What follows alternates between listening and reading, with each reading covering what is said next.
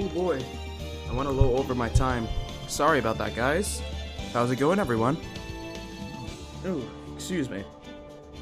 Yeah, I know I said 5 minutes, but I was making myself breakfast, made myself a bagel with some cream cheese, and I realized that, well, it took a little bit longer than 5 minutes to get that. Mainly toasting. But it wasn't burnt. Either way, it was good, and, after that, actually, let me move my mic a little closer here. I realized this in a different stream, but having the mic be close to my mouth is actually really good for being clear about enunciation, among other things. Hold on, let me see if my volume here is correct.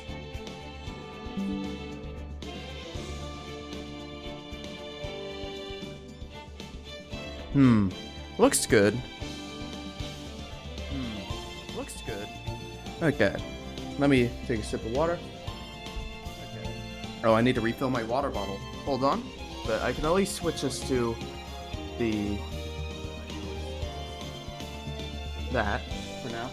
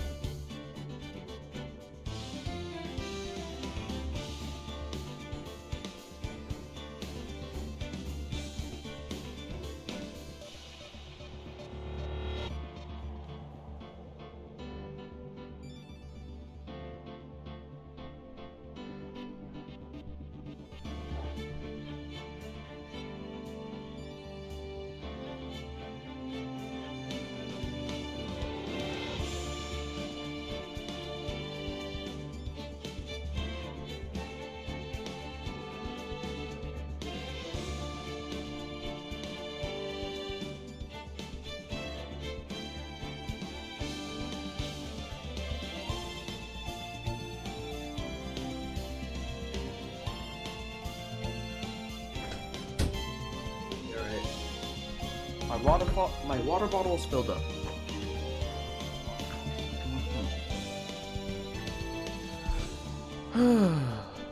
Okay, I think I'm ready to get started here. The notifications have been sent out.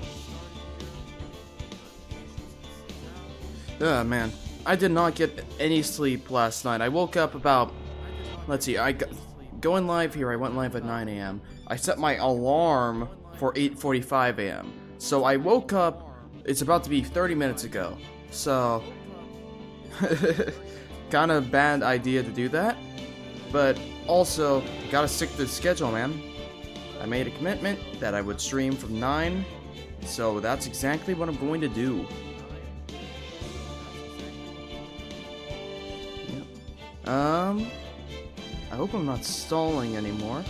I know I have a friend of mine that said he'd help me out, because I believe, to recap what we were doing last time, we were on Case 5, Rise from the Ashes, and, let's see, bit of lore, that case was not originally part of the game.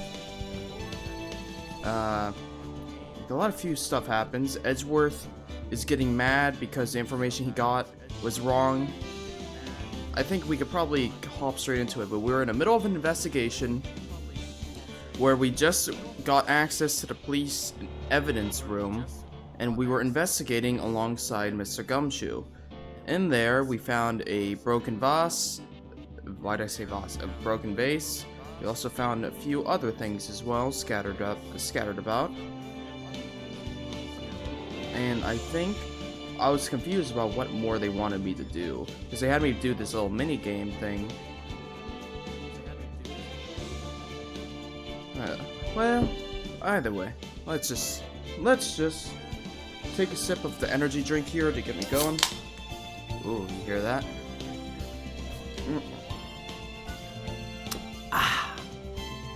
Alright, here we go, chat. Hope you guys enjoy what's coming. The best is yet to come.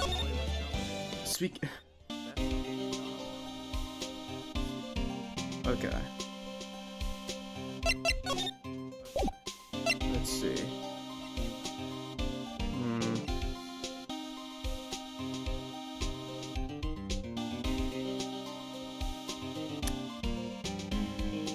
Okay.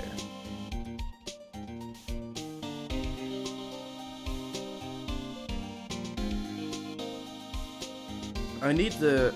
This part here had me stuck. So let's see. Oh. There we go. That's what I was supposed to do. I had to pull up... What's it called? Just so I didn't get immediately stuck at this part, I pulled up a no spoiler guide just to see what I was supposed to do next. I've closed out of that tab now. So they say, go to Edgeworth. Where is Edgy? How do I get to him? I guess I go to underground parking lot. High prosecutor office. February... Oh my... Ow! Stuck my toe. February 23rd. High prosecutor's office, room 1202. Well, this place is as classy today as it was yesterday. And I'm sure it'll still be just as classy tomorrow, Emma. Incidentally, Edgeworth's not here. I'm sure he's off doing important investigations. I hope that's what he's doing. He's getting his bar stricken or something. I guess we'll have to come back. Oh. Okay. That did expunge new dialogue, but I guess that wasn't what I was supposed to do. Let's... Okay, hold on. Gotta open that back up. Okay, let's see. Let's go back to Mr. Gumshoe here. Go to the guard station. Evidence room.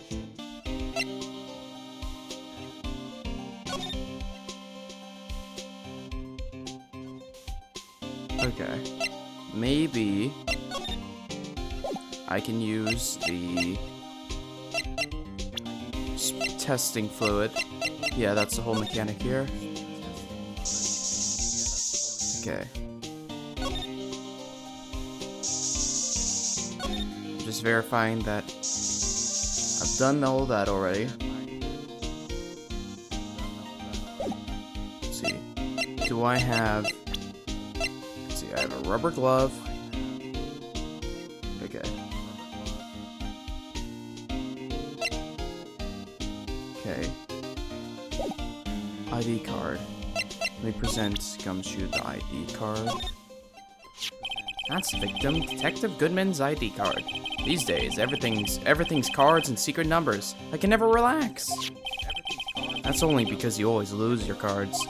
I always forget my secret number too. Scary, huh? My face should be ID enough. What's the world coming to? Detective Gumshoe, rebel against the system. Okay, I believe I already got that then. Okay, so I must have... There's some piece of evidence I either forgot here, so I'm gonna have to go through here. Yeah, in the evidence, present Gumshoe with the switchblade knife or the notes. Okay. Detective Gumshoe's note and that switchblade knife, but Edgeworth was the most surprised of anyone. Because of the SL9 connection? That was Mr. Edgeworth's first big case, you know, 2 years ago. That was the first time the world knew Edgeworth was a man to be feared. But why would evidence from that case turn up now? I guess it's not over, pal. Maybe there are some loose ends left on that case? Let's see. Present Gumshoe the ID card. I grab it.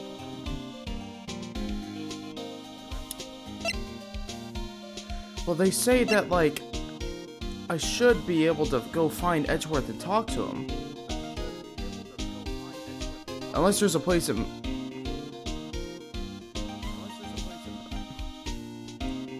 Talk to...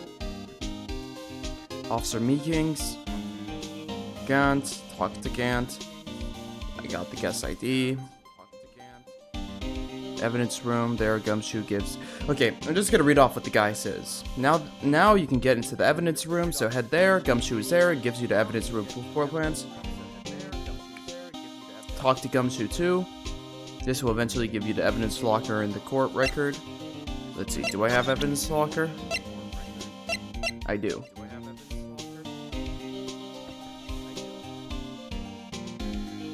Yeah.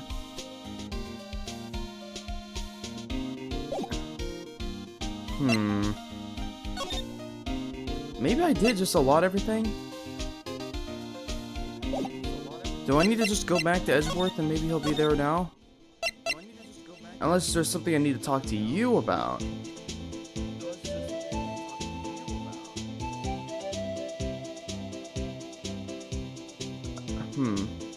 Goodman's ID?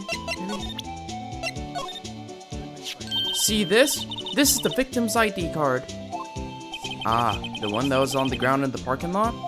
Number on this. 5842181189. Officer Marshall.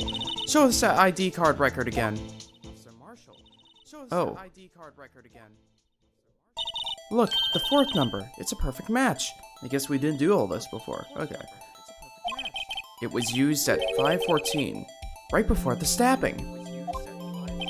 What's more, there's only one of them cards in the world. So when the incident occurred, Detective Gumshoe was in the evidence room. But wait, what did Officer Meeking say? Sir, I entered the evidence room and asked the man to display his ID card. So you asked Detective Goodman to show his ID card. What did he do? That's the thing! Suddenly he pointed a knife at me. If he had his ID card then, why would he have pointed a knife at Officer Meekings? Alright, compadre, you win. I guess I can give you this ID card record. Hooray, that's the last bit of evidence. I've got an ID. Oh, that's Phoenix. I've got an idea. Maybe I should show this list to other people with IDs here. Like Gumshoe. Gumshoe, what do you think about this? Could you take a look at this? This is the ID card record of the people who came in here and on the day of the stabbing. Ah, I heard the rumors. So, it was Goodman who came in here at the time before the— Whoa! What is it? That second number. It's not your ID number, is it, Detective Gumshoe? Mr. Edgeworth. What? The second number on this list belongs to Mr. Edgeworth. What? ID card record updated in the court record. Why would Edgeworth have to come to the evidence room? Hey, pal, look at the time. Was there something you needed to be going up to? It's just that Mr. Edgeworth's inquiry committee should be letting out soon. I'm going to go give them my report for the day. It might help, you know. Report? You mean the note written on the back of that flyer? The one that says nothing but no problems? Hey, it's Mr. Edgeworth we're talking about. I'm sure he can use a report like this. I believe in him. Who needs enemies when you've got friends like Detective Gumshoe? I'm off, pal. Later. I should probably see what Edgeworth has to say, too. Alright, time to go pay my favorite Edgy visit. Edgy, my beloved.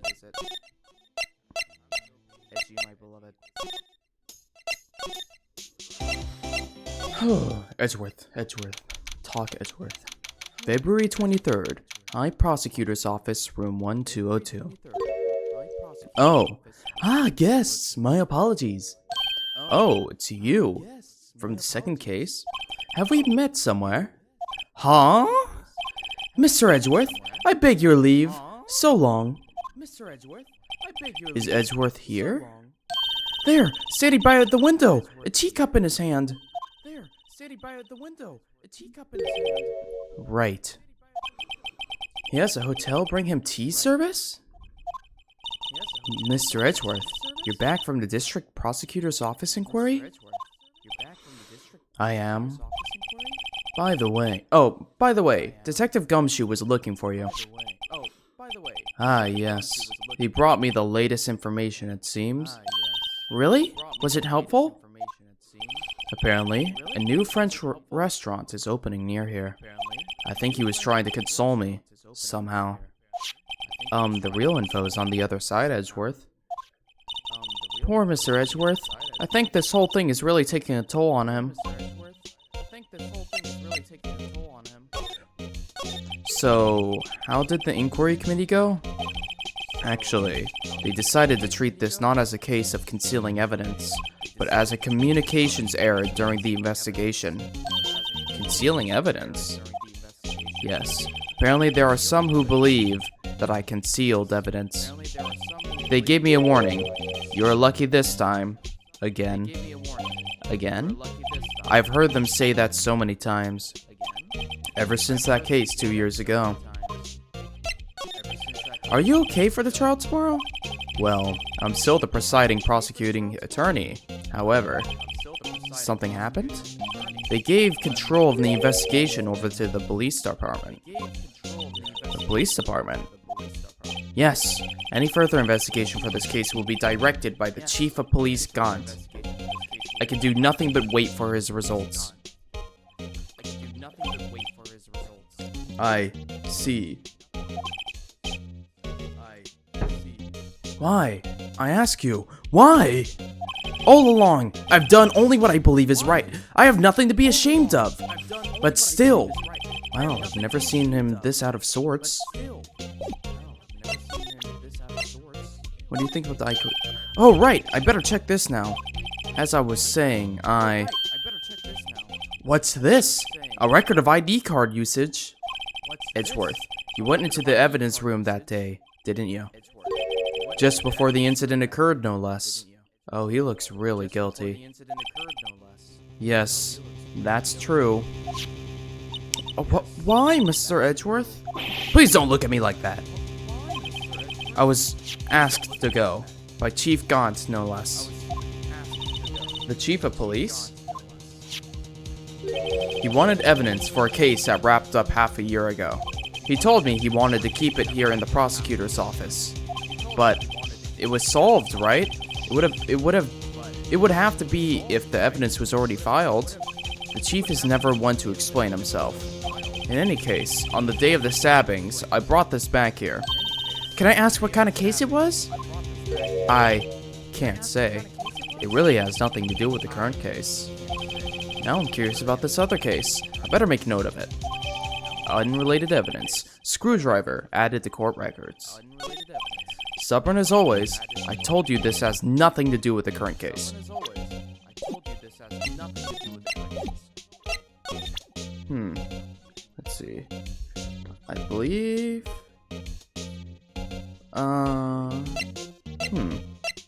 What about the note? What do you think about this? I know you. You've probably got a hold of some information already, right? It all has to do with the case that you're on, the SL9 incident, and some dark suspicion you are wrapped up in. Poor Edgeworth, he never gets to have a chance to relax. You're the man who revived the worst memory of my life. I figure I'd be telling you about this sooner or later. You must be talking about his father's murder in that elevator. Okay, Edgeworth, why don't you tell me about it? Tell me the truth. The SO9 incident was a heinous serial killing case. The head of the investigation was the Deputy Chief of Police at the time, Damon Gant. That wacky old coot was involved in the case 2 years ago too then. He was a top officer, and it was my first time working with him. I was nervous. Wow, you get nervous too, Mr. Edgeworth? What I want to know is why he was the Deputy Chief of Police on the investigation. In truth, I used slightly more extreme methods than normal. We were dealing with a vicious murderer. If I let him go, the blood would be on my hands. We won our guilty verdict, and the killer was executed. Wait, you didn't. Of course not. I didn't touch the evidence. Yes, I will do anything in my power to win a trial. However, I do have a code, and I follow it faithfully. By the way, Emma, the chief prosecutor wanted to know something. My sister? What? If you were still studying forensic science? Huh? Yes, of course. Why, just today, Mr. Wright and I were using this. Luminal testing fluid, huh? Well then, you might have use for this. Aluminum powder for taking fingerprints. It's been chemically treated for better adhesion. For me? Are you sure? We are the enemy, you know? I have no say in today's investigation. Do as you will. Dude, when he looks at a sign like that, his neck looks chubby. It's because of the collar around it. It looks like he's struggling to turn his head to the side. It doesn't look right. It's worth. I'm really... No need to thank me. Here, take your powder and these fingerprint files for everyone involved. Thanks! How about giving those to Detective Gumshoe as well? Fingerprint sent and fingerprint file received. Well, let's get going. One last investigation. Right. I do seem to remember seeing a suspicious handprint somewhere. Oh, I know. Immediately, that's gonna be the front of the police department. This weird statue here. Let me see. How do I use this? Oh, right, I forgot about this whole rotation mechanic thingy. I don't actually... Can I, like, read the label here? No? How do I rotate this? What weird controls? Okay, never mind. How do I present it? I don't think it won't let me present it. I guess it doesn't mean that one, even though literally I see the hand right there. Okay, I guess I could say hello to Gumshoe. Oh. Why is the detective office not in access? Whatever. Never mind. Don't worry about it. February 23rd, evidence room, sector 3.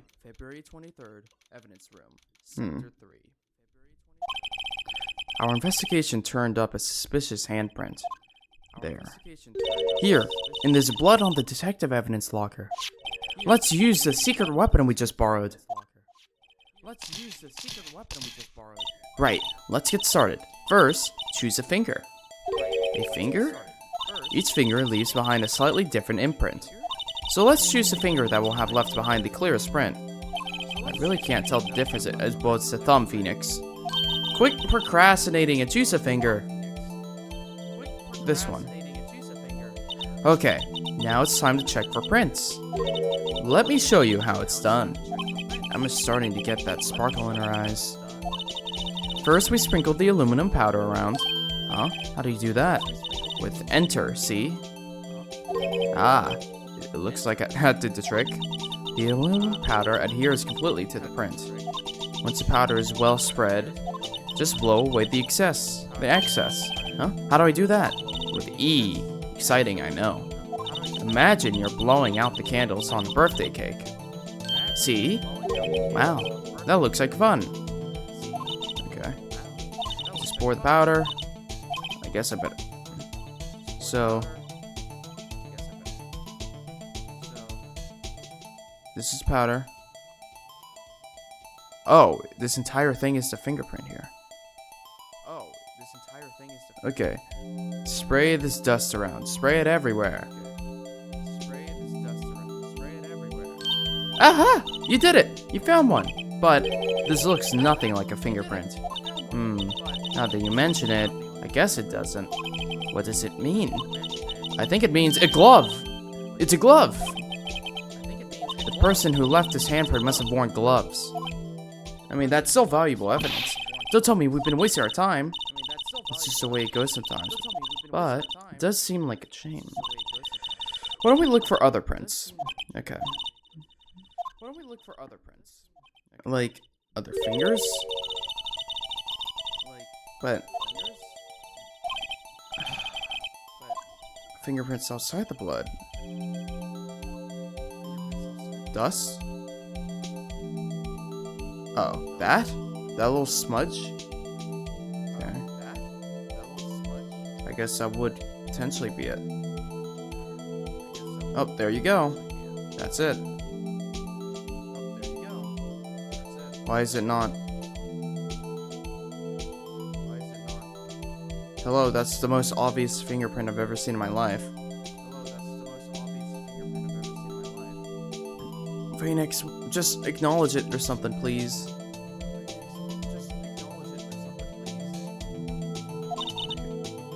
What? What the fuck? Okay.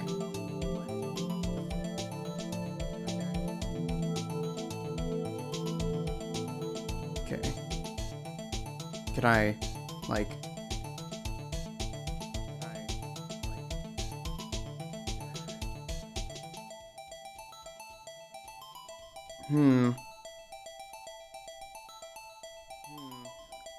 I don't know why it's not, like, confirming this. Like, this is a fucking fingerprint, right? Stop being stupid.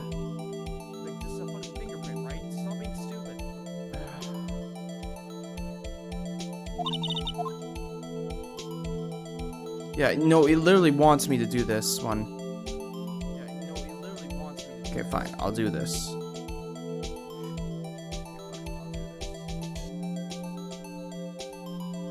I'm not a fan of these minigames, being honest with you. These feel really gimmicky, and almost feel like they're just there to buy time. Oh my god.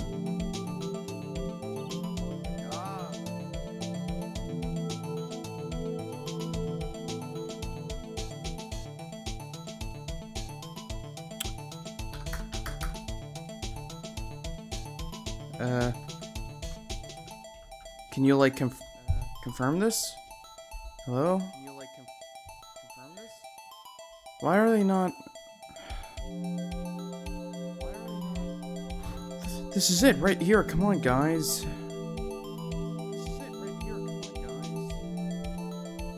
Do I need to layer it even more thickly here?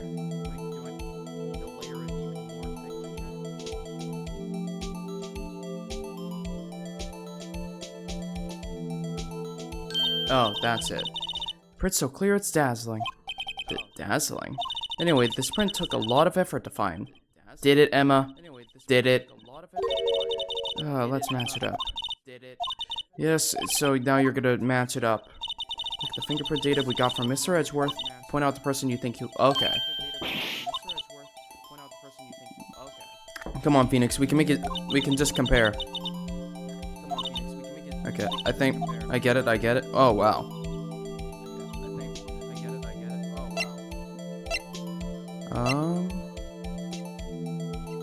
No, that doesn't look the same. Oh.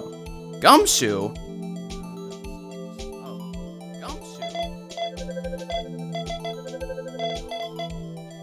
Yeah, that's him. Match found! Aha! So these prints belong to Detective Gumshoe. Well, yeah, but that's not the bloodied ones. Something wrong, Mr. Wright? You gave me this so wet look. Yeah, that's because Emma, that's his locker. Of course his fingerprints would be on it. I guess that's probably because I was thinking so wet. Okay, so we came up with nothing this time, but there's always next time. Sometimes you hit, blah, blah, blah, blah. You gotta roll with the punches. Okay, we could check out the other handprint. Wait, what? I thought it was here.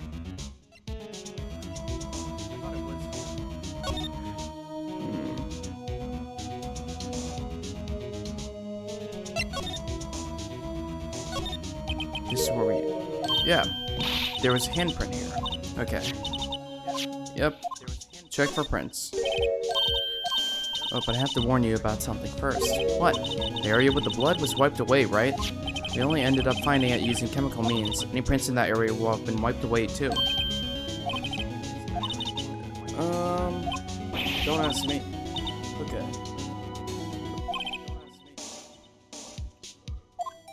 Okay. Well, let's go for prints that weren't wiped away. Oh, I see. Just do a vague coat like that. Alright, there we go.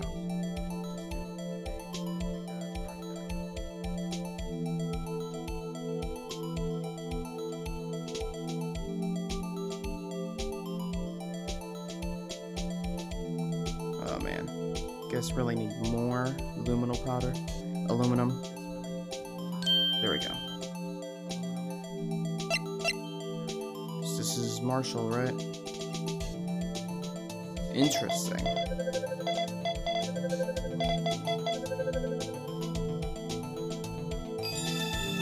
It is funny how the police could have been doing all this. Hey, these fingerprints, whose are these? Whose? Is it someone I know? It's Officer Marshall! Huh? Oh, Officer Jake Marshall? That's gotta be coincidence. He's not involved in the crime. Emma. This is decidedly different from Detective Gumshoe's print. The luminal reaction. The blood and the fingerprints are in the same place. Oh. Oh! So we have Jake Marshall's fingerprints. On a wiped bloodstain. But why would Officer Marshall... It looks like our investigation is finally turning up some results. I guess this is what you call decisive evidence. I don't believe it. Maya, someone soul died here. You just don't like who it might be. Maya, someone soul died here. You just don't like who it might be.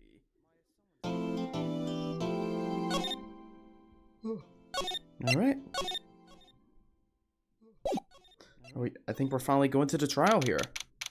Man, we were that close last time. Okay. February 24th, 9:41 a.m. District Court, Defendant Lobby Number 2. So, what do you think, Mr. Wright? I think the prosecution is as confused as we are. After all, the victim was murdered in 2 different places at the same time. And a different suspect was arrested at each of the crime scenes. I don't want to hear it from you. You keep lying to me. Lana! Good morning, Mr. Wright. I apologize for yesterday. I was indisposed. I hope they didn't hold you too long for questioning. We just finished, actually. I'm used to all-nighters, though. So, how'd it go? It's as Mr. Wright suspects. The police are clueless. I figured as much, so I struck a plea bargain. A plea bargain? What do you mean by that? We agreed that if I told them the truth behind this simultaneous murder, they wouldn't seek capital punishment. That's what I mean, Emma. But Lana, don't tell me you... Much to my regret, I'm as much in the dark about this as they are. Miss Skye, We found trace evidence of a certain person in the police department's evidence room. They belong to Officer Jake Marshall. What kind of trace evidence? Bloodstained fingerprints, to be exact. That's the trump card I have up my sleeve today. You do understand what this means, don't you? In order to defend my sister, you're going to accuse Mr. Marshall? We have to play the cards we're dealt. Isn't that right, Miss Skye? Do what you have to, Mr. Wright. Do what you have to, Mr. Wright. February 24th, 10 a.m., District Court, courtroom number 9. Court is now in session for the trial of Miss Lana Skye. The defense is ready, Your Honor. The prosecution is... Edgeworth, what's that? I'm afraid you will have to clarify. It takes 30 minutes by car to reach the police department from the prosecutor's office. Yet the victim, Bruce Goodman, was slain at both places at the same time. But that's not physically possible, is it? What more? I hear the victim from the evidence room just disappeared. Yes, the body eventually reappeared in the trunk of Mr. Edgeworth's car. Wow, this is one messed up trial. One of my duties as prosecutor is to present impartial evidence. Today, I will present evidence relating to the murder at the police department.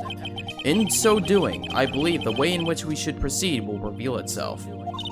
Now that's what sets Mr. Edgeworth apart. He sounds so on top of things, even though he doesn't know what's going on himself. And that's supposed to be an admirable trait?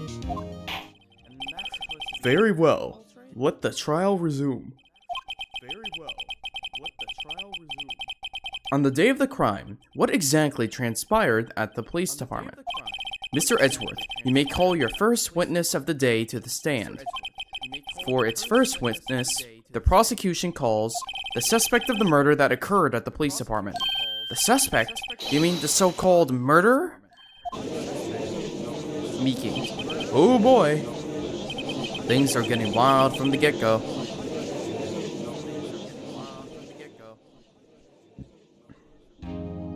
Will the witness please state his name and occupation? Yes, sir. I'm Officer Meeking, sir. Mike Meeking, sir. My occupation is, that would be murder, sir. My occupation is, that would be murder, sir. So you're telling us you're a professional killer? Sir, it was me, sir. I'm the one who did it. I'll never kill anyone again, sir. You've got to believe me, sir. Actually, what we'd like to hear from you is, sir, I'm what you would call part of the younger generation, sir. A person whose action adults can't possibly comprehend. Please, Mr. Edgeworth, sir. Help me, sir. Officer Meekings. Yes, sir. Give us your report of the crime. Consider that an order. Yes, sir. As you wish. After all, I am part of the generation that must be told what to do, sir. Can't fault him for a lack of enthusiasm.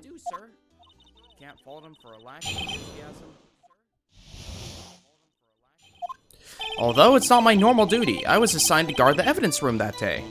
I spotted a suspicious man on the security screen and rushed through the room. I was only doing what I was trained to do, sir.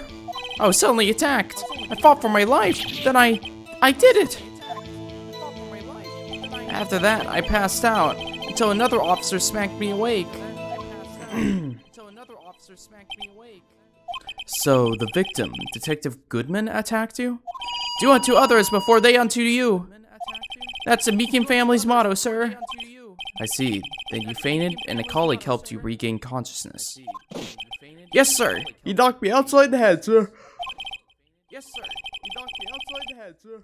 Very well. The defense may begin its cross-examination. I am filled with yawns. What I need here is more info to work with.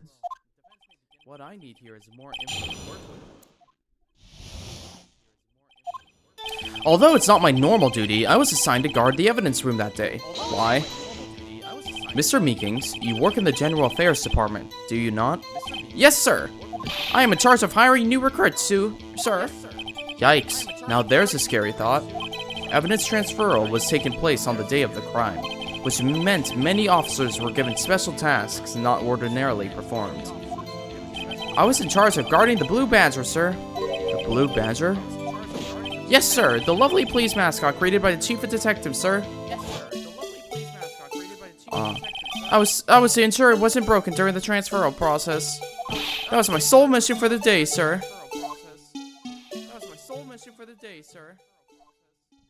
I see. Sounds like a very, important mission. And after the award ceremony finished that day, there were so many people running around that I relocated the Blue Badger to the evidence room. Oh, so that's why you went to the evidence room. Tell us, what did you see when you got there?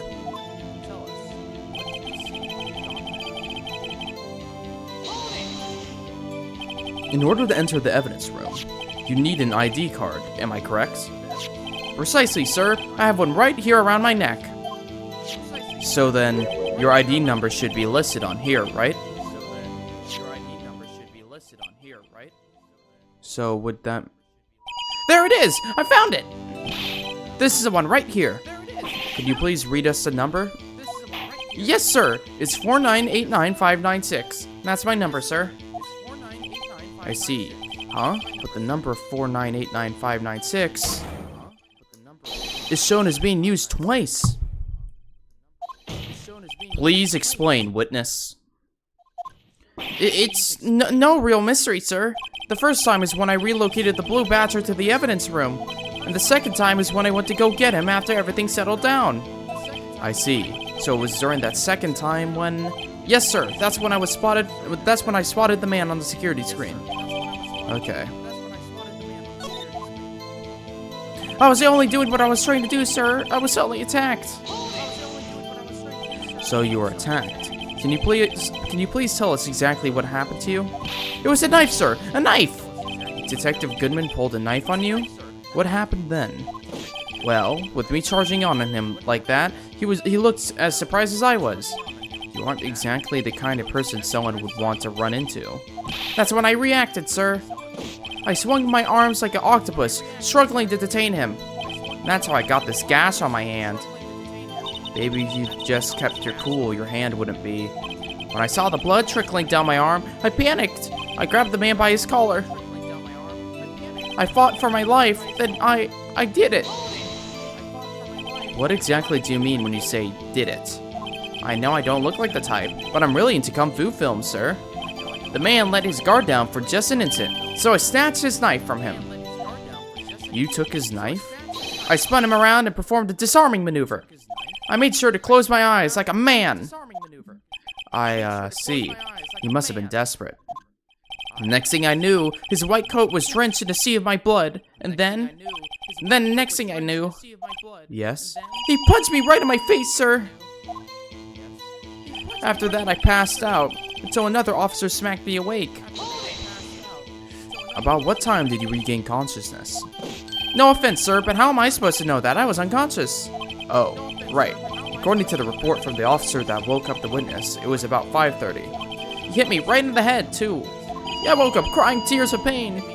That's nice. I mean, it's nice that you recovered, that is. When it came around, though, I made sure to finish my mission, sir. Your mission? Yes, sir. The Blue Badger, sir. I returned him to the entrance before things got out of hand. Well, we can all rest easy now. I believe we now have a fairly accurate picture of what happened. Yes, Your Honor. Only one thing remains unclear. Was the man this officer murdered really the victim? He's got a point. Yes, Officer Meekings? With regard to that, sir, take a look at this. It was sent to my jail cell. Chief Gaunt delivered it to me just this morning, sir. The chief delivered it? What is that? A videotape? Yes, sir. That's absolutely right, sir. A videotape, sir. It contains footage of the security camera in the evidence room.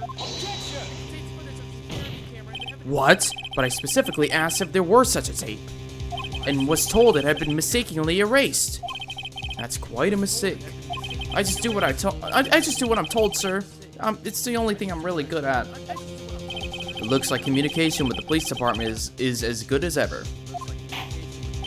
Well then, let's have a look. Show us a video of you murdering the victim. Oh, please stop using that word murderer, sir. It scares me. Video of a real murder. Just what are we getting ourselves into? It could be forged.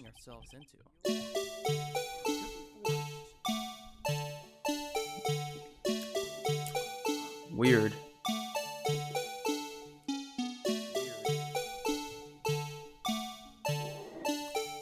Whoa.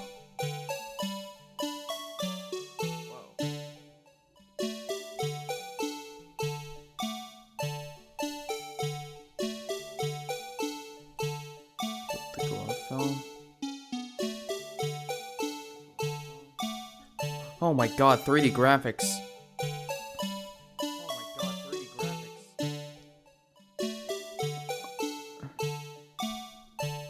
Oh my god.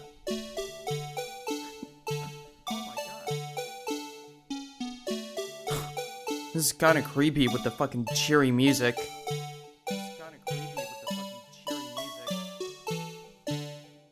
Oh my god.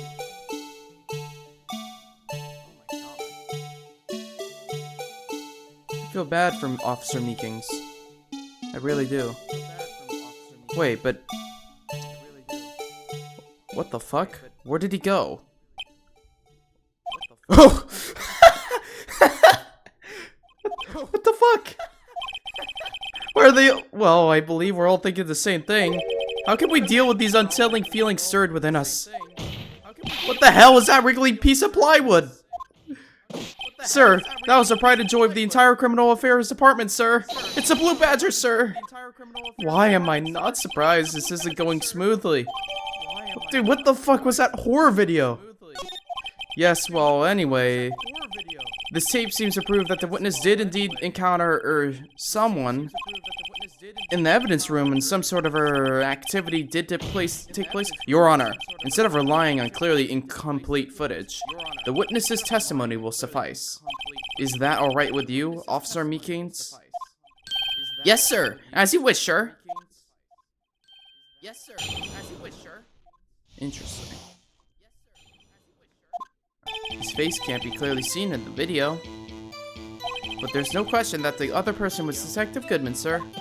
I mean, he opened the locker which required Detective Goodman's fingerprints to do.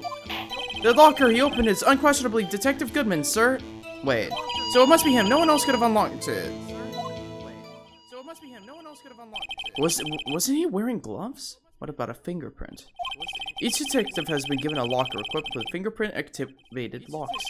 These locks ensure that each locker can only be opened by the detective it belongs to. Intriguing. That would mean the victim at the crime scene would have to have been Detective Goodman. Very well. The defense may begin its cross-examination.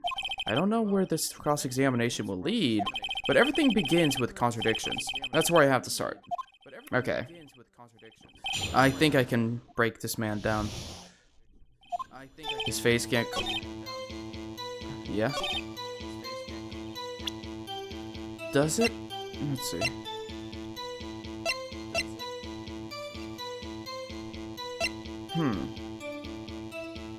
There's this jar that was found there.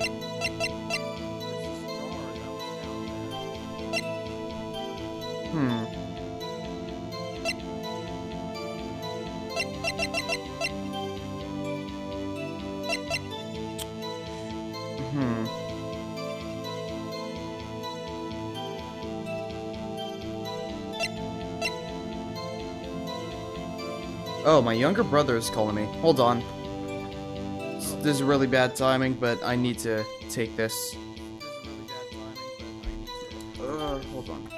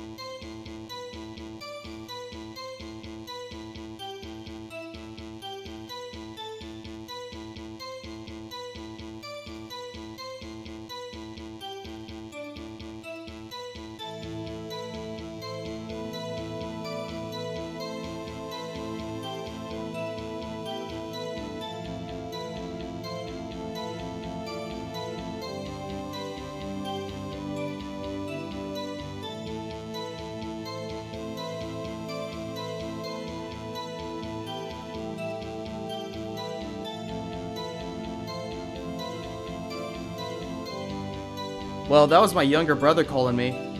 He called me to ask... What's it called? Hey, did you take your protein powder with you when you left? He wanted to make a smoothie with it.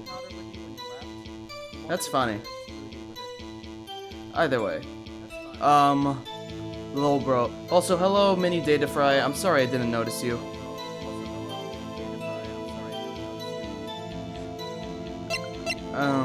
Anyways, scoot in here. Make sure my mic can pick up my beautiful voice. Okay, he opened a detective, which required detective... I mean, that's not a contradiction. The locker he opened is unquestionably... I think the contradiction we're looking for here is if someone either... Was that his locker?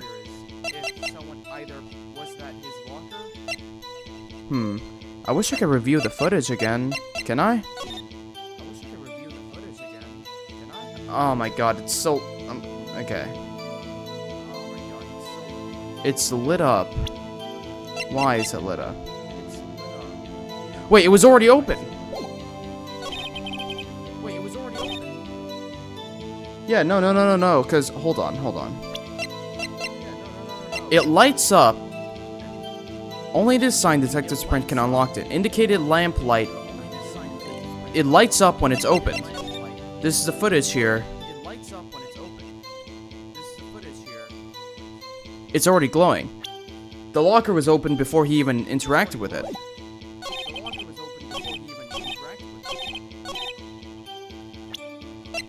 How would I prove that, though?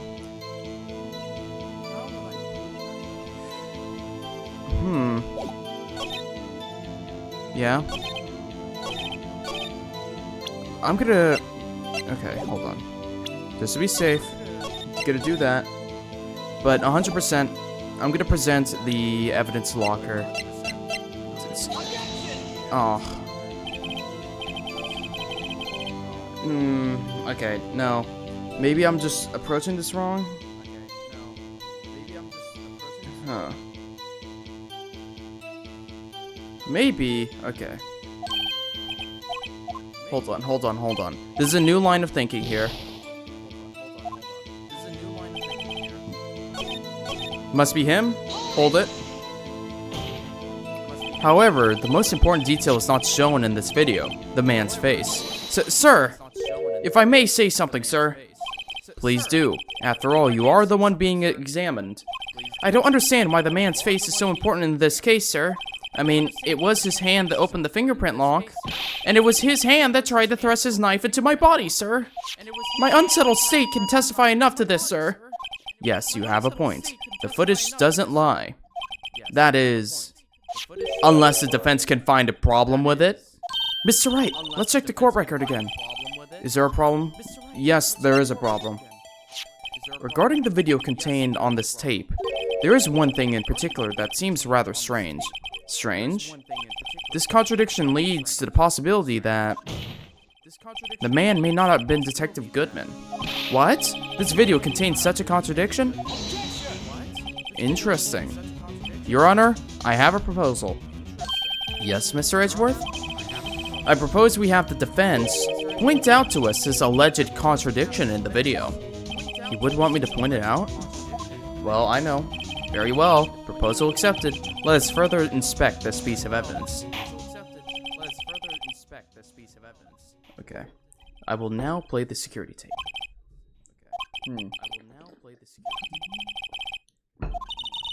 Okay. Fast forward, rewind, and pause. Okay, I know where to do it. Please don't play it too many times. I can't stand watching this video. Okay, come on. I got it. So... okay. And to present, or... the light. The thing that's strange about this video has got to be this! Officer Meekings. Sir, do you mean me, sir? As I understand it, the locker apparatus works like this. When you grab the handle, a sensor reads your fingerprints. If it's a match, the light turns on and the lock is released. According to my very limited experience, that's the way I understand it, sir. If so, then something is seriously wrong with this picture.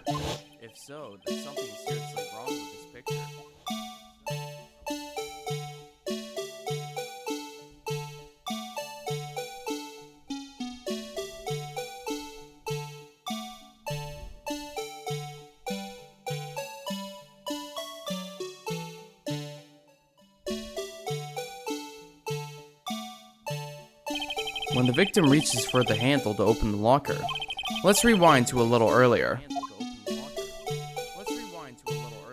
Hi, Really Guy, we're reviewing 3DS footage. It's horrifying.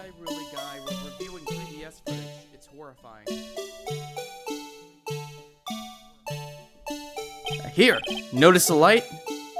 What's this? It's already lit? Hell yeah, Judge, we always lit.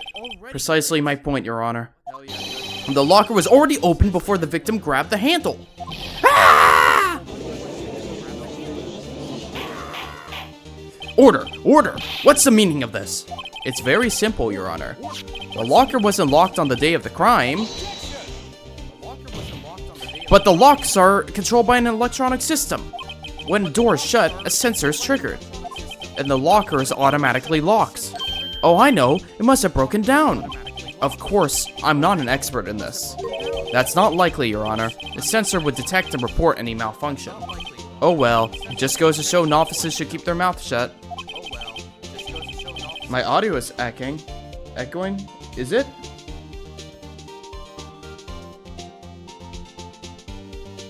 What the fuck? I had no idea. Okay. I didn't realize that it was... Oh, that explains why my audio... Okay, no. It's because that's only not me listening to myself on a second screen, because I'm picking it up via desktop audio. That's weird. Okay, my bad. That probably was annoying people for a while. This is why we need the Ruly champion here to point things out. Alright. Now that we have that fixed, the world will heal and the glaciers... Oh my god, I can't finish. Whatever. Continuing on. So then, Mr. Wright, do you have an explanation? Me, Your Honor? Yes. Why wasn't the locker locked? Me, Your Honor? Yes, well, you see, this isn't exactly my field. What do you think, Miss Scientific Investigator? Huh? Oh, maybe something like jammed the system sensors? Something jammed the sensor? Say, there's something else that seems out of place in this video. Yeah, I thought so too. It's the fact the guy didn't ever walk out of the scene. There's gotta be another clue somewhere in this footage. Very well. Let's inspect the video once more. The locker wasn't locked. Mr. Wright, please point out the cause for this. Hold on. The cause.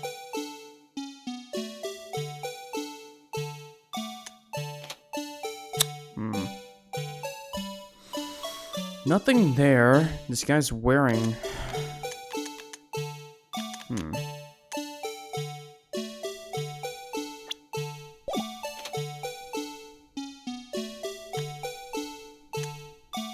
Look at this little dude.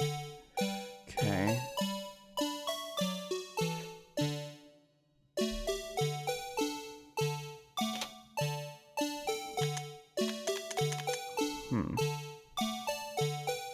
Nothing there still.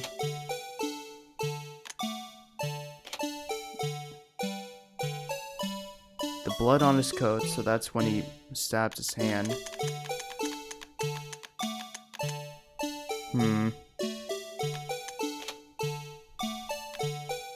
How horrifying. Well, this is the problem right here. Where the fuck did he go?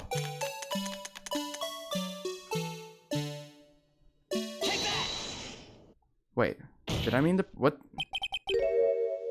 Oh, I misclicked. Don't look at me with those bleary eyes. What? Point out. Okay. Why was the locker not locked? Wouldn't this mean it has to be something early? The gloves!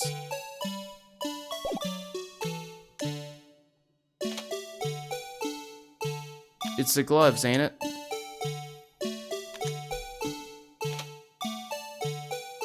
The gloves were probably holding it shut. Wait, no. Hold on. Sorry. No. Judge, can you give me your eye drops? I need them. Okay, can I just present the... It would be the glove, wouldn't it? Because the glove is holding it extremely thin. No, it wouldn't let me do that. Okay, never mind. Maybe I'm getting a little...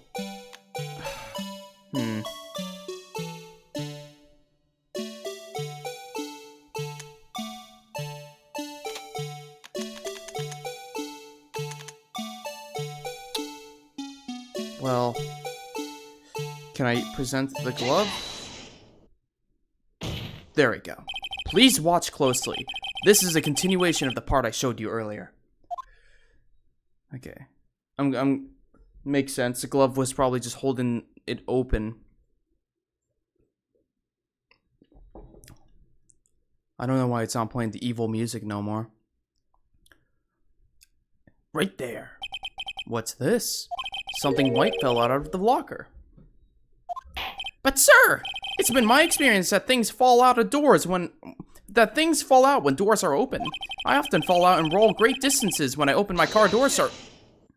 We can't be sure that item was completely inside the locker to begin with. What do you mean? The sensor triggers the lock when the door is shut. What if something was inserted, say, between the sensor and the door? Inserted? Do do do do do do do do do. It's 3D graphics.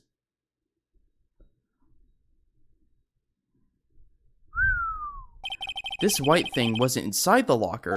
It was stuck between the door and the sensor. Oh, I understand now, sir. It's just like my tie. 2 out of 3 times it gets stuck in the door when I get out of my patrol vehicle, sir. Instead of the door closing, my tie chokes me, but the objection would have to be extremely thin to fit in the door. The object. Not only that, it would also have to block electrical currents. It would need to be an insulator. Yes, an insulator, but at the crime scene, we have a glove, we know. There just might have been something that fits the description. But sir, by insulator, you don't mean... I think I finally got this figured out. Very well. Will the defense please present the relevant evidence? Yes, it was this right here. I found this near the locker, a thin rubber glove. But we can't be sure that was in the victim's locker. Yes, we can. It has identification number. It has a tag that says SL9 incident. The video seems to depict the victim opening the locker. But that isn't the case. The lit lamp attests to this. On the day of the crime, even I could have opened that locker. Is this not so, Officer Meekings? Sir. It would appear so, sir. Order! Order! Order! So, are we to believe then that the victim whom this witness stabbed in the evidence room was not Detective Goodman? Do not be misled, Your Honor. What do you mean, Mr. Edgeworth? The defense has merely demonstrated has merely presented that possibility, and nothing more. The victim in the video was indeed Bruce Goodman. The prosecution will offer one more testimony to prove this. Ow, my mic. What? Officer Meekins, please testify about this. Sir? Me, sir? I'm not sure what you're referring to, sir. Oh, you mean that, sir? Of course, sir. Is this a joke? Very well. Begin your testimony. Mystery Man number 2. There is one other thing that proves the man was Detective Goodman, sir. To enter the evidence room, one must use their ID card. When an ID card is used, there's a record of it. At the time of the crime, the detective had used his card. An ID card record. I see. I have the ID card record right here, Your Honor. ID used at 5:14 is that of the victim. Well, you don't know he was the one who had it. Just before the crime, Yes, without a doubt, this is the victim's ID. However, one thing does strike me as unusual. Several hundred cases should have been due for transferal. Why were there so few people using this room? This particular evidence room is only used for storing certain special cases. Special cases? Extremely violent cases involving police staff. Just hearing that makes my hair stand on end. Me too, although it doesn't make much of a difference. There are only a few cases up for transferal there, and most were cleared up by noon. Right, I see. Now let us move on to the cross-examination.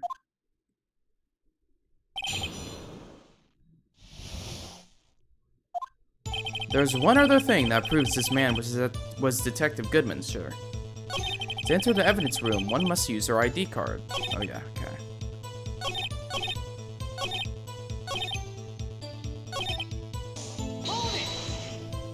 Earlier, I believe you testified that when you asked a man to show his ID card, he pulled a knife on you. Yes, sir. He didn't show me any ID card, sir. Don't you think that's odd? I mean, if he had his ID card, all he had to do was show it to you. There wouldn't be any reason to draw a knife. Maybe he just panicked? Everything stems from contradictions. Let's point them out. Mr. Wright, what do you think? I'm confused. What? The problem with this ID card testimony is far too obvious. It's not like Edgeworth to miss something like this. You're thinking too hard about it. Come on, let's show them what we've got. Am I thinking too hard?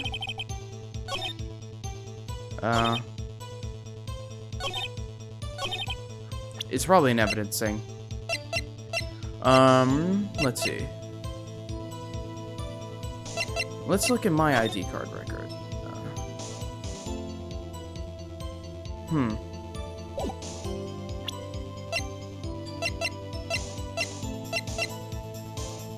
When an ID card is used, there's a record of it. True.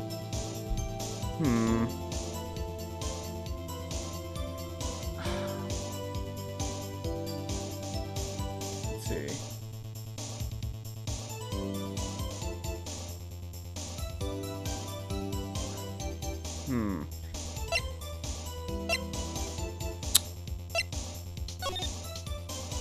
ID file.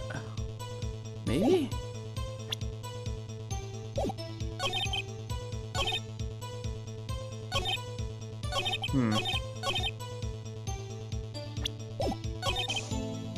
Hold on. No, wait, no. He would need to have... I don't know.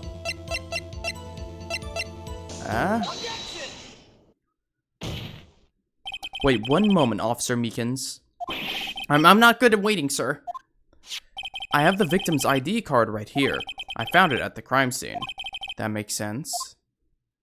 When I say crime scene, I'm not referring to the evidence room at the police department. I mean the other crime scene. The underground parking lot at the prosecutor's office. Your Honor, I have one more piece of evidence to present. It's a very important clue regarding the victim's ID card. A lost item report? It's only half complete.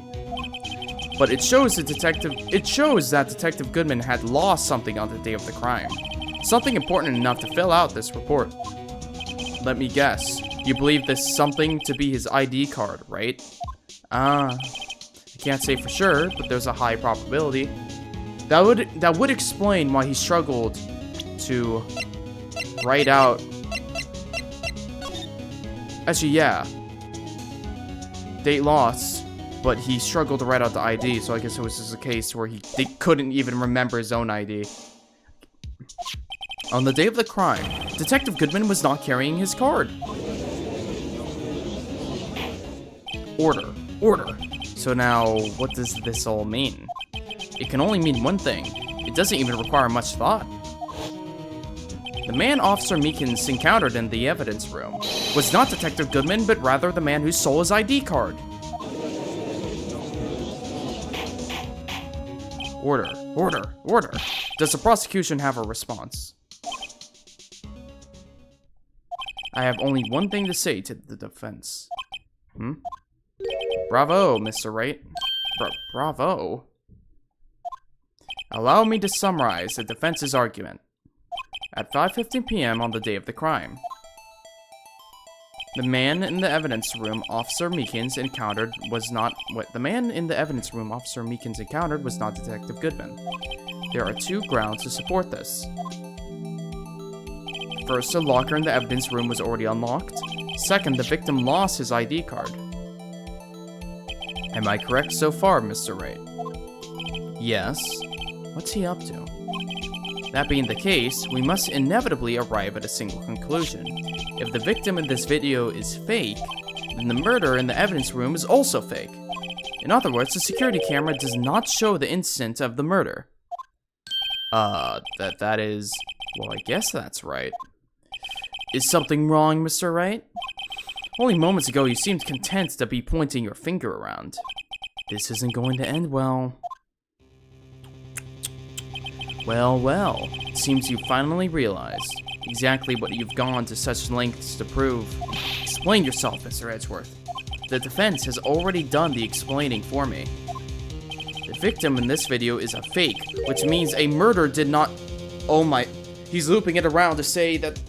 He's like, all this... He's looping around saying all of this is irrelevant. And that the person we're defending... The, like, lady, whatever her name is... Lana. He's looping this around to say Lana is still the guilty one. At the police department at 5:15 at the day of the crime. So the real crime could only take place at one location, the underground parking lot. At the prosecutor's office. The murderer being Miss Alana Skye, the defendant. The evidence is compelling. A trustworthy witness. Observing the moment that the defendant used... Oh my god. Observe the moment the defendant used a murder weapon. Ah! Doesn't this all seem a bit convenient, though? Like, we're relying this entirely off the security video. But, like... I don't know, this feels off.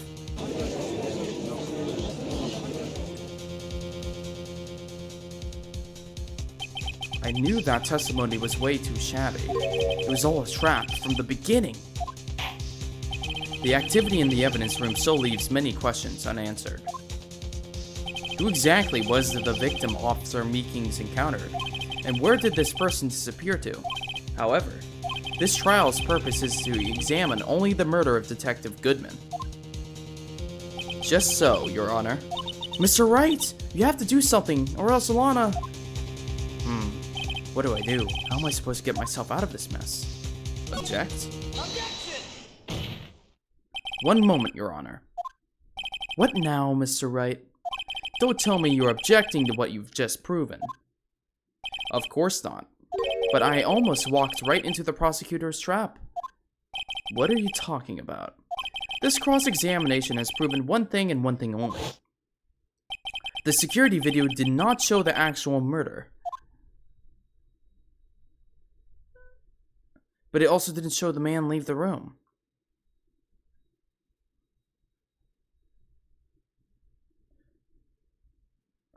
Poor Officer Meekings. I feel bad. He didn't deserve this. However, it cannot be said that it is unrelated to the murder in the parking lot.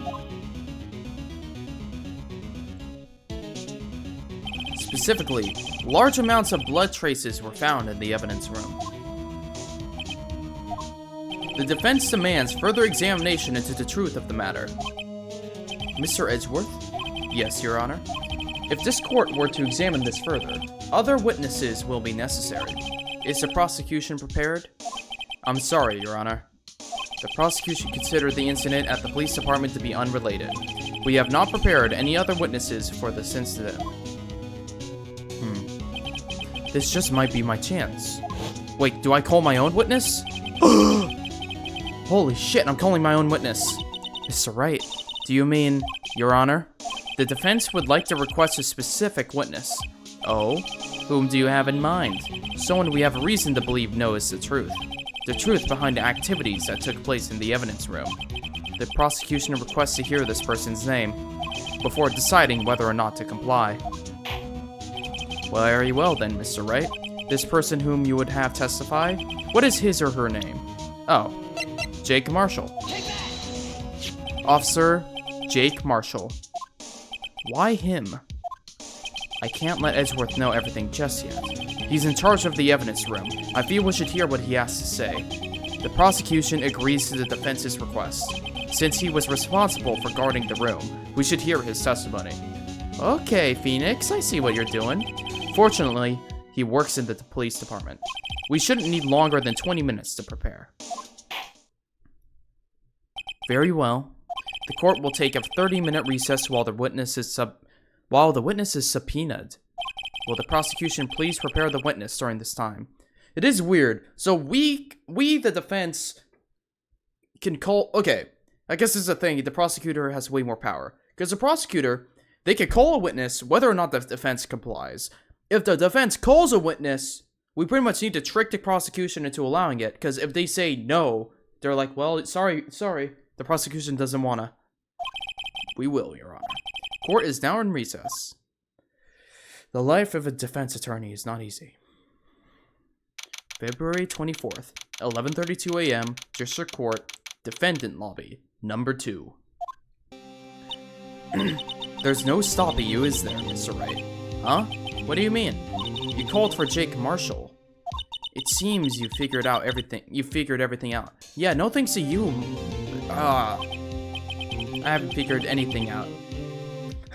To be fair, if in real life, if people who are being defended or guilty told the truth every single time, there wouldn't be a need for lawyers. So I guess it makes sense she's not saying anything. I still don't believe she's truly... I don't know. You're the one who knows everything. I have a feeling she knows a lot more than she's letting on, and she's just keeping us in the dark to screw us over. Emma. You always know everything. Why don't you just tell us? Oh. Mr. Wright is trying his hardest to protect you. I don't recall ever asking for his protection. How can you be so cold? Don't you trust us? Don't you trust me?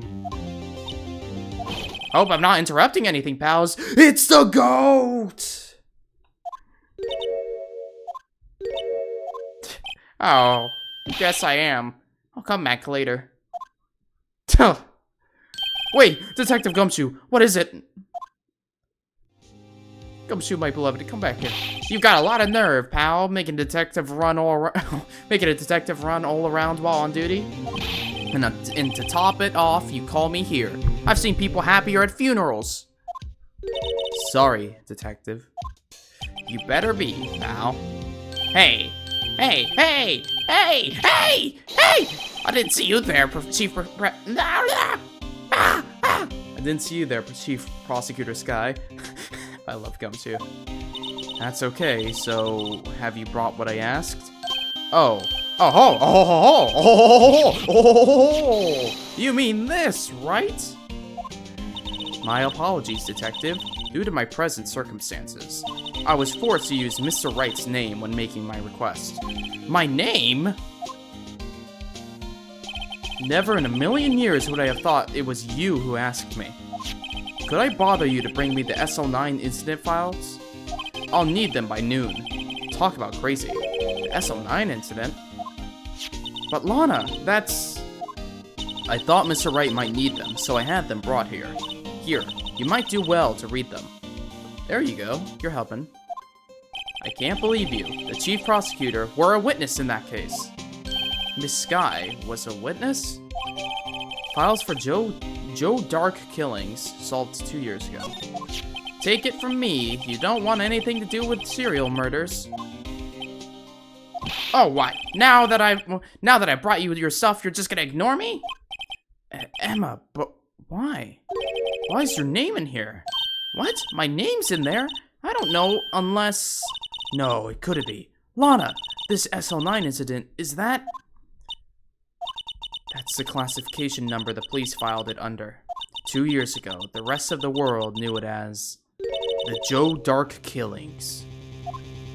The... Joe Dark... No, Lana. That's over with. No! Emma, wait. She ran away. You know what? I just remembered. I gotta be somewhere. Gumshoe, don't leave. Sorry, pal, but I'm out of here. Gumshoe, no! Jake Marshall, Angel Star, Damon Grant, Miles Edgeworth. Not to mention Lana and Emma. Everyone involved in this case is connected to those killings 2 years ago. This can't just be a coincidence.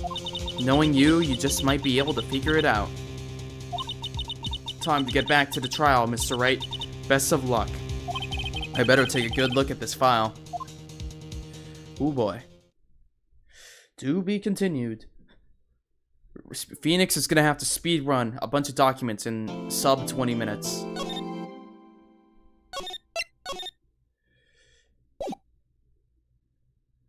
February 24th, 12:14 p.m., District Court, Courtroom number 9.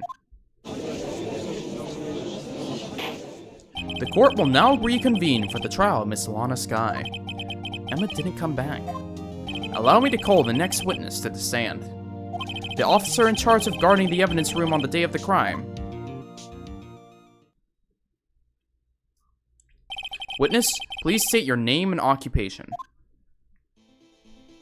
Me, partner? Oh, I'm just a man, same as you, wandering the trails of civilization. Occasionally helping the elderly cross intersections when needed? Yes, we get it. Oh, I know! You're a patrolman! As for my name, if you listen hard enough, you can hear the howling winds calling it out. To be exact, it's Jake Marshall, Your Honor. Howling winds? I've never heard Edgeworth described that way before. Now, Mr. Marshall, let me ask you something. You were in charge of guarding the evidence room on the date the crime took place. Is this correct? According to the paper, partner. According to the papers, partner. What do you mean? A desperado's soul is as boundless as the desert sands. No paper can sum it up. Maybe it's best we get on with this quickly. Please share with us your testimony of the day of the crime. In plain old English.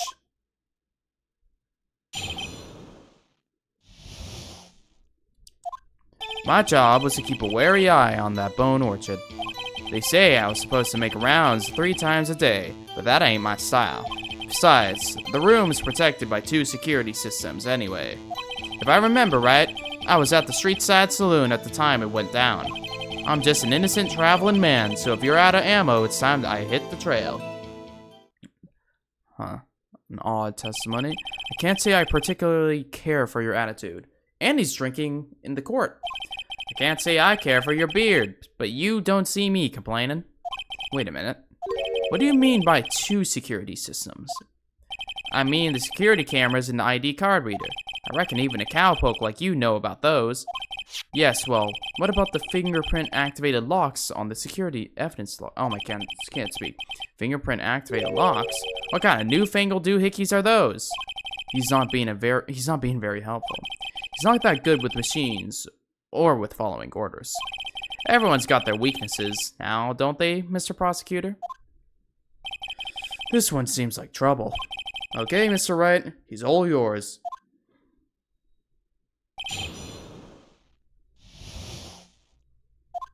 My job was to keep a wary eye on that board. No shit, they say I was supposed to... Okay. But you made your rounds on the day of the crime, right? Ain't you heard a word I said, partner? I told you that ain't my job. That ain't my style. I'm afraid I don't understand. No desperado I know lets rules get in his way. No desperado I know joins the police force. So, Officer Marshall, on the day of the crime, just between you and me, I didn't set foot in the evidence room that day. A contradiction!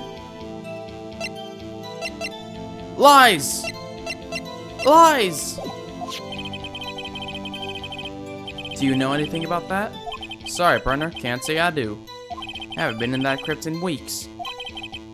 No bullshit. Wait.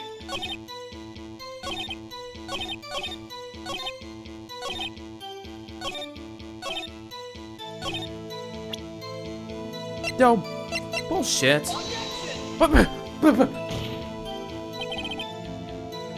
Come on. But he literally said he hasn't been in there. I have his blood-stained hands on record. Ugh. Okay.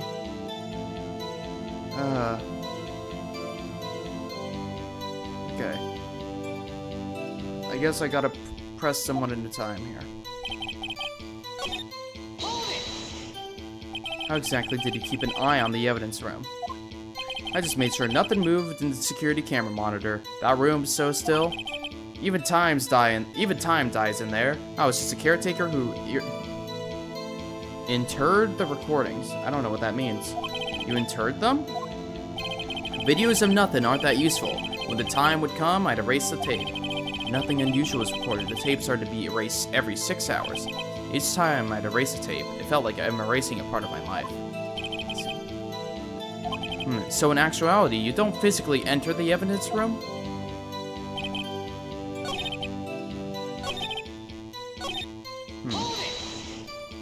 Out of ammo, Officer Marshall? That's right, partner, or as you'd call it, evidence. If you plan to pin me on to this crime, then you better drop. Otherwise, you're just wasting my time.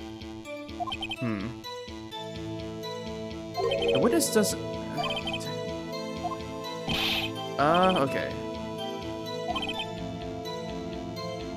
Before I use it, I better up the ante. Okay. You used to be a detective, so you've used the evidence room in the past, correct? Of course. Back in the day, my locker was a goldmine of evidence. And yet, you didn't know about the fingerprint locking mechanism? Sorry, partner. I ain't good with machines. I couldn't even tell you how a bike works. It's quite, incredible. The sensor of the locker handle cannot be seen. It's well known that some detectives are not unaware of their presence. Now that you mention it, Detective Gumshoe said something like that, too. At any rate, it seems like this is related to the crime. Can you tell us what you were doing when the crime took place?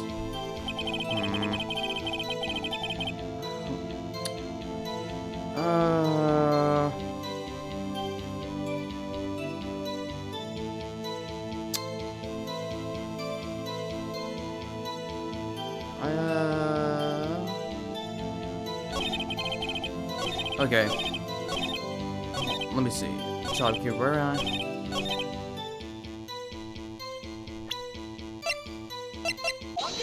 There you go. Officer Marshall, doesn't it strike you as odd? That is, you being called in to testify like this? After all, you weren't in the security room at the time of the crime, and yet you dragged me down here. Explain yourself, partner. It's quite simple.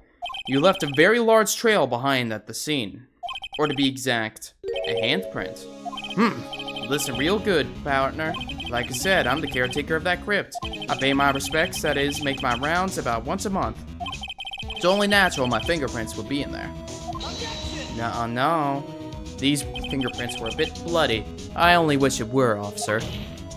But you see, your fingerprints were covered in blood. Witness, what is the meaning of this? Your blood-stained fingerprints were at the crime scene? The blood was wiped away. However, a luminal test clearly revealed this. Well, Officer Marshall? It seems to me there ain't a person in this room with a head on his shoulders. I take it you have an explanation then, Officer Marshall? About the blood-stained fingerprints? Very well. You may begin your testimony about your fingerprints. Found at the scene of the crime. Oh boy.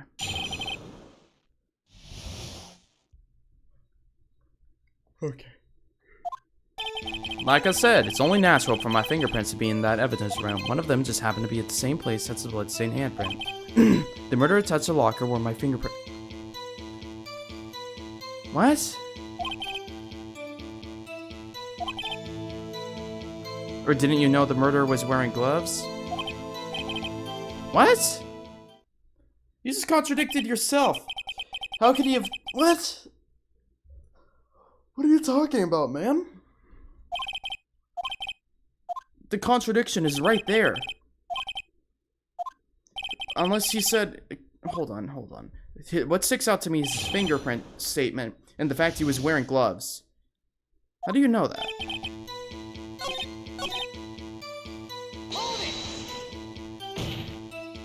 Chances of that happening are 1,000,000 to 1.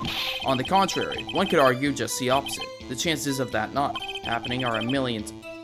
Get one thing straight, partner. You ain't gonna get no reward from me with a mere fingerprint. You wanna know why?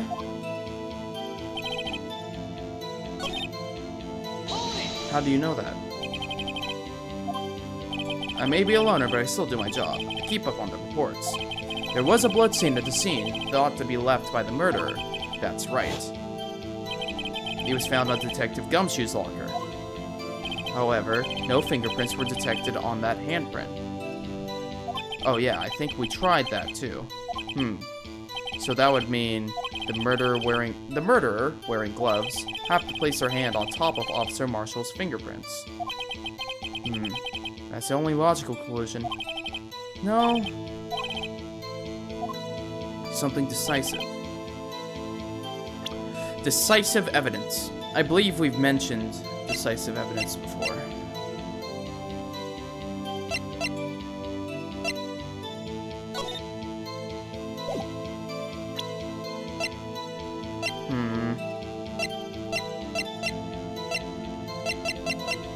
Decisive evidence.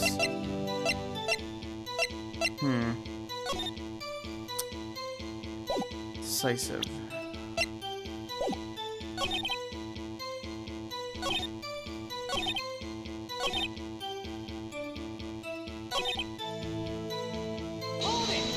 Why?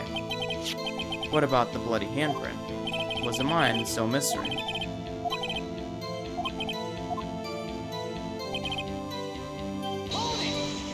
Okay, wait, I know. We have the camera footage.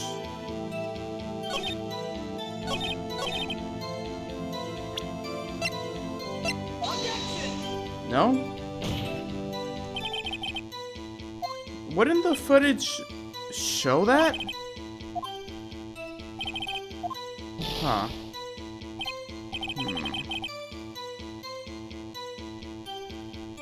Okay.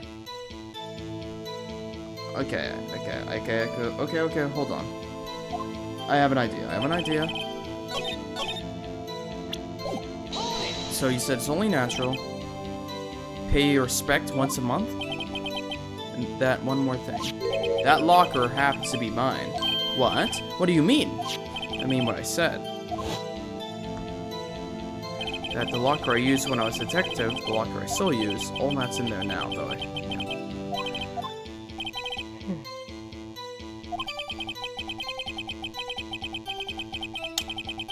Okay.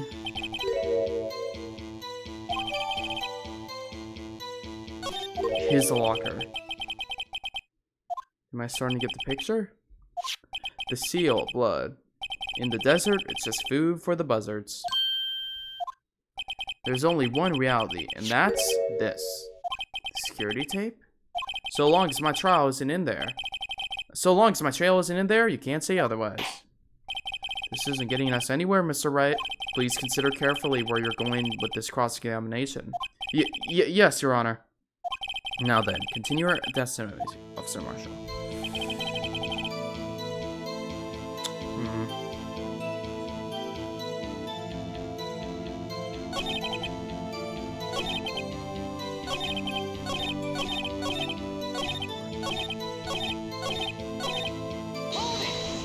Let's go.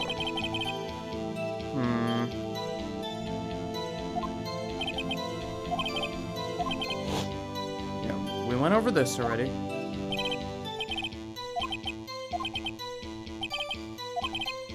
Happy to play, sir.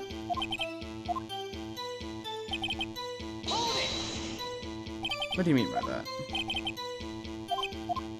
If so, video's the only evidence we have. It's full of blind spots. Blind spots? Places you can't see. Okay, this is new.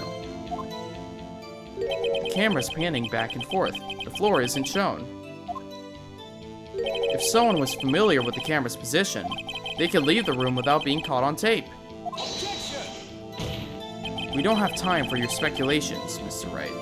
Well, Mr. Wright, if you can show us evidence in this video that indicates Officer Marshall was present, please do so now. Okay. Very well. Allow me to point out your mistake, Officer Marshall. Tread carefully, Mr. Wright, or you might wind up being the one making the mistake. Okay.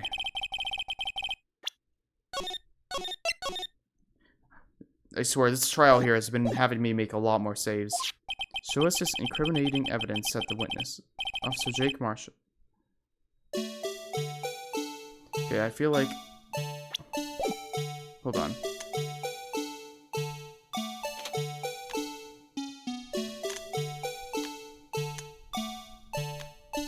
I'm looking for something back here.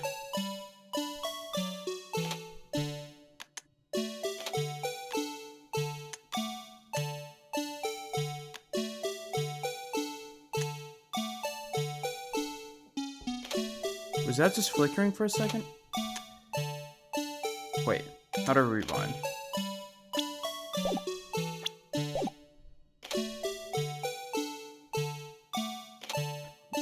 J? Okay.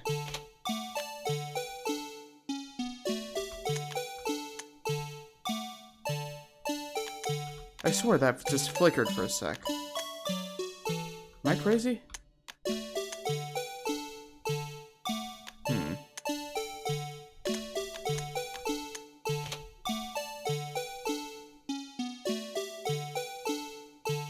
might just be seeing stuff. Well, let's play this back.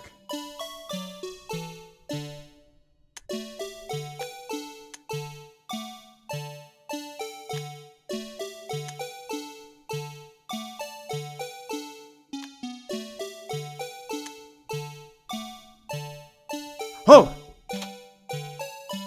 There!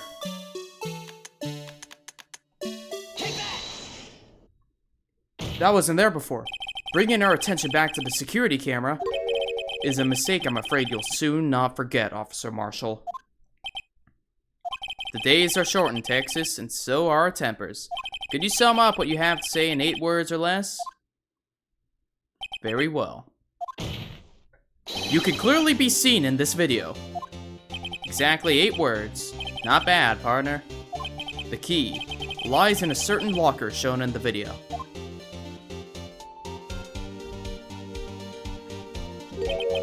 That locker with the white cloth sticking out.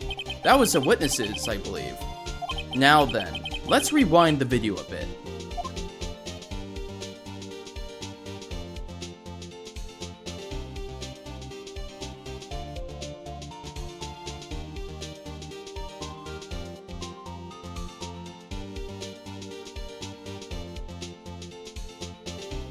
Oh, the white cloth, it's gone. What's the meaning of this, Officer Marshall? When the crime took place, the white cloth wasn't there. Then, it suddenly appeared. There's only one explanation. Officer Marshall, you were in the evidence room at the time of the crime. What's more, you opened your locker when the camera was turned away. Order! Order! It would seem that only— Hold your horses! Sorry, partner, but you got the wrong man. So what if my locker was open? That doesn't mean I'm the one who opened it.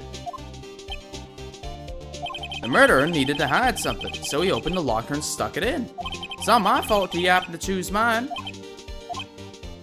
Why is everyone staring at me like I'm a wanted man? Because that's not how that works. This guy isn't just playing dumb. He really doesn't know. I hate to rain on your parade, but you're the only person who can open that particular locker. Oh yeah? I call you a bluff. Oh god, he really doesn't know. You say I opened that locker? Now prove it. Well, you know.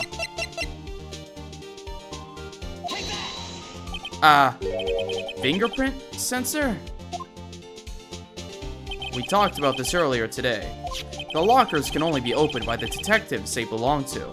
Well, what kind of crazy talk is this? Well, Detective Gumshoe did mention something about this. In any case, the locks aren't that obvious. There are even some people on the force that don't know about the fingerprint locks. So, Sheriff, what do you have to say in 8 words or less?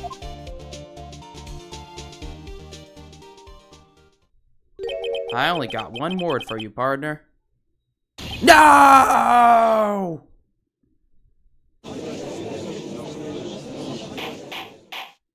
Order! Order! Order! Witness! Explain yourself! If this is a joke, it's the worst I've ever heard. I assure you, this is no joke, Officer Marshall. Now then, please tell us what you were doing in the evidence room at the time of the crime.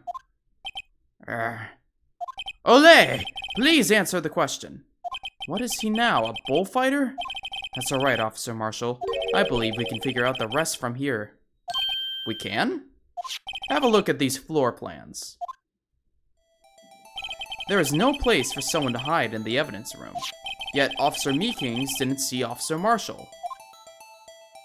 If that's so, then where was the witness?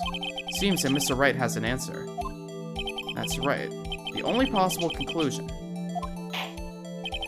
Well then, let's hear it. Where was Officer Marshall at the time of the crime? What? Wouldn't he just be like... He would be here, wouldn't it? Where else could he be? I don't know.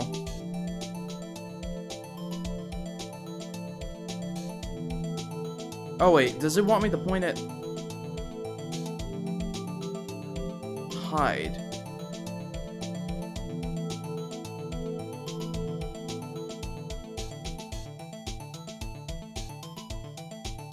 Huh. Can't save. Where would he hide? If he... because the camera's panning from there. Oh, right! While looking here, where would he... where the victim was? Take that! Officer Marshall was standing right here? There, but that's where the victim, Detective Goodman, was. Correct. Unless the man wasn't Detective Goodman. I believe the victim in the video is Officer Marshall. It was you, dressed up like Detective Goodman. But that's preposterous. Officer Meekings witnessed a detective at the crime scene. Once he saw the man's face, he'd know for sure. May I point out, though, that Officer Meekings did not know Detective Goodman. He also testified about the man's reaction when confronted. When I entered the evidence room, I asked him to show his card, sir. Yes, and how did Detective Goodman respond? He suddenly pulled a knife on me. That would follow with his cowboyness. Something about the officer's story puzzled me. If the man had his ID card, why didn't he just show it? Yes, he would have needed it to enter the evidence room, so he must have been carrying it. The answer is simple. He couldn't show it. As you can see, Detective Goodman's picture is on his ID card. Oh, I get it. If he showed that, his cover would have been blown. Officer Meekins would have realized the man wasn't Detective Goodman. Do you have anything to say to this, Officer Marshall? You've got quite an imagination, partner. We got a term for that. It's called circumstantial evidence. Circumstantial evidence? He's still denying it. You're gonna have to do better than that to break a detective. Unless you have hard evidence proving I dressed up as the victim. I can't say I particularly care for your uncooperative disposition. I can't say I care for your beard, but you don't see me complaining. Well, Mr. Wright, do you have any evidence proving beyond a shadow of a doubt that Officer Marshall dressed up as the victim? Well, who am I kidding? I don't have anything like that. I can see the fear in your eyes, partner. Seems you're the one who couldn't take the desert heat. This can't be happening. It's so obvious he's the one. What can I do? Is Edgeworth gonna speak up? Uh-oh. Well, looks like your lack of experience has finally been exposed. What, me or the detective? I'll pass on to you what someone told me when I was just starting out. When you've run into a wall with no place to go, return to the basics. The basics? Is he telling me to just contradict? For me, that would be what Mia used to tell me. Phoenix, try thinking outside of the box. Think crazy. Well, no, she would tell me to think crazy. I shouldn't look for proof that Officer Marshall was in disguise, but rather I should look for evidence that came about because he was in disguise. Why do you think this locker was opened in the first place? What do you mean? There's no reason for Officer Marshall to open his locker at the time of the crime. Yet he did, despite the chances it might be discovered as it had been.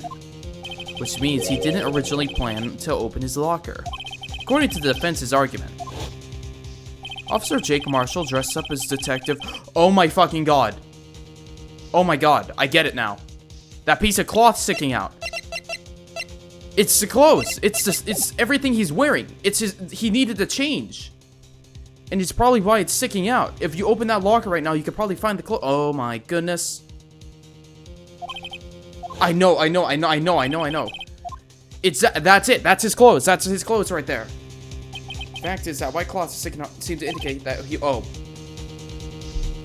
So, just what exactly is this piece of cloth? Perhaps a video is the key to our unanswered questions. I got it. The witness opened the cloth. Okay. Please show us why? Well, it was probably because... Why? Why is because it's covered in blood. I'll show you exactly why, Judge. You couldn't go walking around with it because it was bloodied. And I'll show you exactly where that happened. Not there. Oh, whoa, whoa, whoa, whoa, whoa, whoa. Rewind it. Like that one. Oh, no, no, no, no, no, no, no, no. Rewind, rewind. We gotta go back. We gotta go back. There. For some reason, you disguise yourself as Detective Goodman and enter the evidence room, though I don't know to what end yet. Yet? However, something unexpected happened. Officer Meekings barged in on you. When you asked to show your ID card, you pulled a knife on him. However, Officer Meekings panicked, and the white coat that you were wearing was soiled with blood. A bloody white coat. You couldn't just walk out like that, so you hid the coat in your locker. Not bad, partner.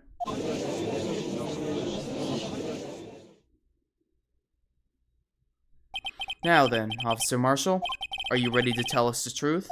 Looks like I underestimated y'all. I hope you're happy now, Mr. Edgeworth. Edgeworth? 2 years ago, if you were only half as persistent then as you are today, we all wouldn't have to be here now, would we? Officer Marshall, tell the court what you did. All of it. Alright. It seems the time has come. Marshall's confession. I had to do it that day. I couldn't just stand by and let it die. I sold the detective's ID and dressed like him. I planned to take out the evidence. I wasn't expecting Officer Meekings. I knocked him out and managed to escape. I knew which areas wouldn't be caught on the camera. There wasn't any murder in the evidence room at 5:15. So the supposed victim was really you. But there's one thing I still don't understand. Traces of a large quantity of blood were found on the floor of the evidence room. If no one was murdered, then how could that be? Officer Meekings managed to cut his own hand. My guess is he's the donor. It was way too much blood for such a small donation. So now we're trying to figure out why the blood. I had to do it that day. Well, we're gonna have to go piece by piece here. Why? When you say it, you mean... Do you even have to ask, partner? The SO9 incident. 2 years have passed since that case was closed. It was going to completely end with the transferal that day. Not if I had anything to do with it. That incident's not over. But what did you hope to accomplish by sneaking into the evidence room? When a case is closed, only that case's lead detective can look through the evidence. Hi! Oh my god, door jamming! Hi! I wanted to have a look at it myself one more time. No matter what the cost. I don't care what anyone says, partner. That case is mine. Well, Officer Marshall wasn't in charge of that investigation. Why does he care so much about it? That day was my last chance. That's when I sold the detective's ID and dressed like him. I planned to take out the evidence. Why did you disguise yourself as Detective Goodman? If I didn't make it look like Goodman was carrying out the evidence transferal, I'd be arrested for stealing evidence, which wouldn't get me anywhere. So you did it to fool the security camera. And the detective's ID card? I sold that the morning of the incident. So that really was why Goodman started filling out that lost item report. I returned his ID card. I left it on the floor in the prosecutor's office parking lot. The ID card I found was left there by Officer Marshall. So essentially, you managed to succeed despite your lack of foresight. What do you mean, partner? I mean, the fingerprint activated lock, of course. No matter how well you disguise yourself, you can't change your fingerprint. Under normal circumstances, you wouldn't have been able to open that locker yourself. But he could because a rubber glove just happened to get stuck in the door. That means Detective Goodman must have opened the locker before Officer Marshall. Interesting. I was expecting Officer Meekins. I knocked him out. You pulled a knife on Officer Meekins to try to drive him off? Let's just say I was a little surprised. I only planned on being in the evidence room for no more than 5 minutes. I didn't think anyone would actually come in during that short time. Officer Meekins certainly is a 1 in a million type of person. Mistaking a detective for an intruder and demanding to be shown his ID? I'll have to think a little more about his raise this year. Aww. Hey, Meekins deserves that raise. Come on, he's been through it, man. When did Edgeworth get so much influence? Anyways, he threw himself at me and I ended up cutting him slightly. I'm sorry it had to turn out that way, with me knocking him out and everything. By the way, what happened to your knife? Oh, you mean this one? Why are you allowed to bring that into a courtroom? Huh. So you knocked Officer Meekins out and managed to escape. I knew which areas wouldn't be caught on the camera. So you did your research beforehand. Those who go into the desert unprepared don't live long, partner. I don't think it would make a difference, though. The security tape is erased every 6 hours. If all had gone as planned, no footage would have been left. However, you bloodied your coat in your struggle with Officer Meekins. Why do we have the footage? I guess it must have been recovered. I don't know. If someone was in the security room when I came out, the jig would have been up. I opened my locker and stashed it there. What was Officer Meekins doing during that time? What else? He was sleeping like a baby. So what you're saying is on that day, there wasn't any murder in the evidence room at 5:15. But the blood found at the scene certainly indicates a crime took place. What are you, blind? The victim shown on that tape is me, and I'm not dead yet, partner. So you stole the evidence from the locker? Actually, no, I didn't. What? Why not? When I opened the locker, the evidence was already gone. What? Mr. Edgeworth, where is that evidence? It's still missing, Your Honor. What? Detective Goodman's locker was already empty? Someone else stole the evidence. Oh, then I'm gonna use the ID card record. Officer Marshall, may I ask you one thing? Fire away, partner. It's a free country. Just remember, I'm also free to decide whether or not to answer. I don't think that's true in a court, but you know. Why did you do this? Stealing a detective's ID, injuring a police officer, this is no small offense. Moreover, you're an officer yourself. This will have serious consequences. It can't just be forgiven with a simple cut in salary. Not that salary cuts are even a valid solution. Like I said, this isn't your case. This one's mine. And I'll do anything it takes to get an answer I'm satisfied with. The witness has an unusual amount of zeal. Let's hear more. I can't just forget the SL9 incident. You know why? But that case was solved 2 years ago, wasn't it? Oop. That's a reason the evidence was stored in the evidence room. I bumped into my mic. Sorry about that. Joe Dark was convicted for his crimes. One thing I can say for sure is that he deserved his sentence. I remember the Joe Dark case. It involved serial murders, didn't it?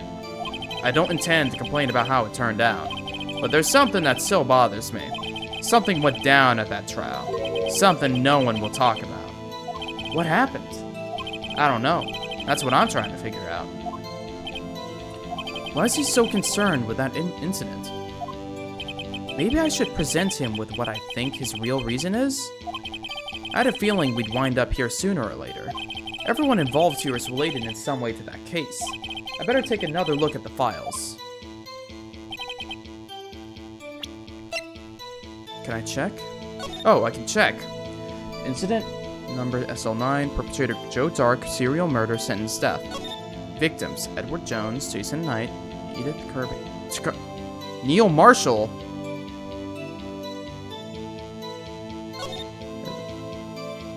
Witness Lana Skye, Emma Skye. Executive investigators Damon Grant, Lana Skye, and investigators Bruce Goodman, investigator Jake Marshall. Well, that's why he was directly involved with the case as part of the investigation task force. Okay, I'll present this. Oh, what? What the judge? What the fuck?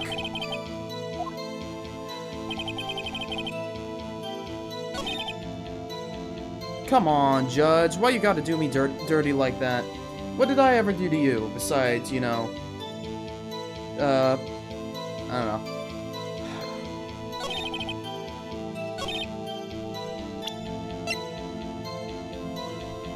I mean, it seems like...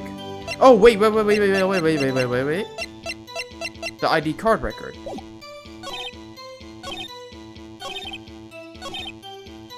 I mean, I don't know. It's either... It's a bit odd, I do admit.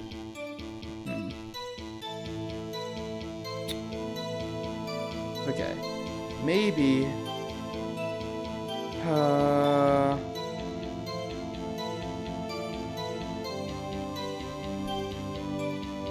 Okay.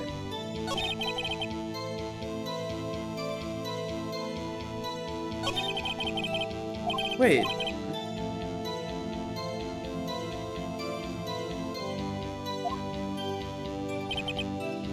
Okay, hold on. Let me go over the SL9 thing again. Can I present?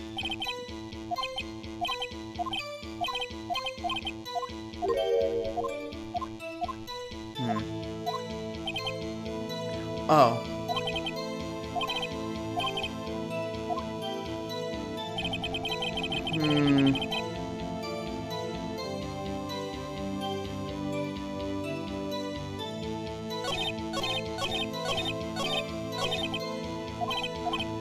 What is her...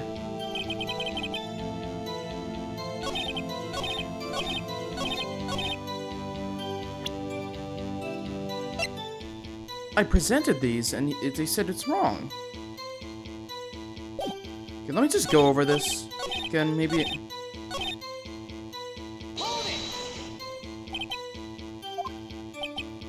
That's online.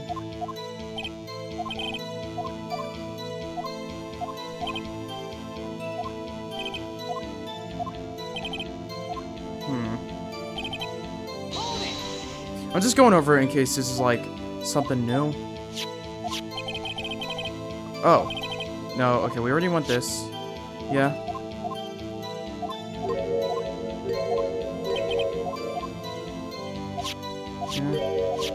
Okay.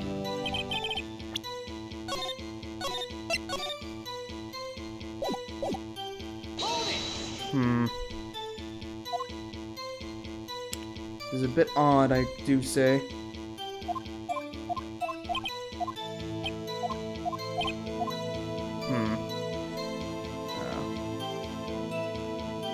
Call me a bit confused. Oh, okay.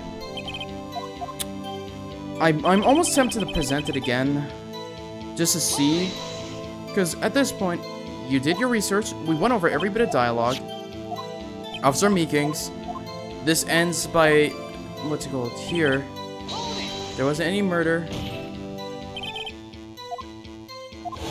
Yeah. Victim shown on tape is me, and I'm not dead yet. Actually, no, I didn't. The evidence was missing.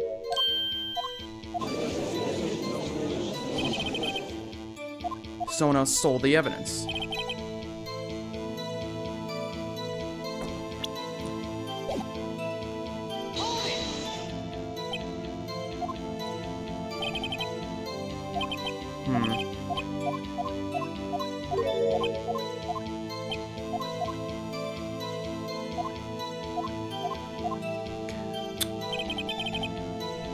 Okay. If this still gives me a thing, I might just need to be presenting something else, because I feel like... Oh, what the... Now it doesn't... Okay, sure. Officer Marshall, I think I understand. I think I know why you care so much about the SL9 incident. Sounds like you've been sipping too much cactus juice, partner. I have the SL9 incident file here. The name Marshall is mentioned here. In a list of murder victims, Neil Marshall. Are you related to this man? Neil Marshall? Yeah, I'm sure you've heard the name. 2 years ago. Ooh. He received the same lousy prosecutor award you got. What? A prosecutor? He must be talking about the King of Prosecutors Award. Now I remember. Prosecutor Neil Marshall. He handed the SL9 case before I did. That's right, he was killed. And the case fell into your hands. But what's his relation to you? He was my brother. He was investigating the murders with Damon Gant, the then Chief Deputy the then Deputy Chief of Police.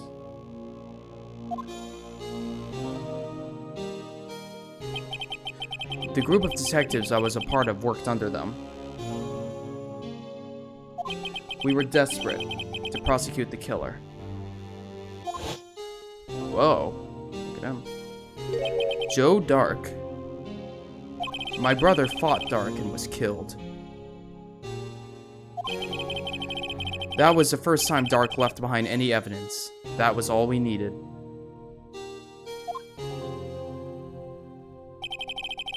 He was arraigned and incarcerated. The case was finally closed. At least according to the public records. What do you mean? My brother couldn't have been killed by Joe Dark. I knew my brother better than anyone.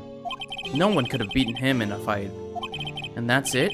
That's your reason for your insane actions?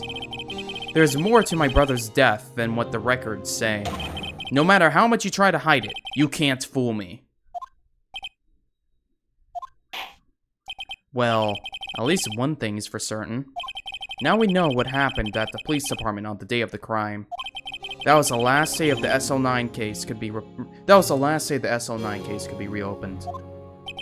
Not satisfied with its resolution, Officer Marshall planned to steal the evidence. Disguising himself as Detective Goodman, he entered the evidence room. Officer Meekins confronted him, so he rendered him unconscious and fled.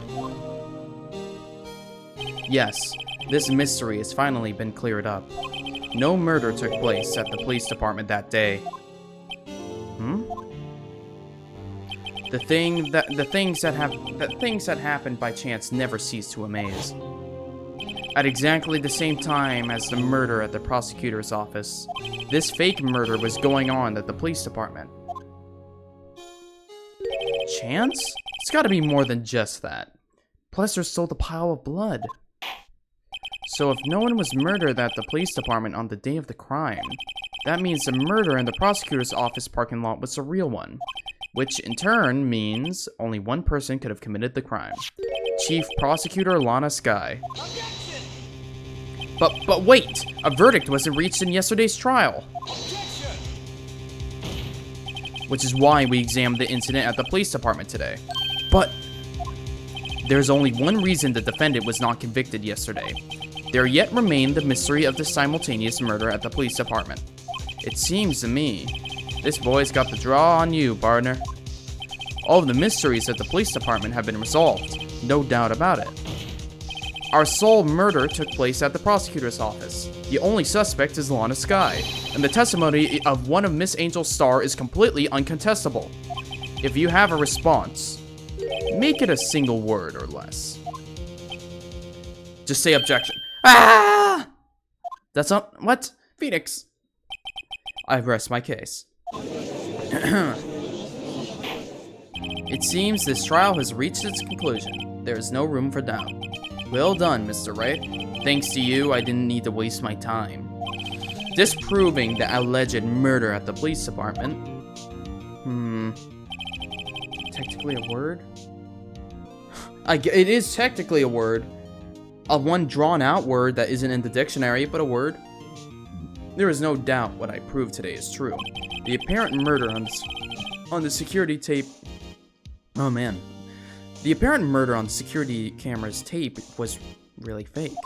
But I didn't realize that would end up proving Lana guilty. That feels... No, again, this feels... This all goes back to the footage. First off, why do we have that footage? Because the security marshal wouldn't have wanted that footage to get out.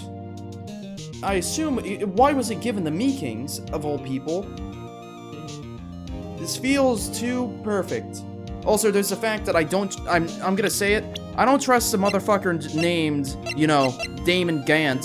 I don't know, he seems a little... First off, literally just making his name just Demon. Or Damon, the classical way. I don't trust him.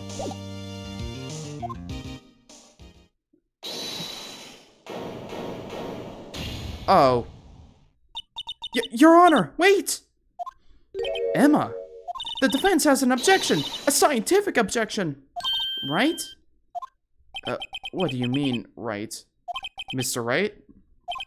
Are you this girl's guardian, Your Honor? Oh, in a sense. Please, Your Honor.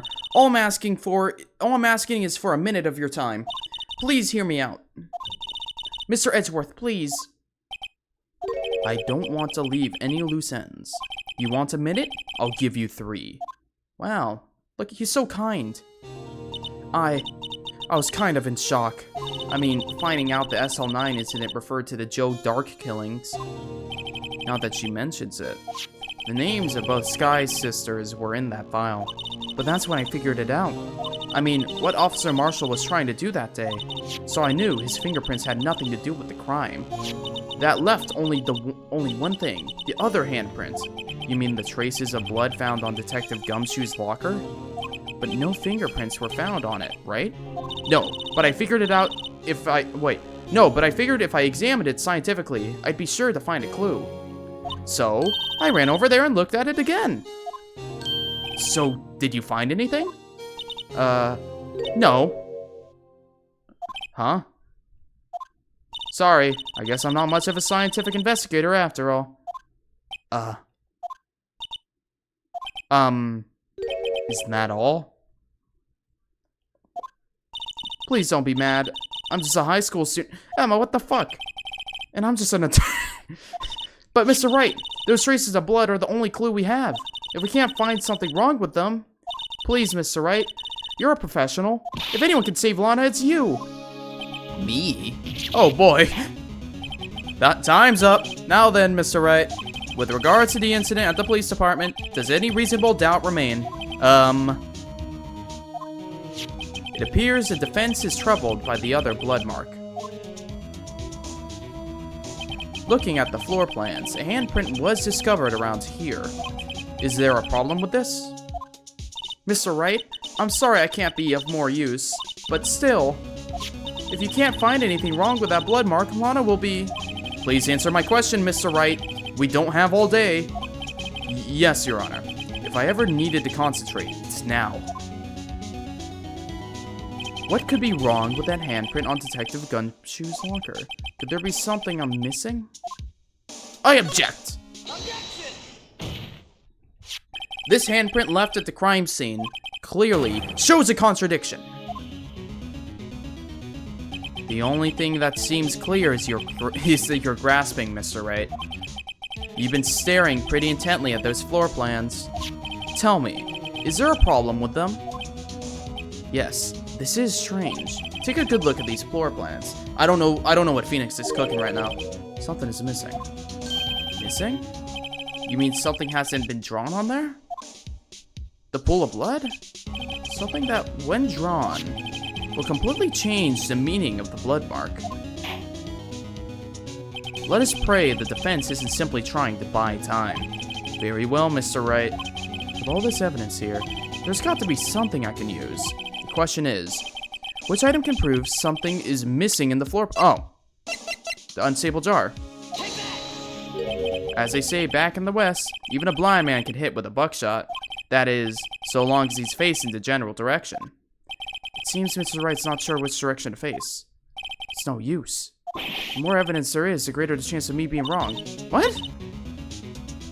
What the evidence room look like on the day of the crime? Oh, wait, but the... the vase, we still haven't talked about that. It has blood and everything. What the fuck? Okay. Okay. Prove something is missing in the floor plan. Oh, the pool of blood?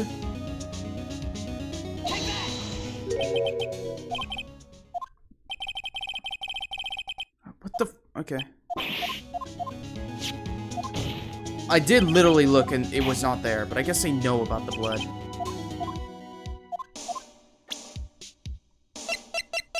Is it the blue badger? Wait. Wait. Mind. I must use 100% of my brain. Because we saw in the footage... the blue badger was there. It was brought in there.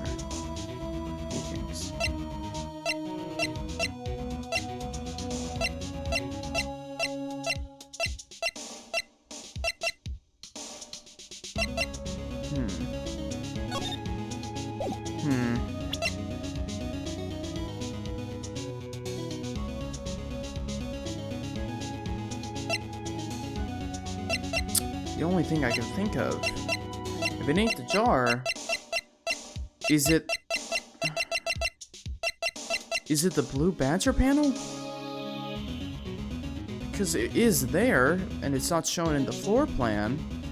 But what would that imply? No. Wait. What about that? Oh, it actually is! So what about that piece of plywood? The blue badger, mascot of the police force. Defender of truth, guardian of proof. Explain yourself, Mr. Wright. Please look at the floor plans of the crime scene. The blue badger is not here. So watch what happens when we put him in.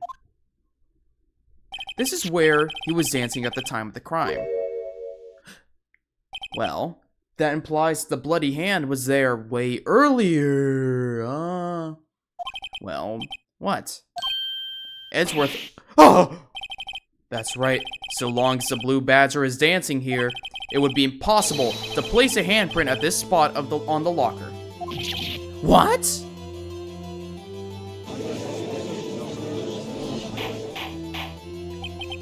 So that means, just exactly what does that mean? That means the bloody hand had to be there earlier. It means it can't be done.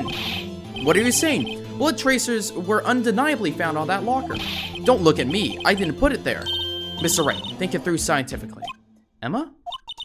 On that afternoon, Officer Meekings was the one who brought the blue badger to the evidence room, right? After you put it down, it would be impossible to leave a handprint on that locker. So that must mean this blood mark was left there before the blue badger was brought in? Just one moment. I will not allow such far-fetched balderdash in my courtroom. It may sound far-fetched, Your Honor, but it's the only possible explanation.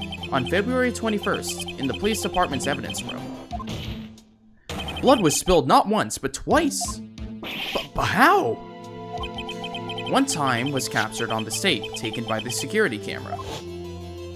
Officer Meekings cut his hand, from which a trivial amount of blood fell. The problem is, the other time,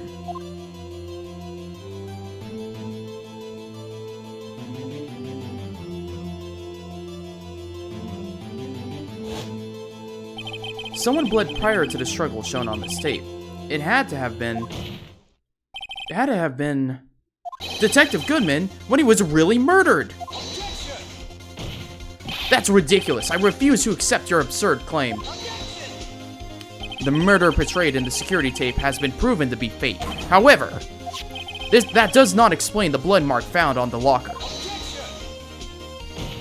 So then, assuming this murder you purport is really happened, when did it take place? I demand you show evidence that proves when it occurred. When did the first incident occur? 4. To summarize the defense's claim, prior to Officer Meekings being cut by Jake Marshall, who was posing as Detective Goodman, another incident took place in that evidence room. That's right, the blood mark on the locker proves this. Very well, then tell us. When did this first incident occur, as Mr. Edgeworth said? Proof must be presented. Proof that shows when the murder took place. Only one piece of evidence that could show that. Now then, will the evidence please present its evidence? Of course, it is the ID card record. If the crime took place inside the evidence room, then the killer would have had to enter it. And in order to do so, an ID card would have been required. An ID card. Oh! The ID card report! Officer Meekings brought the blue badger panel to the evidence room at, let's see here, 4:50 p.m. If the crime took place before that time, then it would be 4:40 p.m. Ah! Ah! Miles Edgeworth, just what have you done? I never would have figured you had the nerve, boy. Drop the axe, witness. It doesn't take a lot of thought to figure out it couldn't have been me. Nope, I ain't getting it. I'm afraid I don't understand either. It's clear from the luminal test the blood was there. However, when the second crime took place, both Officer Meekings and Officer Marshall failed to notice the blood. That means the blood from the first crime was wiped away by the real murderer. I would have had just 10 minutes to murder the victim, carry his body away, and clean up the blood. Unfortunately, that's physically impossible. That would mean the crime must have been taking place before Mr. Edgeworth entered the room. Wait a minute, wait, hold on. Let me take a look at this again. Hold on. It's the 7777. That guy had 20 minutes. What if... Hear me out here. Here's something. What if that 777, what if that's the chief prosecutor, not the chief prosecutor, that is the police department dude. He did, I don't know, something. He murdered, he stabbed, he snapped that dude's neck, I don't know. Cleaned up the body, then said, hey, Edgeworth, can you collect this evidence for me? And that's his, like, alibi? Because Edgeworth clearly wouldn't have seen any blood there? I guess, maybe? Crime must have been taking place before Mr. Edgeworth. Let's look at the chart again. There's only one other card in that number remaining, 777777. Talk about a lucky number. But wait, that doesn't make sense. How could Detective Goodman have entered the evidence room? Since there's no record of his card being used beforehand, he must have entered along with the real murderer. That's the only plausible explanation. He went in with 777777.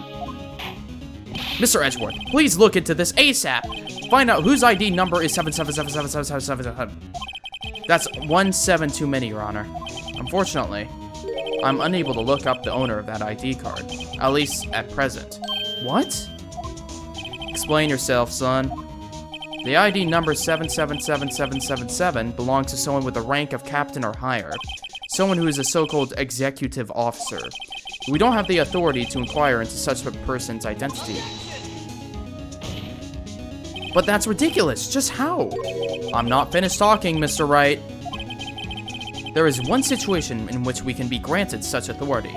If an official charge filed against an an official charge. Oh, the official charge is trialed against an executive, something along those lines. You're all alike, aren't you? Your cover-ups and your forgeries. That's how the prosecutor's office operates. I take pride in my work, Officer Marshall. I would appreciate it if you would keep your slander to yourself. Slander, is it? Okay. Let me ask a question. Yes? No, not to you. To her, the defendant sitting over there. Your own little executive. Anna? Don't be stupid. She's been charged with murder. Of course, we've looked up her ID number, and it's not 77777. Don't play me for a fool, partner. That's not what I want to ask. All I want to know is one thing about that incident. The SO9 incident? Answer me this, Chief Prosecutor. In that trial 2 years ago, did you really only use legitimate evidence? Ooh. Do you need the witness to repeat his question, Chief Prosecutor? I heard him fine, Mr. Edgeworth. 2 years ago, I was in charge of the prosecution for that trial. At the time, occasionally, we felt the powerlessness of the law. At least, I did. Uh-oh. Lana, don't admit, you're gonna admit to a crime, aren't you? I became a prosecutor in order to suppress crime with the law. But before I realized it, we were the ones being suppressed by the law. Defendant, just what are you saying? I'll ask you again, Chief Prosecutor. During that trial 2 years ago, did you really present all of the evidence in court? Can you look at me, an investigator in that crime, in the eye and say that you did? Chief Prosecutor, you didn't. Lana, what the fuck? I don't have to, Officer Marshall. What? Why won't you answer him? Drastic crime requires drastic measures. That's just the way it is. We did what we had to do. In order to get... What? Lana! What the... Your throat... Pheonix Wright trials try not to have the defendant throw. At this one, bring back Larry. At least Larry, when he throws, it's like, oh, I'm sorry, Pheonix, I really wanted to fuck this actress. That's him throwing. This one is like, I forged legal evidence in the law. Even if it involved forging... Oh my god!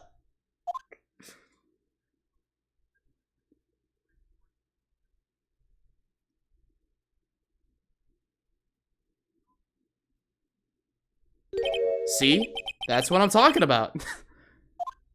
No. No! What the fuck? Order! Order! Ah! Lana's remark caused such a stir. The chaos in the courtroom could not be quelled. The conclusion of the trial would have to wait until the following day. Ah! It's a kangaroo court! Oh my god. Poor Edgeworth. Would you like to save your progress up to this point? I sure would, game.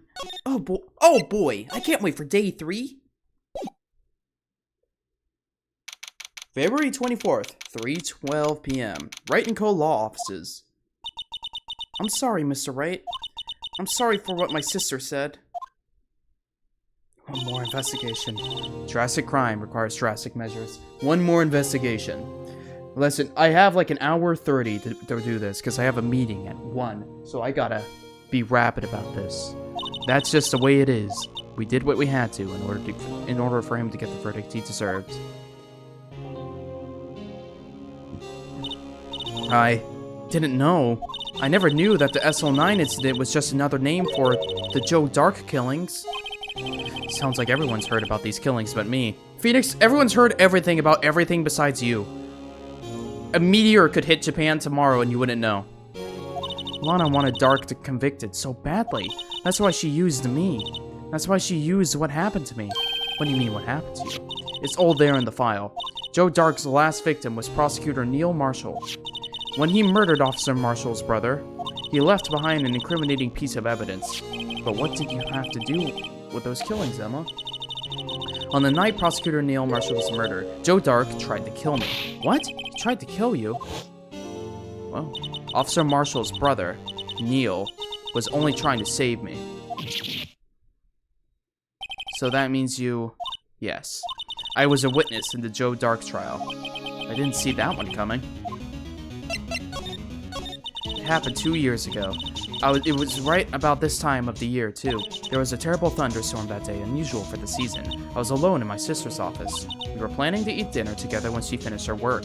Then suddenly, this terrifying man came bursting into the office. Joe Dark. It seemed like he was running from someone. He pulled out a knife and screamed at me. I didn't know what was going on. Just then, Prosecutor Marshall showed up. Jake Marshall's brother. Joe Dark tried to take me hostage, but before he could, Mr. Marshall tackled him. Then, what happened? I'll never forget it. Lightning struck and the lights went out. Suddenly, a bolt of lightning flashed outside the window, lighting up the office for an instant. What I saw then burned a permanent picture in my mind. I can still see it now. A permanent picture? I don't remember the moment when Dark stabbed Mr. Marshall. So, you weren't able to testify about that? No, I was only asked about when I was attacked. That must be why she made up the crime. Made it up? You mean provided bogus evidence? The prosecutor's office wanted that guilty verdict so badly. Lana forged the evidence and Mr. Edgeworth used it. Oh, Edgeworth? Yes. But I'm sure he didn't know anything about it. He couldn't have known he was being given false evidence. Even so, that's when it all started. The rumors about Mr. Edgeworth, I mean. It's all my fault. If I could have if I could have just testified properly, none of this would have happened. So it's true, even though he may not have known it. Edgeworth really was involved in falsifying evidence. After that case ended, Lana was never the same. She became cold, like she is today. She must not have been able to face up to what she did, especially not to Emma. What did you see in the instant that the crime occurred? Dark knocked down Mr. Marshall and raised his knife.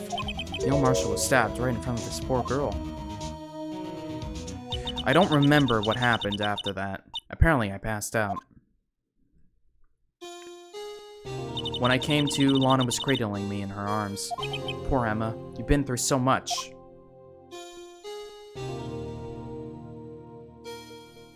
I couldn't bring myself to testify about that instant. I tried, but the words just wouldn't come out. I drew a picture, but it wasn't any good. 2 years ago. You must have been 14, right? That's understandable.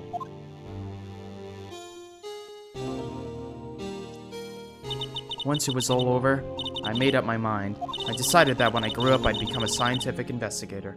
I wanted to be able to fight crimes with my testimony, and find the evidence to make an airtight case. That way, Lana would never have to forge anything. I see. I think I'm finally starting to understand what makes Emma tick. But there's still something that bothers me about that crime. There's something that's puzzling me, Emma. What is it? You said you were in Lana's office at that time, right? That's right. Why then would a serial killer come running in there? Not only that, but he was being chased by a prosecutor? Oh, there's no mystery there. Joe Dark has been taken in for questioning that day. Taken in for questioning? You mean by the police? Of course. This happened at the police department. He tried to run away halfway through the investigation and fled into my sister's office. But why did he run all the way over to your sister's office? Because the detective's offices in the questioning room are right across from the elevator. Across from the elevator? But Lana was the chief prosecutor, wasn't she? No, silly, didn't I tell you? 2 years ago, Lana was a detective. She was the best in the entire force. What? That's news to me. After the Joe Dark case, she was transferred to the prosecutor's office and made chief prosecutor. Lana used to be a detective? I'd better have another talk with her. Okay. Well, you son of a bitch. You got some answering to do. Lana. Mr. Wright, it seems I keep causing you trouble. I guess, yeah. Falsifying evidence. I didn't think you were the type. Criminals don't mind playing foul. Why should we? But Lana, if you're wrong, an innocent person might be found guilty. Believe me, I understand the risks. Lana. Emmett told me about you. Oh? About how you were a detective 2 years ago. And how the SL9 incident was the reason for your transfer to the prosecutor's office. That's right. Could you fill me in on the details, especially about that unusual change of jobs? I suppose you have a right to know, Mr. Wright. A lot of revelations were uncovered at the trial today, not the least of which was the fact that this case is largely connected to another one 2 years ago. Evidence from that case was stolen as well, though I expected as much. I know how obsessive Officer Marshall can be. That trial, it really wasn't fair, was it? I believed in you, Milana. I believed that no matter what happened, you'd always stick to the truth. It couldn't be helped, Emma. At that trial 2 years ago, I sold my soul. Well, all drama aside, the fact of the matter is, at 5:15, there was no murder at the police department. Tell me it's not true, Lana. What the witness, Miss Starr, said. About you stabbing Mr. Goodman with a knife. Lana, I don't understand. Why won't you tell us?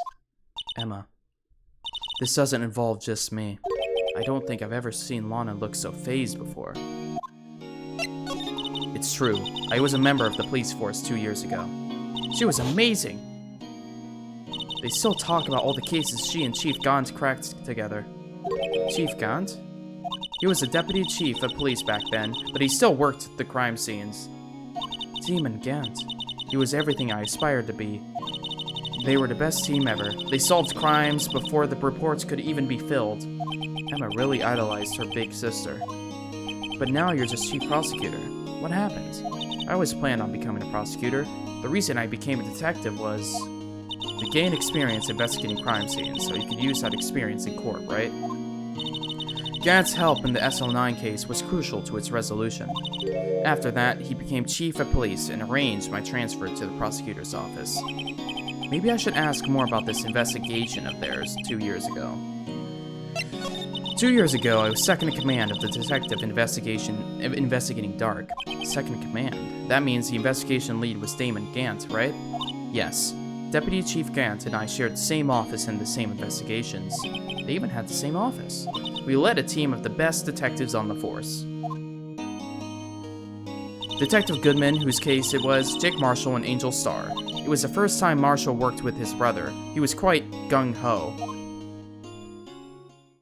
Without a doubt, Joe Dark was the serial killer. We asked him to come in for questioning. We were desperate for evidence. That was when his final murder took place, when he tried to murder Emma. Prosecutor Marshall was trying to save me from Dark. You see, the first person who happened upon the scene of the crime was me. Now you tell us. Damon Guns and Neil Marshall were the ones questioning Dark that day. The investigation was in its final stages, and Dark must have suddenly panicked. So we waited until Gaunt and Marshall let their guard down, then fled the room. From there, he ran straight to the office shared by Deputy Chief Gaunt and myself. That's where he found me. So you were the first person to run to the scene, Lana? It appears so. I was filing some papers while Gaunt and Marshall were questioning Drake. When I returned to my office, I saw 3 bodies on the floor and I smelled blood. 3 bodies. Prosecutor Marshall, the victim, Emma, who had passed out, and the suspect, Joe Dark. During the struggle, it seemed Mr. Marshall struck a final blow before he died. Joe Dark had incurred a minor concussion and laid unconscious. What did you do? To be honest, I panicked. I picked up Emma, carried her out of the room, and just held her. Can't blame her after all her sister must have gone through. After that, I placed Dark under immediate arrest. Let me get this straight. You are all involved in the SL9 incident. That's right. Quite a coincidence, I don't buy it. What are you saying? There's no way everyone involved in this trial was also involved in that incident, just by chance. But that case was solved 2 years ago. At least one person went to extremes because they didn't believe it was truly solved. Officer Marshall. Yes, his actions came as a surprise to me as well. Ever since his brother died, he's changed completely. I guess he wasn't convinced with the ruling against Joe Dark. Life doesn't end with the closing of a case.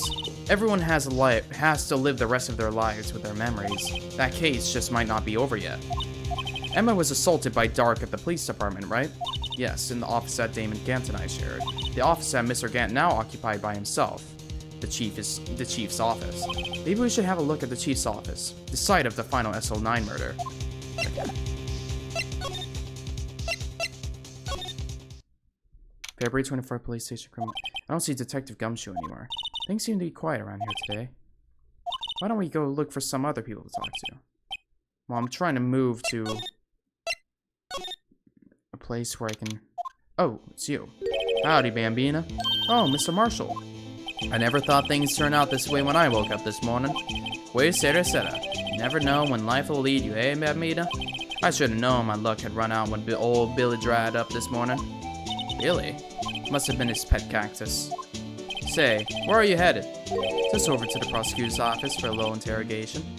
It's a voluntary appearance, but we all know I won't be coming back. Sorry, but you can't go in the evidence room today, partner. But Mr. Marshall, why did you do it? Why do prosecutors head west? If ever there was a case I needed to know the truth about, it was that one. Before you turn yourself in, Mr. Marshall, would you mind telling us exactly what happened? Looks like I won't be getting a steak lunch today. Something was fishy about that trial from the beginning. It wasn't just me either. All the detectives thought so too. What do you mean, fishy? Some of the facts reported were inconsistent with the evidence we found. For example, the murder weapon. The murder weapon? You mean the switchblade knife with the broken tip? That was Joe Dark's, alright. But in the initial autopsy report, the question was raised. The question? The blade of the knife was not a perfect match with the wound the victim sustained. What does that mean? It means there is a good chance that the knife was not the murder weapon. However, In the report that was finally submitted, that possibility had been erased. Could the facts have been concealed with forged evidence? That case left behind scars on all of us. The scars that the SO9 incident left behind. I got the looks, but he got the brains. He was one of the best prosecutors around. I had just made detective when it went down. It was our first case together. How old was he? Your brother? He was 27 at the time. He was awarded the highest honor that very day. The highest honor? You mean the king of prosecutors? I knew it. What are you looking at me like that for? That's an honor for a prosecutor. Mr. Marshall must have been really close with his brother. The day the SL9 incident took place, that wasn't the same day as... That's right. It was the day of the evidence transferal.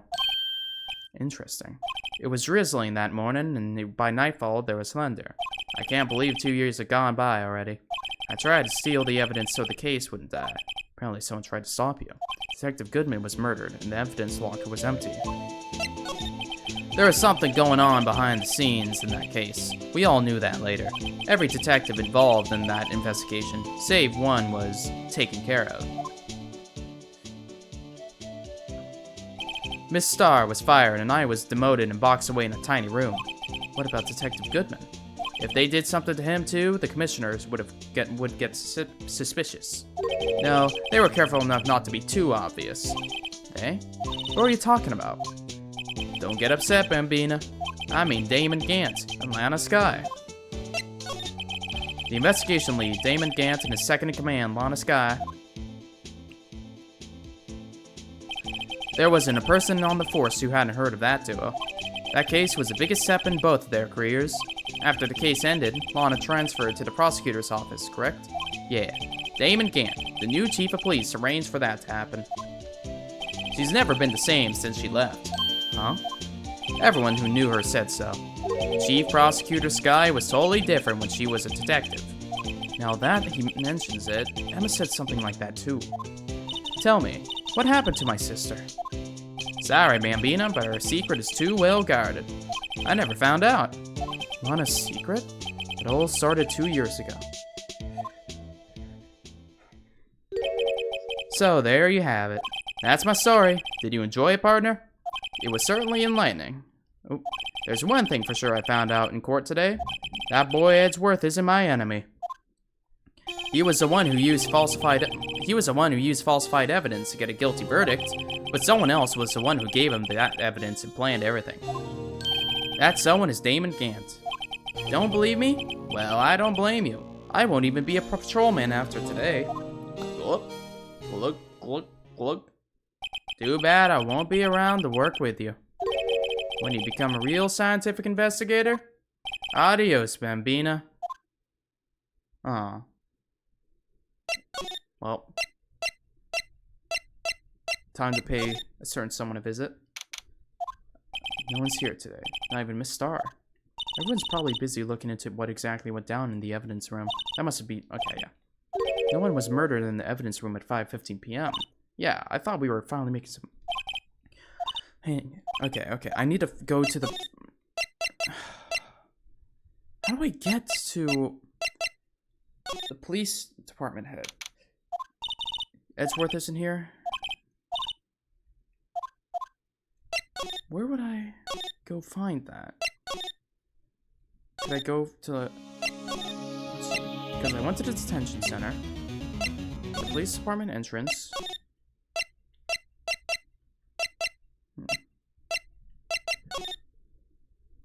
Oh. The place is always pretty empty, but today's deserted. Oh, if you're looking for the others, they're all in the conference room. Thanks. Well, yeah. With the chief prosecutor saying what she did and the decision about what to do about Mr. Edgeworth, not to mention our statement to the media in tomorrow's trial, there's more chaos going on than Thanksgiving and Christmas put together. I think festive is the word usually used for those. Sir, we'd like to have a look around Chief Gant's office. Just use the connecting hallway to the other buildings. Take the elevator to the top floor. Really? You mean it's okay for us to go in there? I mean, we aren't police or anything. Hey, you're right. You can't go there. It's off limits. Now I see where Detective Gumshoe gets his unique charms. Alright. No. Oops. Oopsie poopsie. Don't mind me. Let's go pay him a visit. Whoa. Police Department Chief's Office. Wow. Oh my god. It's quite minimal. Whoa. Where am I? In the Chief's office, silly. At least that's what it said on the door. Check out that pipe organ. That's real, isn't it? Hey, I used to take organ lessons in kindergarten. They used to call me Little Miss Batch. Wait, it's Bach, right?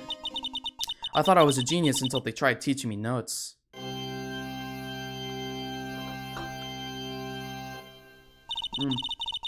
I could never remember where C was. Oh, it's you two. Chief Gaunt. He put that paper he was reading in his desk. So, Righto, have you been swimming lately?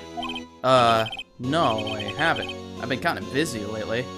I can appreciate that. I've had my hands full too with Miss Marshall's misconduct and Lana's provocative statement. Provocative statement? Oh, you mean about the forged evidence. 2 years have passed since that incident. My, how time flies. See that big picture on the wall over there? That picture of Lana, Neil, and me? So this is Miss Marshall's brother, Mr. Marshall's brother, Prosecutor Neil Marshall. We took it to commemorate our work together. Something's not right with this picture. Can't quite...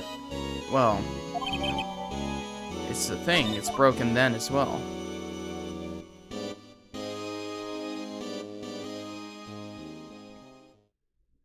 Anyways, I'd like to reminisce all day, but there are matters that need my attention.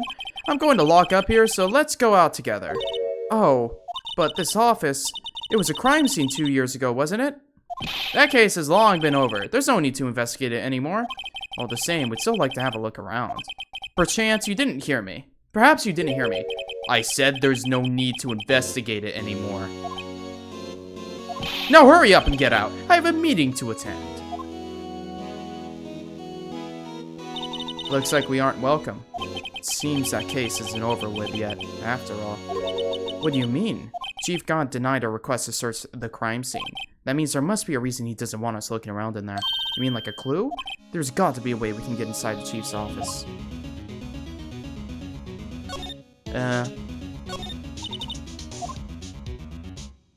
Oh, look at him. Look at this. Wait, was he always this dulled in color? What happened to him? Okay. No, you can't kill him. Where do I go now? Maybe I can go here? No. Edgeworth, can you help me out? No. No. Hey, can you help me out? No. Gumshoe! Hey, pal! Detective Gumshoe! Aren't you supposed to be in a meeting? I'm, just taking a breather. My feet hurt. From sitting so long? Actually, from serving everyone coffee. Sounds like Detective Gumshoe's still out of the loop. Say, have either of you seen Mr. Edgeworth? Edgeworth? No. Why do you ask? He's under fire from both the police department and the prosecutor's office. It's almost like the battle between the you two in court. That sounds serious. Is it because of what my sister said? That's basically what it all boils down to. That falsified evidence 2 years ago. Now Mr. Edgeworth has the whole world after his blood. Yikes. But why would Edgeworth be blamed? It's not like he knew the evidence was forged. Lana Sky's the guilty party here, isn't she? Regardless, the prosecutor is responsible for the evidence he presents in court. Not only that, but as you know, there's been a lot of rumors going around about Mr. Edgeworth. His amazing talent as a prosecutor keeps him safe from those who don't like him.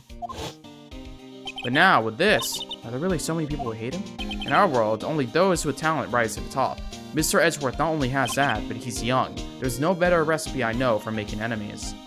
Hey, Dick! Keep up the good work! Yes, sir! Let's go out for lunch again sometime. My treat. Yes, sir. You gotta take me back to that joint sometime, okay, Dick? Yes, sir. Seems you don't have any problem with enemies.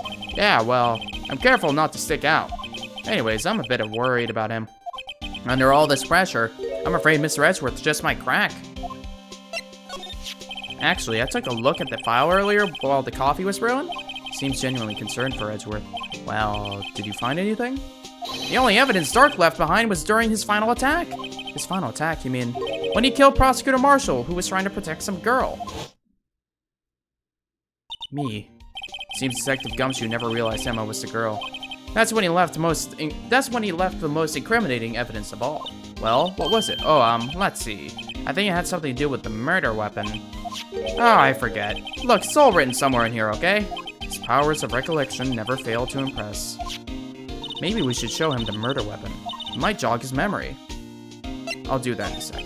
Joe Dark was 42 at the time of the crime. He was just a run-of-the-mill businessman. Businessman what made him take to serial killing? One day, on his way home from work, he hit someone with his car. With his car? So it was an accident? An accident, yes, but it transformed him into an animal. An animal? He killed a man that witnessed the accident. Then he killed a lady who saw the second crime. A jogger came up to the scene and he was killed as well. Finally, he turned himself in. Seemed he was a pretty careless animal. Of course, this is all conjecture. There wasn't a single shred of evidence. So he turned himself in.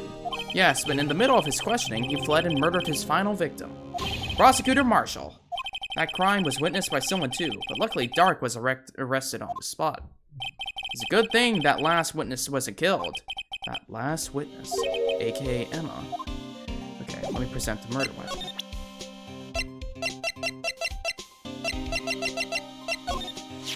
About this. Hey, is that... It has a tag attached to it with the label SL9 incident on it. I believe this would be the broken murder weapon you were speaking of. What are you doing with that? Ever since the case has been closed, that knife's been locked away in the locker. On the day Detective Goodman was murdered, the sunlight disappeared from the locker and was found in Mr. Edgeworth's car muffler. That's it. Now I remember what that incriminating piece of evidence was. When you showed me that knife, it all came back to me. Well, what is it, Detective? Quick, before you forget again. This knife, it was Joe Dark's, wasn't it? That's right. We traced it back to the store he bought it at. Plus, it had his fingerprints on it, too. But no one actually witnessed him using it to murder anyone, right? That's where his luck ran out. When you take a good look at the knife, you'll see it's broken. You don't have to take a good look to notice that. Yeah, well anyways, take a guess whether it's broken off the tip of the knife was found. That's what did him in. Where was it? The victim, Neil Marshall, was carrying it inside his own body. It was found deep inside the stab wound. Did it match Dark's knife? You bet, down to the last fiber. That's pretty conclusive. That's probably the forged evidence. Heels. Switchblade updated. Well, there you have it in a nutshell. That's all I know. Can I ask you one more thing? What is it? If it's money you need, you should ask Chief Gant. It's not money, but it doesn't concern the Chief. His office is a crime scene, right? It's where Prosecutor Neil Marshall was murdered. The Chief's out now, and his office is locked. But we'd like to have a look around if that's okay. Well, any detective's ID card can unlock the door. What? Really? But if I let a civilian in there, I'd be charged with breach of trust. Breach of trust? Simply put, I'd be canned. Oh. Sorry, pal, but we could use our own police ID card. I don't plan on getting fired because of you. How about this ID card? That won't work either. The data was deleted the day he died. Oh. So in other words, Gumshoe is our only chance of getting into that office. I wonder if there's something that we could show him that would make him change his mind.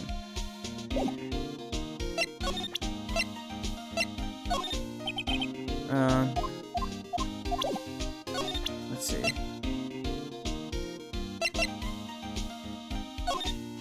Let's see. I'm trying to see if there's... So what can I present him that would make him...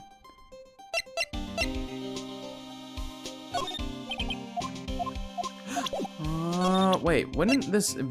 I have a feeling we're gonna find the other piece of the jar in there. Somewhere? No, it's in his room. Chief Gant? No, bullshit, it's in his office.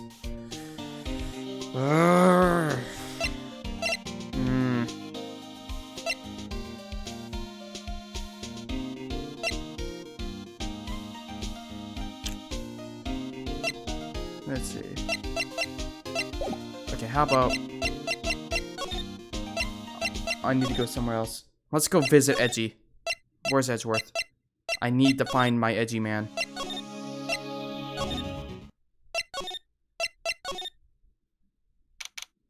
I wonder if Edgeworth's back yet. There he is! It looks like he's writing something. What are you doing here? He sure was quick to throw that paper on the floor. Tough day in court, huh? I've had to live with the past 2 years with rumors flying around. What's another allegation to me? Cheer up, Mr. Edgeworth. I'm rooting for you. That's Edgeworth for you. Always trying to hide his real feelings. So, what do you want? Unlike some people, I don't have all day. There's no excuse for what I've done. 2 years ago, I used false evidence to obtain a guilty verdict. That's what it all breaks down to, and nothing I do can erase that fact. But you didn't know, did you? I mean, that the evidence was falsified? The police department and the prosecutor's office shared a bond of trust. If that bond is broken, we stand to lose everything. The police department's error is my error. My responsibility as the prosecutor in charge. And that fact remains the same no matter what excuse I might have. Mr. Edgeworth, I take pride in my work, so tell me, why? Why has it all come to this? Even Edgeworth can't keep this kind of emotion bottled up. Are you up for the trial tomorrow? First last year's trial and now this one. It seems all you do is worry about me. To be honest, you're getting on my nerves. But Mr. Edgeworth, you can't just walk out on the trial. Tomorrow is the last day. It's too late to change prosecutors. I'll bet that's what my superiors are banking on. I never thought that case would come back to haunt me like this. What do you mean? The list of evidence. It seems too short. Most lists run twice as long. It's only half as long as most lists? That's odd. After Neil Marshall was murdered, I became prosecutor for that case. I may not have been part of the investigation, but I knew what I had to do. Use the evidence I was given to prove the suspect guilty. That was really the only thing on my mind at the time. Say, we just saw a picture taken around that time. That picture. Something seems strange about it. Right. This picture was hanging on the wall of Chief Gant's office. Prosecutor Neil Marshall. He had just started making a name for himself. Looks like he was taken when he received the King of Prosecutors trophy. Speaking of that, there's something that bothers me. Yes, the trophy Mr. Marshall is holding. It's a little different than yours. Yes, you're right. I remember now. Remember what? That was what the official prosecutor's trophy looked like until 2 years ago. There's a story behind its design. A story? Sounds interesting. Would you mind telling it to us? It's simple, really. Contradiction. That's what the award's based on. Could you tell us again about what happened that day? The day Detective Goodman was murdered? You were participating in a ceremony over at the station, right? I've never cared for ceremonies, but I had to attend that one. Because you were awarded this? Those receiving awards can't exactly skip out on the ceremony. I finished up at the office in the morning, then drove over to the police department. You finished up at the office?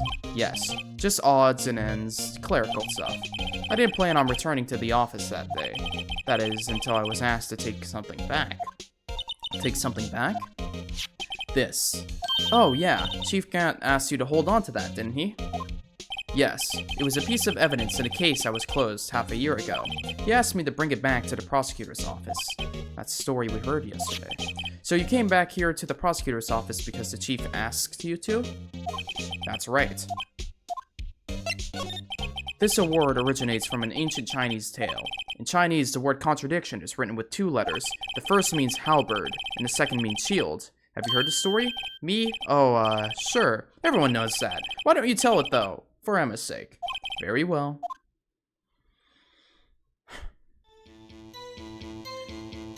Long ago in the kingdom of Chu, there was an arms merchant. One day, he presented the king 2 items. The first was a halberd he claimed could slice through any shield or armor.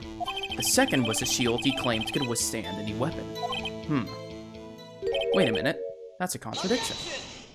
Those claims contradict each other. Very perceptive, but then again, you've heard this story before, right? Anyways, as you mentioned, the very description of these items discredit them both. When the king pointed this out, the merchant was left speechless, and thus, the Chinese word for contradiction was born. I love how Phoenix, like, felt a primal urge there. Objection! He couldn't handle it. I see, so the chipped shield and broken knife symbolize... Precisely so. They symbolize the merchant's item. The ancient tale ends with the merchant at a loss for words, but it's in our nature to pursue matters to their conclusion, even if it results in something as ugly as this. Wow, thanks, Mr. Edgeworth. I learned something new today. That's funny. If that's so, then why were you only given a shield? You'll have to ask Chief Gaunt. 2 years ago, he had the halberd part of the award abolished. Chief Gaunt. King of Prosecutor Trophy updated in the court records. That's odd. Is that it? I guess I could present some stuff here.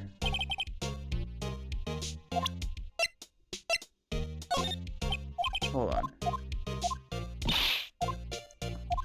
Maybe if I just show him my best evidence, I can get some reaction out of him.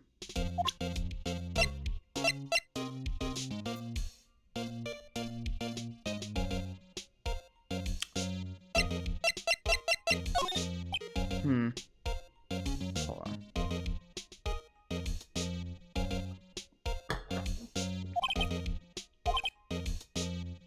Oh wait, I already presented. Never mind, I already did that. Hold on, what's that? I wonder what he's been writing. Are you crazy? Edgeworth is sitting right there. Let's distract him. I'll check it out. Hey, Edgeworth? Is that it?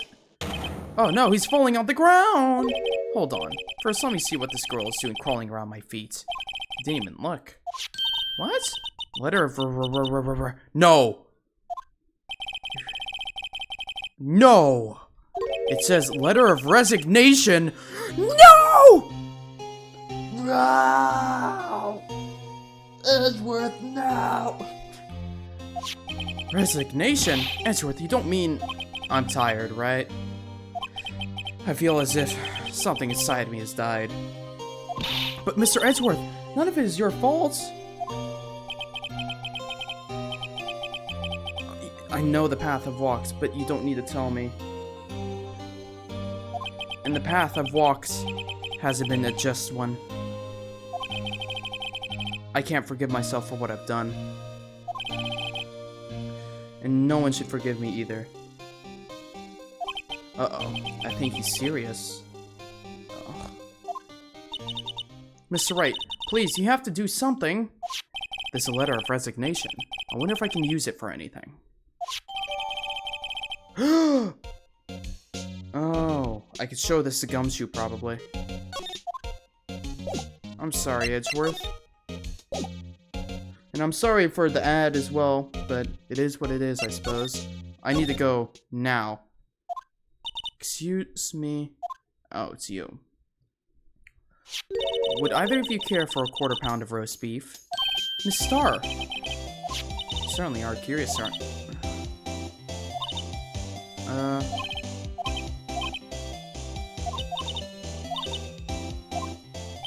Okay.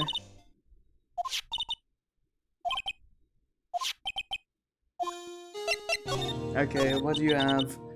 Joe Jerk, that's a name I'll not soon forget. Trained him for half a year, all the pressure. Okay. I really don't care for voicing this lady right now. I'm still reading it here. Oh, Sky. The best of the case. The legendary duo. Everyone knows them. Chief Gaunt. The legendary pair is the reason we're able to keep it. So we also. Watching evidence. Got what he deserved, so it was obvious.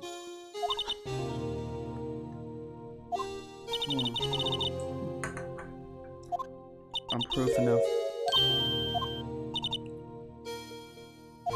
Yeah, everyone got relieved.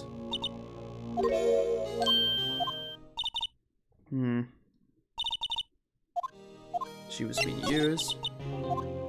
Duo.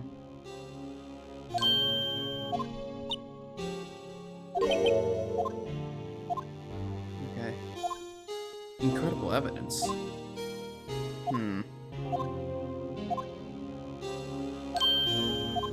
So he forges stuff.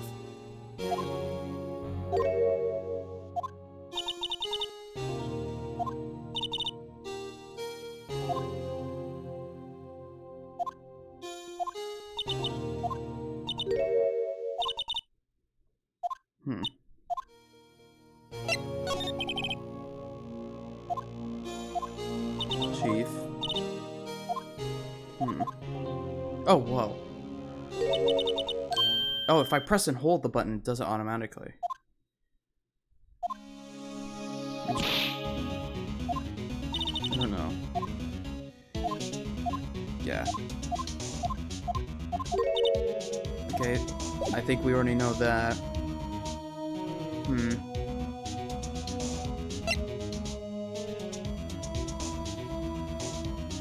I need to talk to Gumshoe now. This is an emergency. Oh, you're back! You're still here? I gotta make 150 copies of these files. Brewing coffee, copying files. I'm turning into a regular DJ! You're a DJ as well? If I'm not mistaken, I think he means desk jockey. Oh, that DJ. Gotta admire your persistency, but my answer is still no. I'm not letting you into Chief's office. Period. It'd be my neck on the line. Let's take a look at that. Well, our beloved Edgy is planning on quitting. What's this crumpled up piece of paper? Huh? No way! Mr. Edgeworth can't be serious! Is he ever not serious? I can't believe that they pushed him to this far. Mr. Edgeworth really feels responsible. When I first met him, I thought he was as cold as ice too, but I know different now. He trusted us detectives to provide him with sound evidence. But we betrayed him. Detective. That's it. I've made up my mind. But, here, take my ID card. We can't do that if someone found out. They wouldn't let you off the hook and with an— oh no. Look at me. It's no secret I'm already out of the loop. After all, I'm friends with Mr. Edgeworth. Depending on how this case turns out, I may already be as good as terminated. What? So at least let me do this. For Mr. Edgeworth's sake. Alright, detective. Thank you. Thank you, Gumshoe. I'm gonna be really sad if we stop seeing you in the future. We must go to the chief's office now! Here goes, Mr. Wright.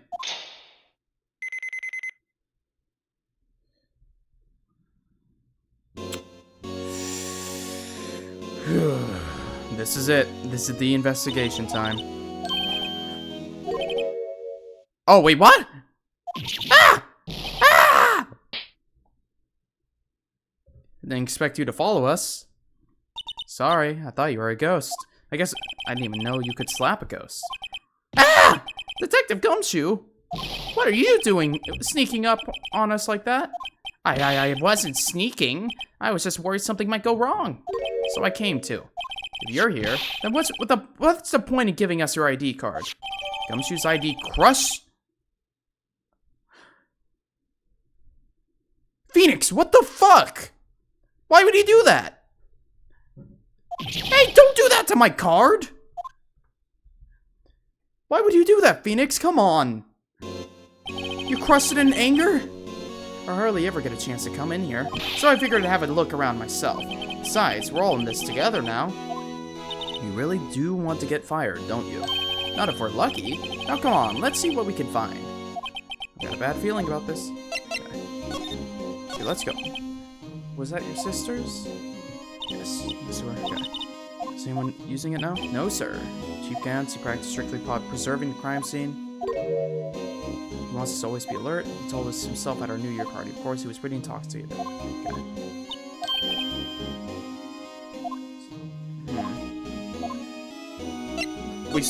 I'm gonna immediately use the spray app. Oh, yeah, sure. You only came here to look around, right? Because it's one of the it's the only reason for coming here, isn't it? Why do you ask? Nah, you wouldn't be. No, there's no way. Never mind. Don't worry about it. Okay. Hey, hold on. Not so fast, buddy. Huh? What is it? When someone tells you don't worry about it, it's supposed to start bothering you, pal. You don't just let it go at that. Sorry. This guy's starting to get on my nerves. Okay, so what's bothering you? You two don't think Chief Gant might be a suspect, do you?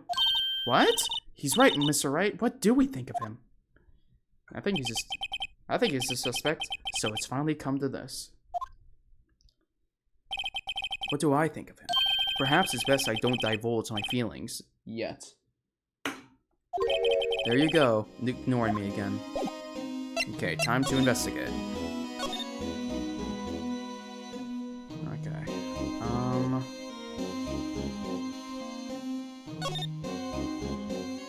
Safe? This is a safe, isn't it? Safe.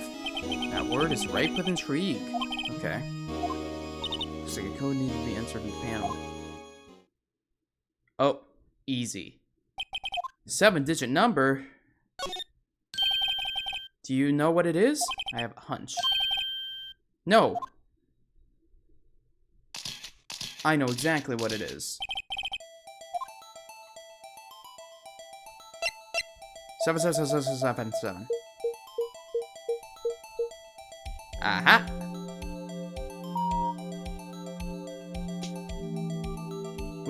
We all know that one was his code from the very beginning there. Bingo. Whose birthday was that, pal? 77777. The final ID card number on that record. What? Number of the mysterious executive officer who entered the room that day. 777. That ID. Yep.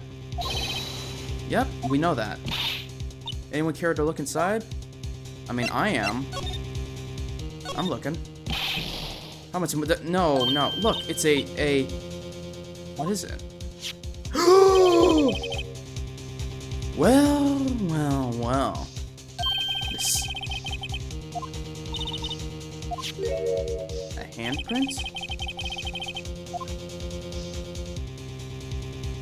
Huh. Hey, I saw someone wearing a shirt like that. I don't think so. Huh. Okay.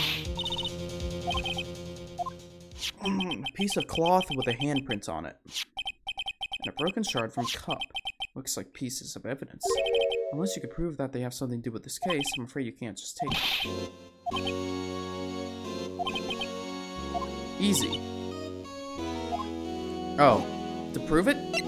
Well, first off, right off the bat, the jar. I remember when 3 of us put that back together. Yeah? That's right, it's evidence. Doesn't that ring any bells? You mean this one? Yes. Come on, Gumshoe, use your brain. Now you mention it, it's ringing a lot of bells. Let's see if it fits. Yeah?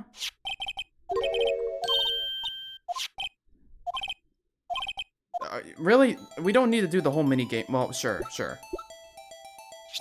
Yay! We did it. Here, it fits like a charm. Chief Gant willingly and knowingly hid a piece of this jar in his safe.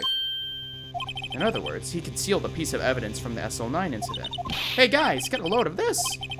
The piece you just attached is different from the others. How so? Is that writing? Reddish line. It's blood. I don't get it. Why would Chief Gant hide this in his safe?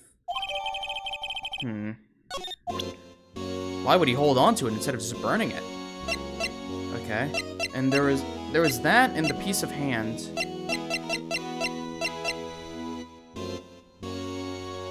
Oh. Hold on. No. There's a piece of hand evident. If it's not this one, the one that has a glove?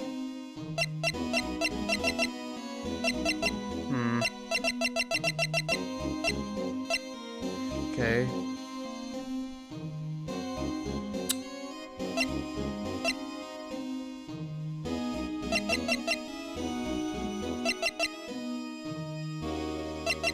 Oh, right, I can investigate it.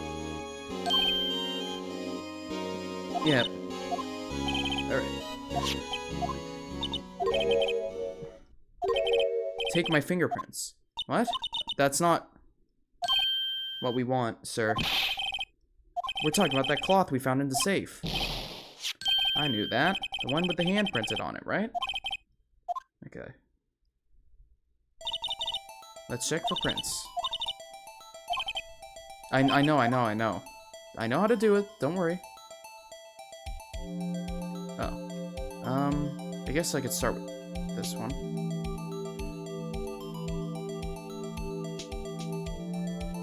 Okay, yeah. Really coat that thing.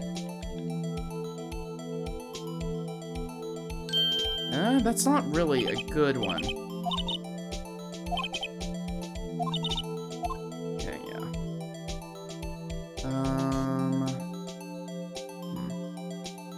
Middle finger? Oh, that looks better.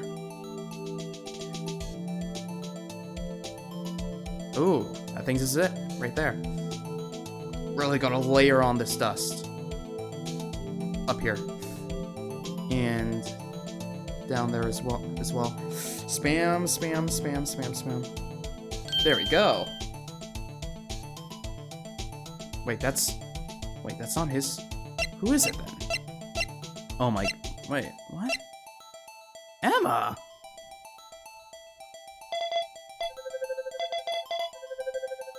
Really? I guess if it was from the SL, why? No. How can this be? What are Emma's fingerprints doing here? Hey, you found a match? Whose fingerprints were they? Huh? Oh, seems the prints are too old. They aren't clear enough to get a match. Oh, that's too bad. I thought they'd be Darky's prints. Psst. Hey, you. Over here. What's going on here? What are that kid's prints doing inside the chief's safe? Don't ask me. Let's just keep this information from Emma for now. Here. Maybe you should hold on to this. Piece of cloth. Folded and attached to court record. Okay.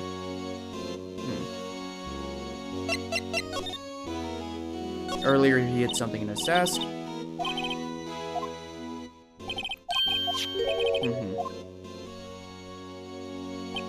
I wonder what he was reading. This looks like a list of evidence. The other half of the evidence from the SL9 incident case?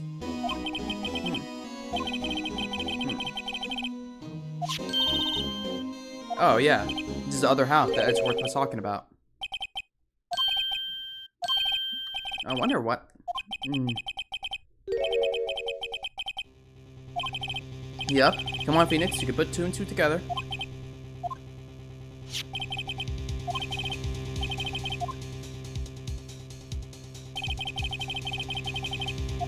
I knew it. Chief must be hiding something about that case.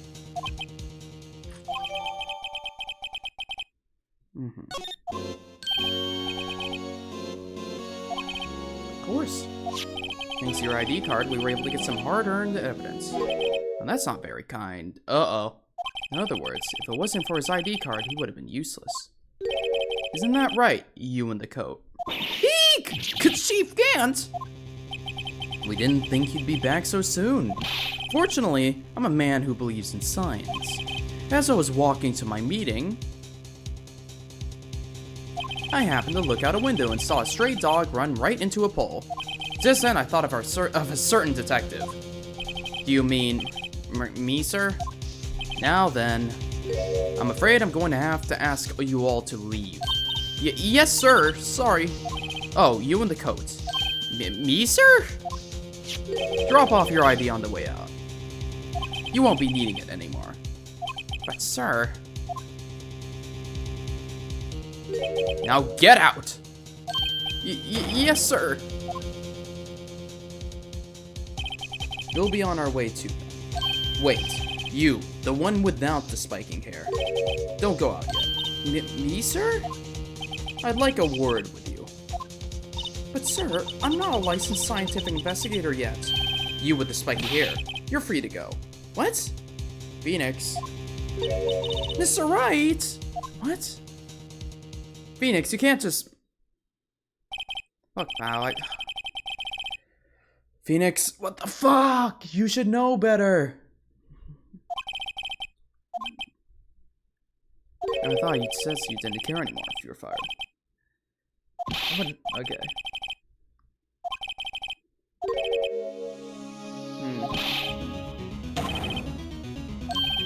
Okay.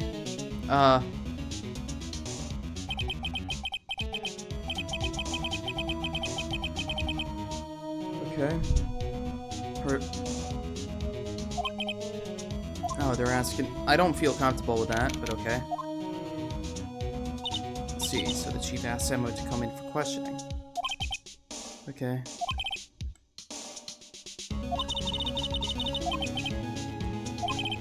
Not a single useful thing. No. You didn't mention anything useful.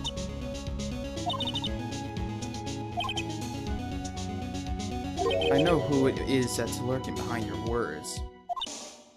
Mia did a good job mentoring you. I'm rather jealous. Edgeworth? Once you're convinced you know something, no one can persuade you otherwise.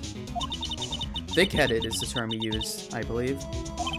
Now's my chance to get her to tell me the rest of the story. I didn't mean to press it. I have to admit, I was more than a little perplexed at first. You insisted you did it, yet there's no incriminating evidence. That's when it hit me. It's not that you're unwilling to tell the truth. It's that you're incapable of doing so because of a certain individual. What an intriguing notion. A certain individual, you say? So you think I'm protecting this person? Protecting? No. I think afraid of is more like it. If I'm not mistaken, the person in question may have persuaded you to silence. For argument's sake, Mr. Wright, whom may I ask is the person you're speaking of? Well, Mrs. Guy? Mr. Wright, you are addressing the chief prosecutor. Do not forget your place. I take it she's still not ready to spill the beans. My apologies. Can you please tell me a bit more about what you think you know? We were partners until 2 years ago. I respected him as a detective, assuming he's respectable, then tell me something. Why would you try to hide his crimes? His crimes? Both you and Edgeworth will be brought before a board of inquiry for what you did. Specifically hiding and forging evidence. Of course, these are serious offenses. Why is it, though, that Chief Gant's name was never mentioned? Chief Gant? Edgeworth didn't know the truth behind the forgeries. The only party who could have possibly tampered with the evidence was me. I had access because I was second in command. Yes, second in command, but who was in command? Yes, Phoenix. If you intend to accuse Chief Gant, you'll need more than just words. Show me proof. Oh yeah, the evidence list. I just found this in a safe in the chief's office. This jar piece, and this piece of cloth. Do you know what these are? They're pieces of evidence from the SO9 incident. The person concealing evidence was none other than Chief Gant himself. Now tell me, why are you taking all the blame for him? Touché, Mr. Wright. It's as you surmise, I cannot disobey the Chief's orders, even if it means being found guilty for murder. No, I think that's the exact opposite. If you're gonna be found guilty for murder, why not spill the beans? Why not? Come now, Mr. Wright. You can't possibly expect me to be able to tell you that. 3 days ago, I had no choice but to cooperate in the murder of Detective Goodman. Or perhaps I should say, follow orders. Yes, that's more accurate than cooperate. Although I can't tell you the details, I can't say I was given an order that day. I needed to dispose of Bruce Goodman's body. You'll find it inside the trunk of Miles Edgeworth's car. Just as I suspected, despite what everyone believes, you were not the one who murdered Detective Goodman. Correct. I was trying to take the body out of Edgeworth's car. The trunk's lock was broken, and I discovered the murder weapon while inspecting the body. The murder weapon? You mean Edgeworth's knife? No. When I found the body, this was a knife stuck in it. A knife from an SL9 incident. Serial killer Joe Dark's knife. I couldn't just leave that knife in him, so I took it out and stabbed him with another knife. That would be Edgeworth's knife? That's right.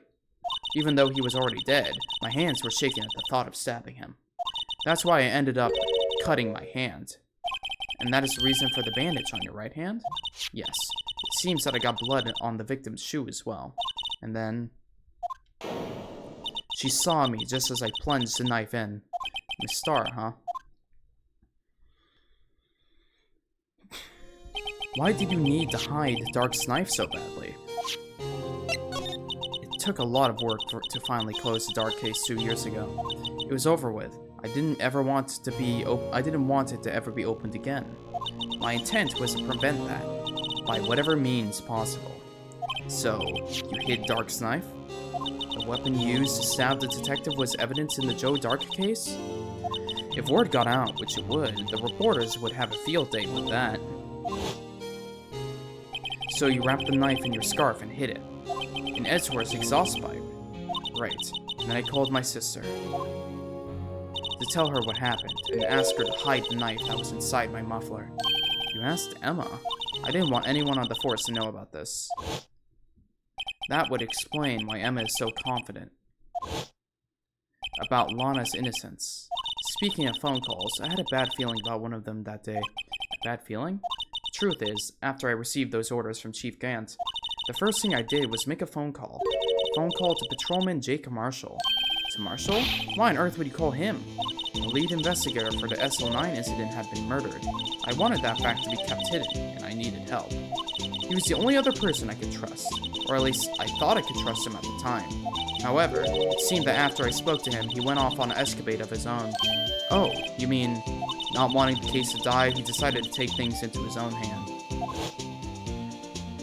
He disguised himself as Detective Goodman and tried to steal the evidence. He had already stolen the ID card, but it seems he still hadn't made up his mind to break into the evidence room. After my phone call, any remaining doubts he had must have disappeared. So your phone call caused the incident in the evidence room?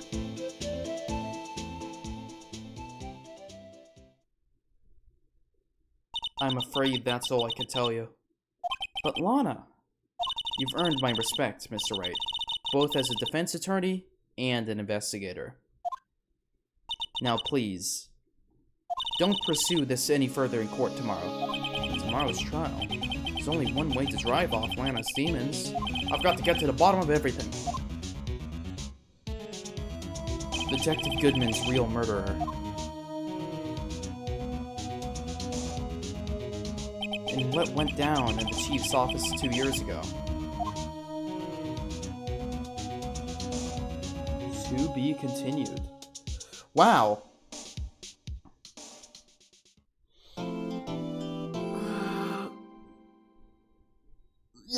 Stretch. Man, I can see how things are kind of converging now on the chief there. But it's kind of weird to see. I'm trying to think mentally. It's like, man, stuff is converging. The one thing that is kind of... I would love to just go straight into the case here. But, well, I have a thing at 1 p.m.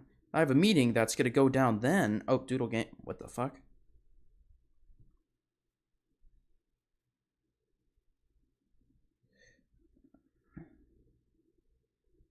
Wait, hold on. Let me see. I have to go to dinner with some family tonight. I'm leaving a bit after 2 hours.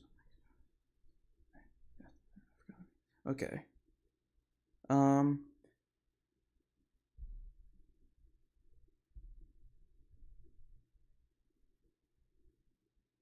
Okay. I'm just looking at a message. I got it. A bit after 2. Oh. So, wait.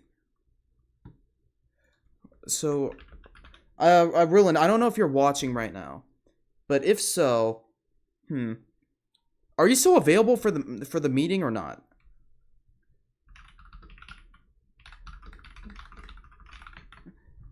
You can respond in the actual general chat if you don't want to do it in Twitch chat here, but I'm not quite sure.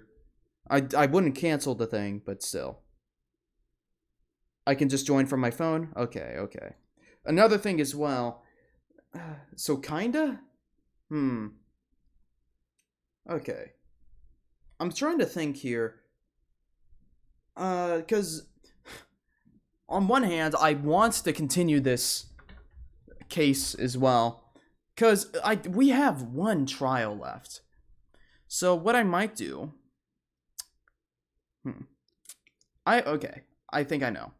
I have a meeting at 1 p.m. my time. At 1 p.m. I will probably... It's probably going to be in the middle, so in about... it would be 24 minutes from now.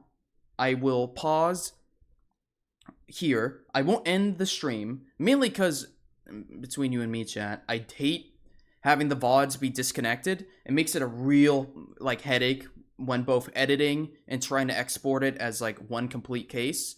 So, I already have this trial has already been broken up across 2 streams, and I really don't want to break this up across 3, since we literally ended off last time at, the halfway point. The one thing is that this time, last week I had 5 hours, and this time I knew I would have to go for only 4 hours here.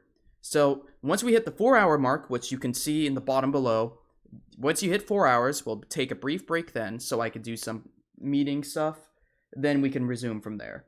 Hopefully, that follows along, but I can continue on with the thing. You could join from, Rillen, you could join from the phone for the meeting. It's okay to do that, because as long as you can hear what we're talking about, it's fine. Either way, resuming the trial here. We'll see if this is a bad idea. Depends on how fast we go about progress. February 25th, 9:47 a.m. District Court, Defendant Lobby number 2. This is the defendant lobby, alright, but there's no defendant. I've been trying to reach Lana all morning. Where could she be? Yeah, I was planning on the design conversation to be a one-on-one call at some other time. It's just, I think, I realized that for my own stuff, first week of college, very busy. We could talk about it more in the meeting. Where's Emma, for that matter? It almost seems as if something's been happening behind the scenes. Edgeworth. Knowing you've already figured it out. Who the owner of the 77777 ID card is, that is? Well, I have a pretty strong hunch. Looks like I'm not the only one who's figured it out. You know, the only reason this trial didn't reach a verdict yesterday is because there is still room for doubt regarding this ID record. If that number does belong to whom you suspect, then no doubt will remain. After all, he hasn't been officially charged with anything. True, not yet. In any event, once all doubt has been removed from that list, I can call for a ruling. 5 minutes, right? 5 minutes, right? And Chief Prosecutor Skye will be found guilty. But she didn't do it! I figured you'd say as much. That's why I came here, to hear what you have to say. This is the first time he's ever done something like this. Lana's hiding something, and the only way we'll ever know the truth is to draw it out of her. The truth? Everything goes back to the SL9 incident. Don't be stupid. Today's the last day of the trial. We don't have time to reminisce about the past. That depends on you. If she's found guilty, you'll lose your only chance to find out what really happened. I'll think about it. See you in court, right? This is it. If I'm ever going to find out what Chief Gant has on her, it's now. I said that sentence a bit weird, but you know. February 25th, 10 a.m. District Court, Courtroom number 9. Court is now in session for the trial of Miss Lana Skye. The defense is ready, Your Honor. The prosecution is ready, Your Honor. Normally, this is when the prosecution puts forth its opening statement. But before that, the police chief has a proposal to make. Chief Gant. Here he is. Morning, folks! How's everyone doing? Hey, Udgy, been back to the pool yet? No, I've been drowning enough as it is in my work. Oh, that's a good one. Don't think I can top that. If you don't mind me asking, Chief, exactly what is this proposal of yours? Lana. That is to say, the defendant has asked me if she could speak directly to the court. She wants to do what? Having heard what she intends to say, I feel she should be granted her request. In the end, it should save everyone a lot of time and save trouble. He forced a confession!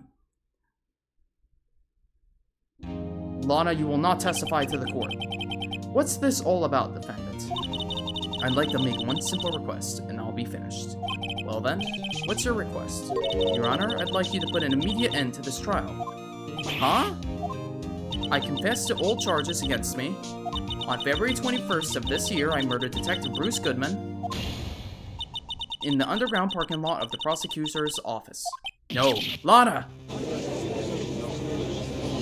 This is the most forced... Objection! You can't. Your Honor, the defendant's claim does not change the defense's plea. In that case, Mr. Wright, I no longer require your services. But Lana... Your Honor, I hereby forfeit my right to an attorney.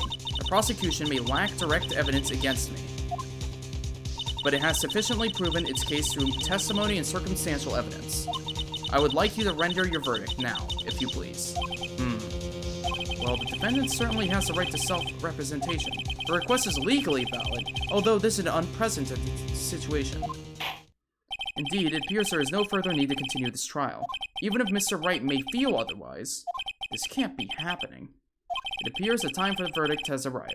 This court finds the defendant... Come on, Edgeworth, object. Objection! Thank you, Edgeworth. One moment, Your Honor. Mr. Edgeworth? The prosecution has not yet proven the defendant guilty beyond reasonable doubt. Any ruling at this stage would certainly be premature.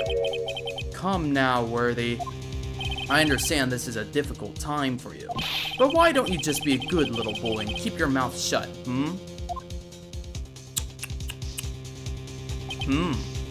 I don't think I care for your tone, Chief Gant.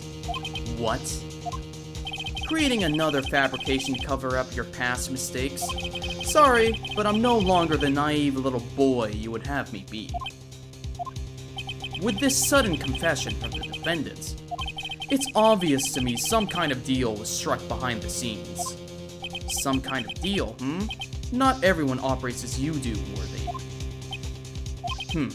I thought so. Your Honor, the prosecution would like to change its first witness. Oh, to whom? As its first witness, the prosecution would like to call Miss Emma Skye. I request the court to hear her testimony. Mr. Edgeworth, I am exercising my right to self-representation. I don't think we need to continue. I don't care what you think, Miss Skye. Hell yeah, Edgeworth. The exposure of truth sometimes results in tragedy. However, no matter how tragic the truth may be, it would be an even greater tragedy to avert one's eyes from it. Very well, the court shall grant the prosecutor's request. That's okay with you, right, Chief Grant? Worthy, you'll live to regret this, mark my words. Miss Emma Skye, please take the stand. Looks like Edgeworth has decided to take the horse by the reins. Oh, shit. Now then, witness, please state your name and occupation. My name is Emma Skye. My occupation? I'm Lana's little sister and I want to be a scientific investigator. 2 years ago, you encountered the serial killer Joe Dark of the Joe Dark killings. Is this correct? Yes. I'm trying my hardest to forget about that, though. I'm sorry, but I'm afraid I'm going to have to ask you to recall those events one more time. Mr. Edgeworth, please remember this trial concerns the murder of Detective Goodman. Is an incident that was resolved 2 years ago really all that relevant? Yes, it most certainly is. Well, okay then. You sure gave in fast. Now, please testify about what happened to you 2 years ago. The trip to yesteryear has finally begun. It's bound to lead to the truth behind this trial. 2 years ago. Hold on. And let me do something here. I'm gonna swap audio channels. This is just so it's not picking up my desktop thing. Application audio. Properties. Pheonix Wright.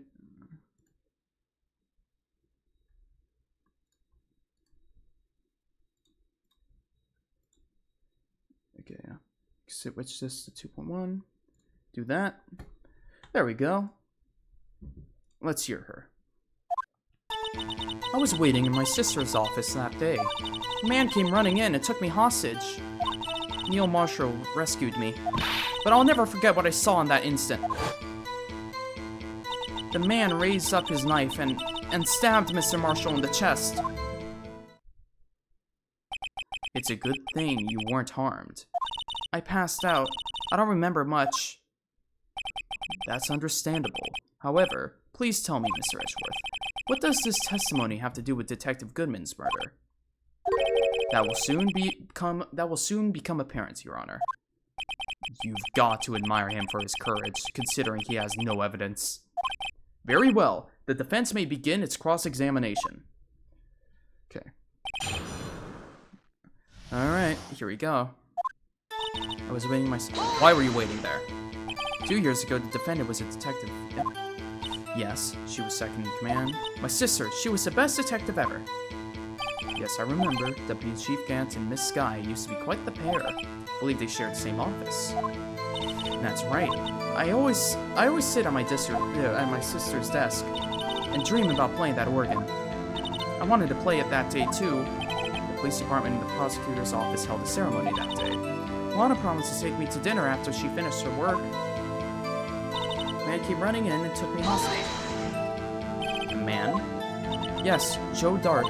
He was a serial killer. Joe Dark was brought in for questioning on the day of that ceremony. We were desperate to get anything on him that would lead to an arrest.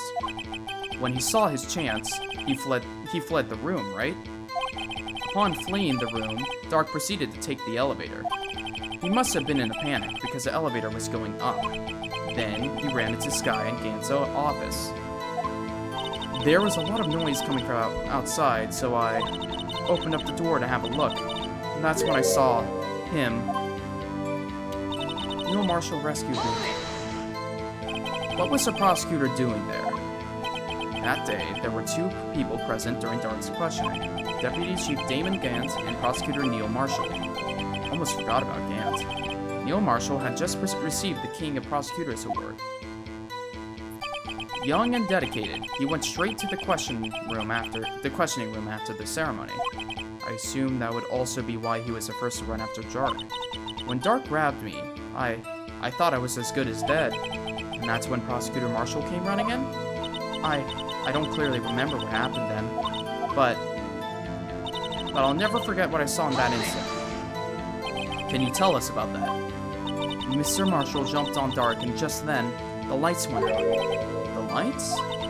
It was just about this time of year. There was a terrible storm going on, and lightning struck nearby. So the electricity went out. Wait a minute. If it was pitch dark in that room, you shouldn't have been able to see anything, right? Right, but just then, lightning flashed again outside. That sudden flash left an unforgettable image in the scene in my mind. I see. I told the detective about what I saw then. The detective? Yes, Detective Goodman. He was in charge of the case. Detective Bruce Goodman. The victim.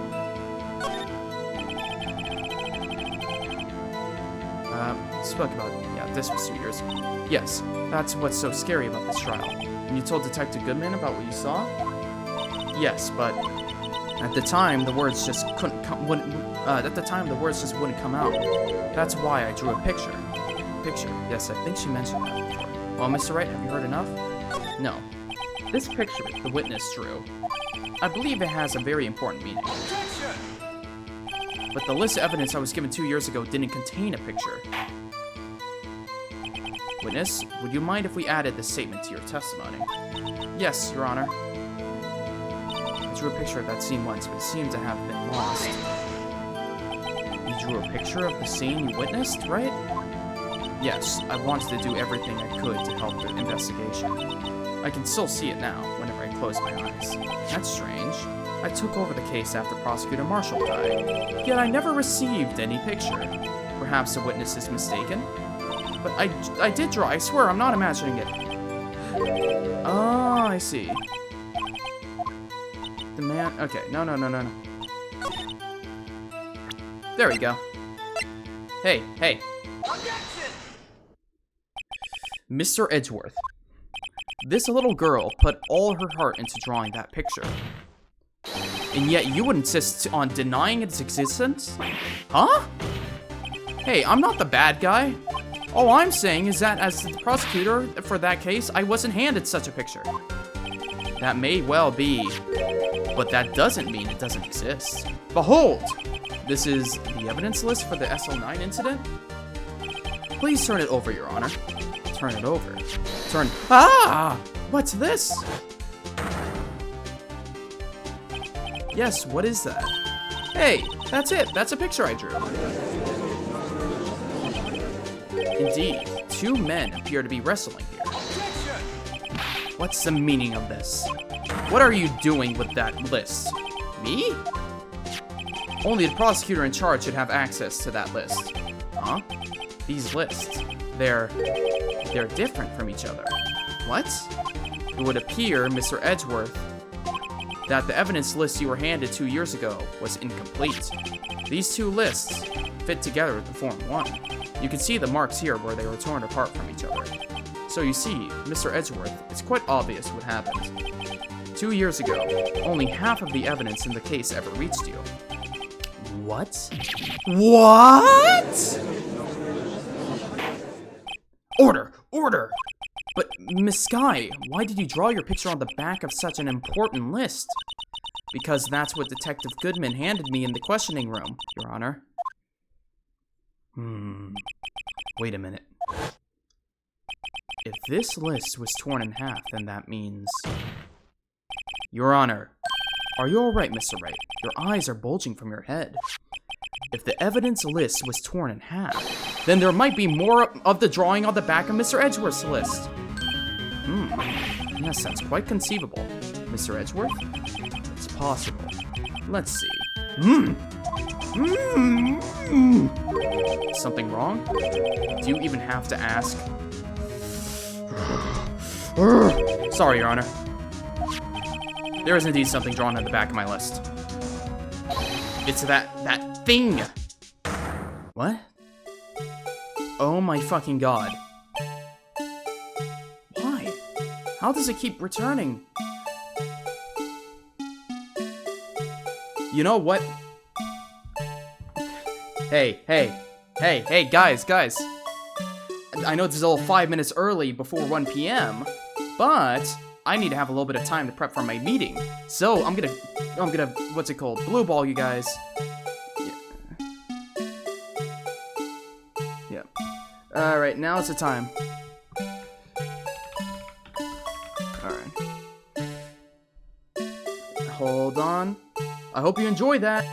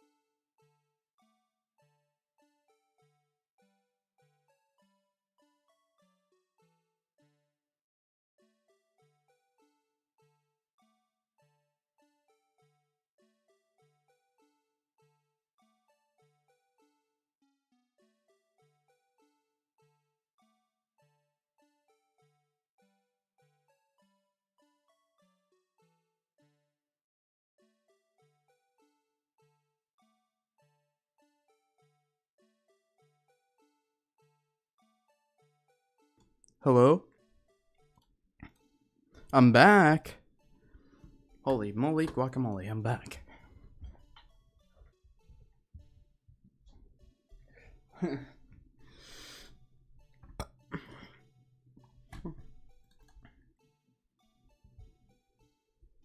What the fuck? Sorry, I just saw something actually horrific.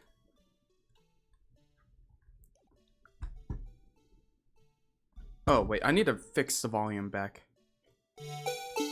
Ah! Judge, I'm back! That thing! Hold on. That thing, that was dancing in the evidence room. So clearly, this act of vandalism is the work of a certain chief of detectives. Chief of detectives? Oh my goodness. Oh, right, I need to change the, need to get rid of the pinned thing. Oh, wait, it's gone?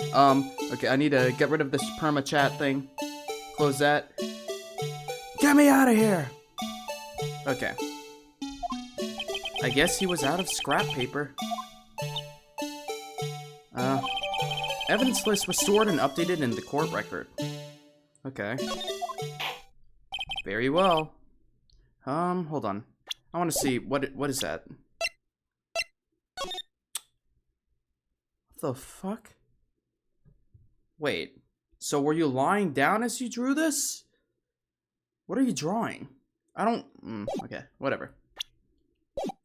Will you please testify about this picture you drew 2 years ago? Huh? Oh, yes, sir, Your Honor. What's wrong with Emma? She seemed to be thinking about something when she was looking at the picture. Dude, there's no way Damon didn't fuck with her.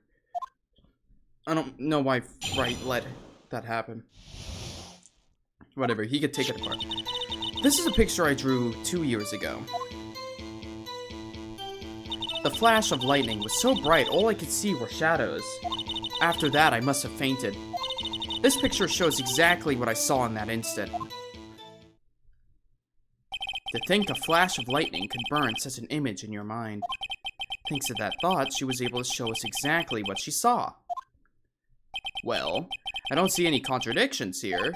This clearly shows Joe Dark about the murder prosecutor Neil Marshall. The defense may begin its cross-examination.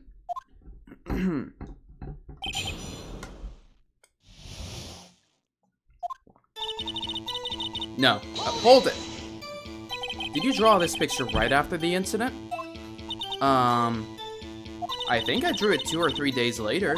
At first, I was in such a state of shock that I couldn't do anything. During that time, the investigation team was reorganized. Detective Goodman was placed in charge, under the directions of Damon Gant and Lana Skye. 2 or 3 days later. The memory should still have been fresh in her mind. Excuse me, witness? But can you please tell us why this picture is painted all black? The flash of lightning was so bright, all I could see were shadows. So at the time, you didn't even know it was Mr. Marshall who had come to your rescue? No, I couldn't see him clearly. The lightning was so bright. I was knocked to the floor, and I was knocked to the floor. You were knocked to the floor? Dark had a tight grip on me, but when Mr. Marshall jumped on him, I was knocked away. I turned around, and that's when the lightning flashed.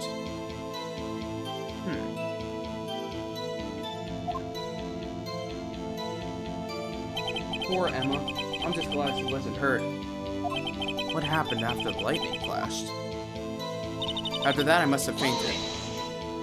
You mean you didn't see the actual murder take place? No, I'm sorry. The flash of lightning only drove off the darkness for a split second. Not only that, but the trauma of the situation understandably caused the witness to faint. Do you really need to torture this girl any further? What? Hey, I'm not the bad guy here. Anyways, this picture shows exactly what I saw in that instant. Sorry for asking so many times, but are you sure you drew exactly what you saw? Of course! This is the exact scene. It wasn't influenced in any way from your talks with the detectives? Are you insinuating we somehow manipulated her memory, Mr. Wright? No, of course not. I better watch out, or he might find some way to cut my salary. I drew this picture before I heard anything from the detectives, so I don't think anyone's story would have influenced me. Mr. Wright, is there something that's bothering you about this picture? Huh? Oh, well... That's strange. She claims this is exactly the scene that was imprinted in her mind, and yet, there is clearly a contradiction here. There is? Exactly what occurred in that instant. But what? We don't know what this is.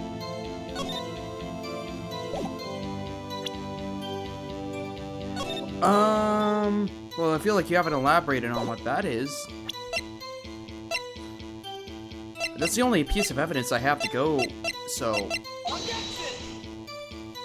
Fuck!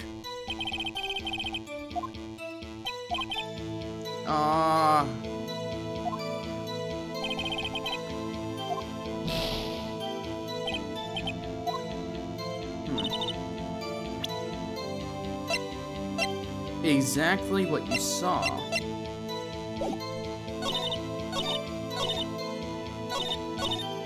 Come on, I can figure this out.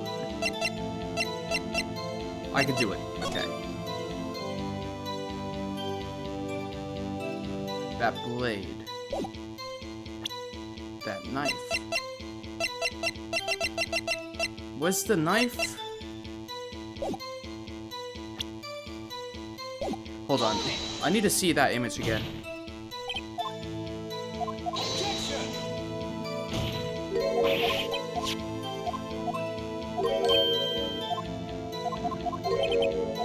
There's a contradiction. Hold on. I'm trying to see where's the one where she flashes to the real incident.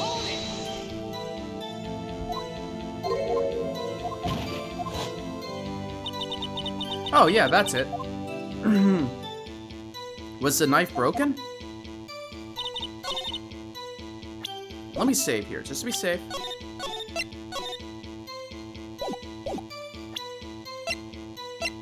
The knife. Where's the knife? No. Nope. Nope. You're wrong. You're wrong, Phoenix.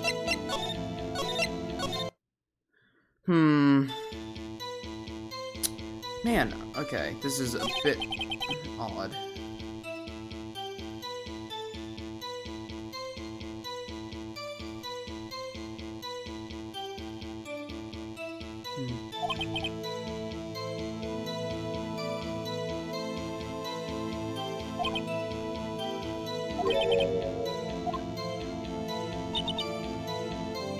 Okay,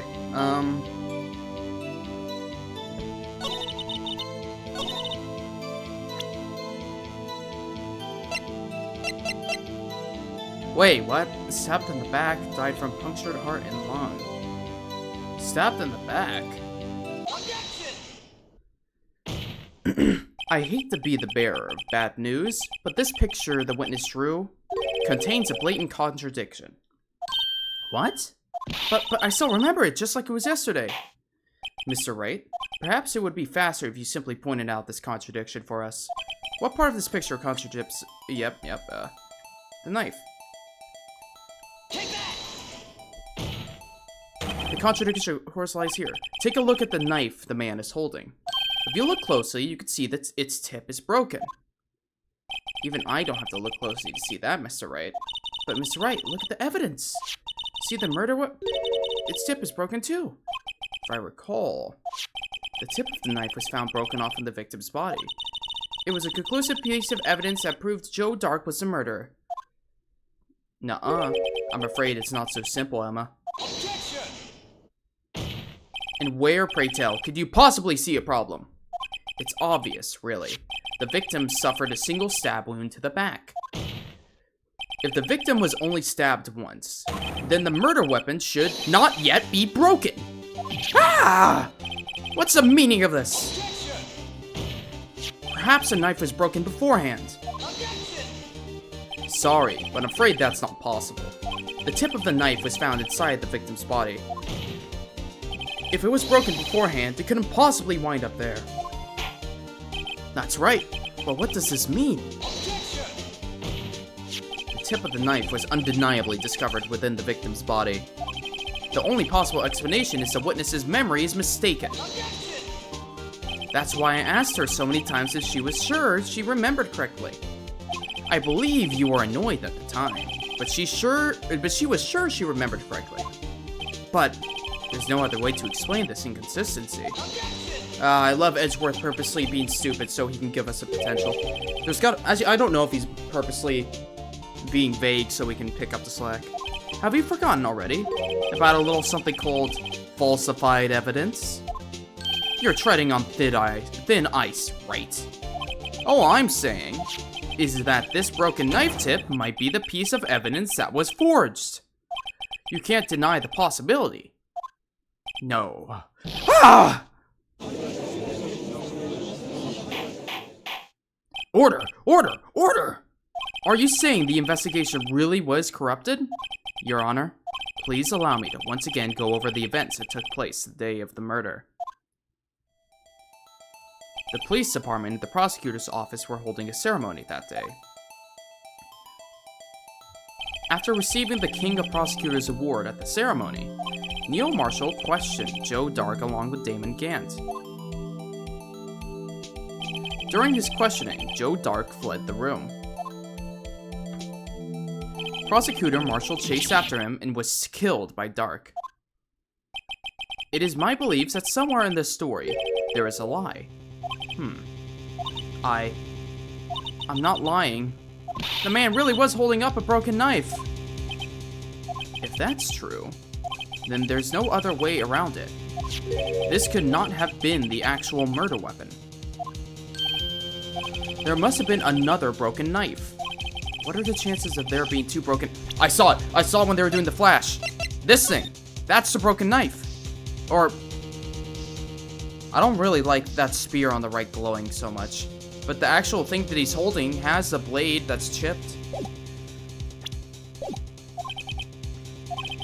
Yes, there is another one. But the Mr. Wright. In that instant, Emma really did see a broken knife. I assume then that you have other information about this other... You have some information about this other broken knife? If so, please feel free to enlighten us. Take the real murder weapon.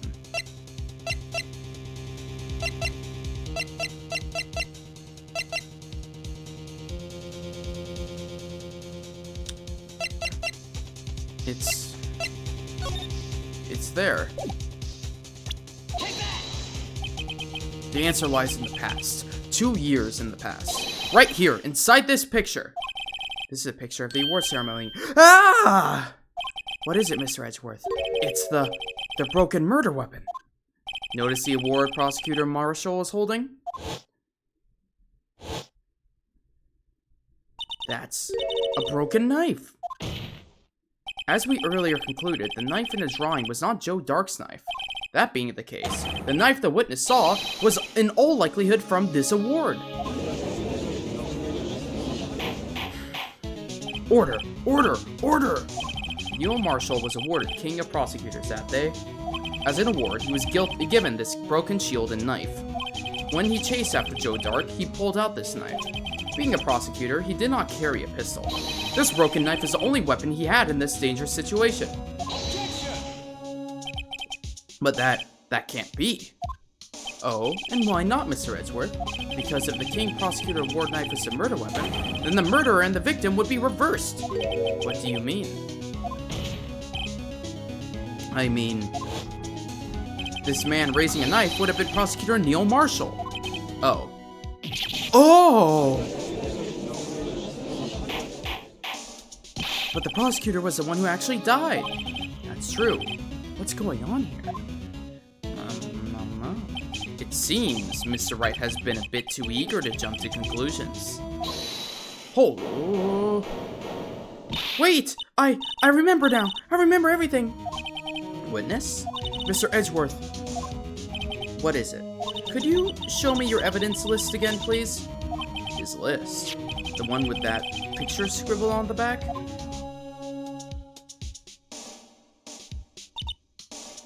I knew it. This picture. I'm the one who drew it. What? You drew that? That's right. The list wasn't torn in half at the time I drew this picture. What the fuck does this mean? All this time I've been trying so hard to forget. I must have locked this part away deep inside me. Perhaps it would be best if we added this to the witness's testimony. Would you please tell us what you recalled, Miss Skye? Yes, Your Honor. First the knife mix-up, and now the blue badger? This should be interesting.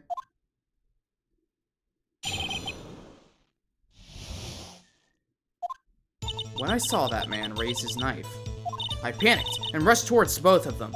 I think I knocked away the man with the knife. Just then, there was another flash of lightning, and that's when I saw the blue badger. He wasn't in the room, but I'm sure I saw a shadow. What the fuck? What does that mean? This is certainly most unusual. Objection! Try impossible. The chief of detectives hadn't even designed him until this year. That would mean he didn't even exist 2 years ago. Yes, well, the defense may now begin its cross-examination. Stop! Please! Don't pursue this any further! Shut up! Shut the Oh my god. I swear to God, I'm going to throw you out a window. Lana, I don't want to hear it. Lana, what's the meaning of this? Please remain seated in the defendant's chair. But you can't do this! I've already confessed to the crime! Why can't you just leave it at that? Chief Prosecutor Skye?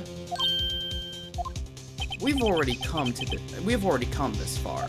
It's too late to turn back. Silence. The defense will now begin its cross-examination. Bailiff, please detain the defendant. It seems we're finally getting to the core of the matter. At this point, I feel like she should be arrested for just hiding false info. When I saw that man raise his knife... Hold it! When you say that man, I assume you refer to Joe Dark? Yes, at least I think it was him. You think? Oh, I could really see her shadows. The power outage... No. Then you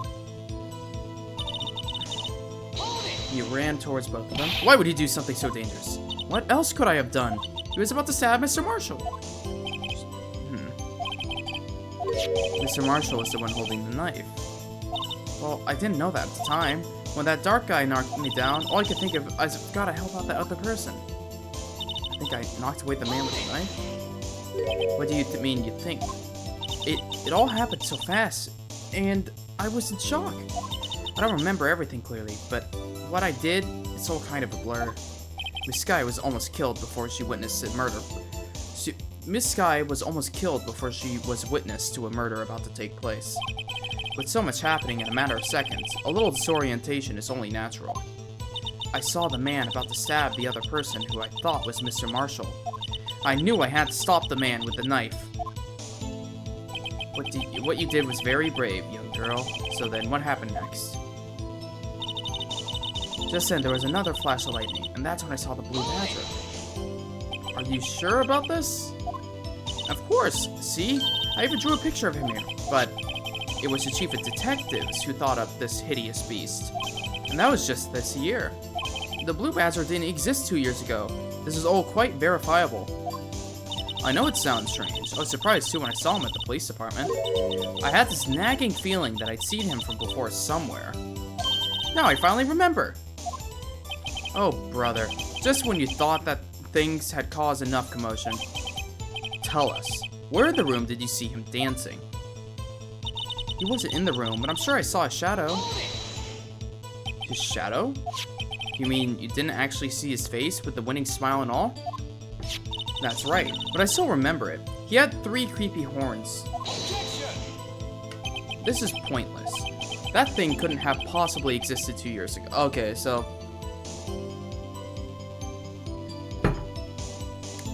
we need to prove that it existed.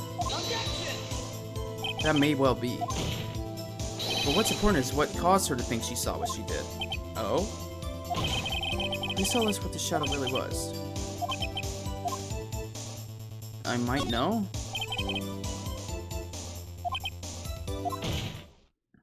Ladies and gentlemen. Uh-oh. Before I do something crazy.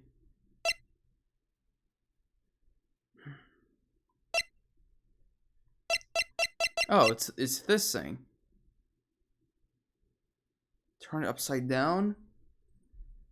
Turn it upside down and it might look like that? Shit, it might be the jar.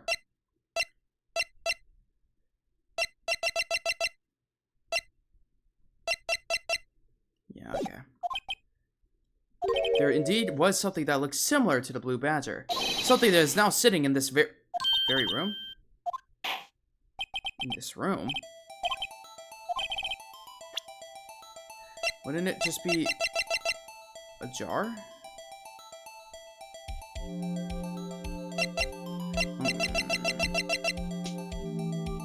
Yeah, I think this is the only thing I can really point to.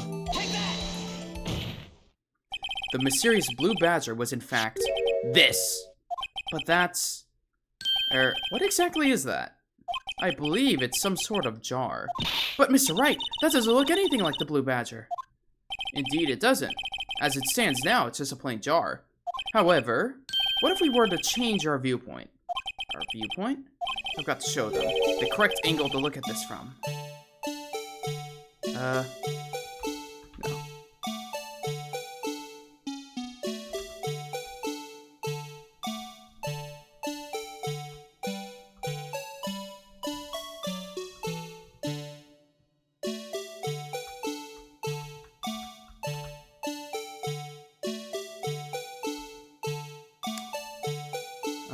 I think it's that.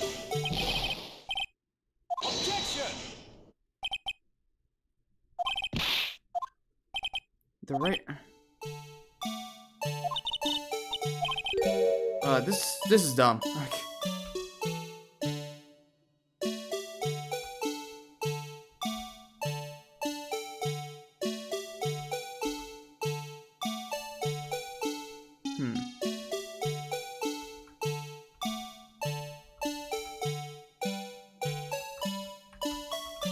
Well, no, it's got to have the little thing sticking out like this.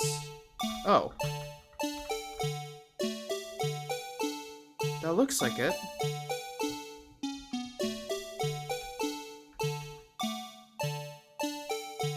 Vaguely. Yeah? Oh, come on. Yo, I missed the last stream, lol. Well, don't worry, we've been on the longest trial forever ever, so I've been going through it. As you can see, I'm struggling to do basic angles.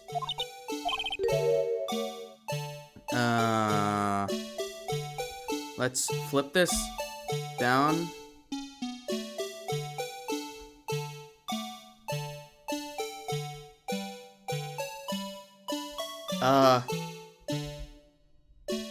Angle. Wait, maybe I need to...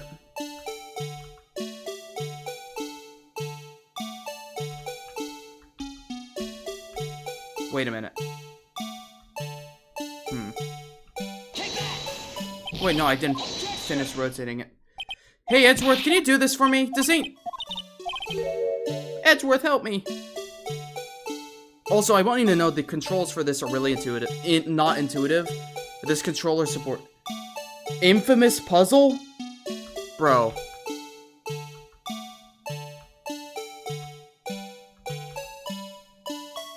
What the fuck?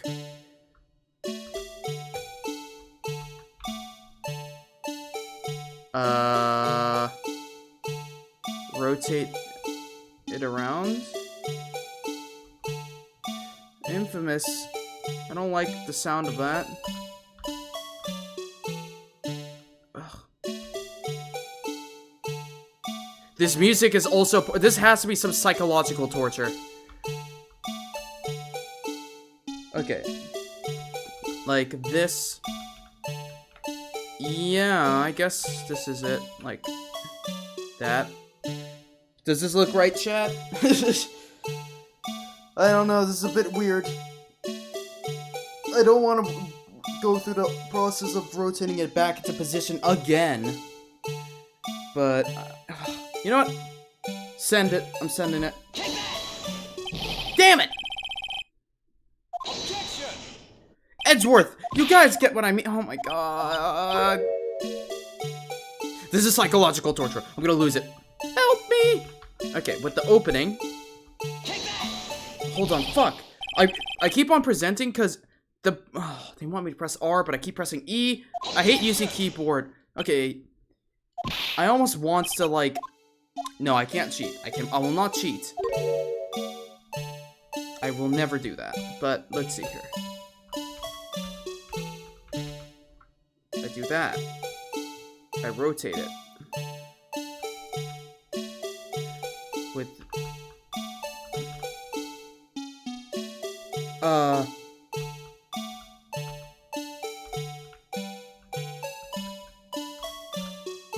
Right? Come on. Yes! Well, is this a miracle or what?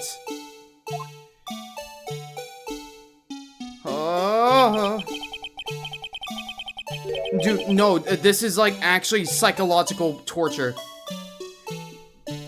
Though, there is a section in the game where I feel like it's almost, what's it called? The footage, the security footage of, what's it called, Meekings being, like, attacked with this music playing is kind of creepy.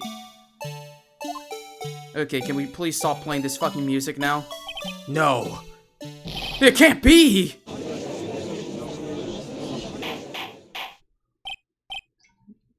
Order! Order! The defense has proven its claim. The mysterious blue badger witnessed on the day of the crime was actually this. Although we all enjoyed Mr. Wright's dramatic performance, one question remains. Okay, now I have to go. Lock in. Don't worry, for you, really, guy, I'll solve this case once and for all. What do you mean? So that badger thing was actually just a jar. That doesn't change anything. Yeah. True that, sneaky wing dude. I'm afraid that's where you're wrong, Mr. Edgeworth. You see, this changes everything. Indeed? Very well then. Please tell us, what difference now... Wait, what difference now that we know the witness saw the star? What's the autopsy? The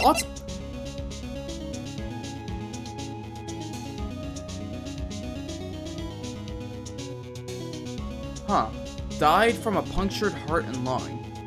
What if it just fell on him and... What if that was the murder weapon? Because it doesn't say he was stabbed. Well, no, never mind. Stabbed in the back. I'm wrong. What if it knocked him over? The location? We know the location. We know the murderer, the murder weapon. Allow me to take these in turn. At the moment of the murder, the witness saw this jar. At the very specific angle, I might add, Mr. Wright. Yes, well, knowing this, where could she have seen this jar? Where? The location of the jar is shown in the picture taken on the day of the crime. It's on a shelf in the office of Damon Gant. But the body was found lying near Lana Sky's desk. The witness testified so herself. Yes, and it is these two facts that reveal what actually transpired. You see, the struggle between Dark and Marshall did not take place in Lana Sky's office. It happened on the other side of the room, in Chief Gaunt's office. Are you implying the murderer moved the victim's body? From Damon Gant's office to Lana Sky's office? Yes. Why would he do that? There's no reason! Exactly. There's no reason. If there wasn't a reason, he wouldn't have gone through the trouble. The only logical conclusion is that there was a reason. Do you know what that reason was, Mr. Wright? I finally figured it out. So this is why Lana tried to stop the trial. It's too late to quit now, though. Please recall the witness's testimony. She said she knocked away the man who was holding up the knife.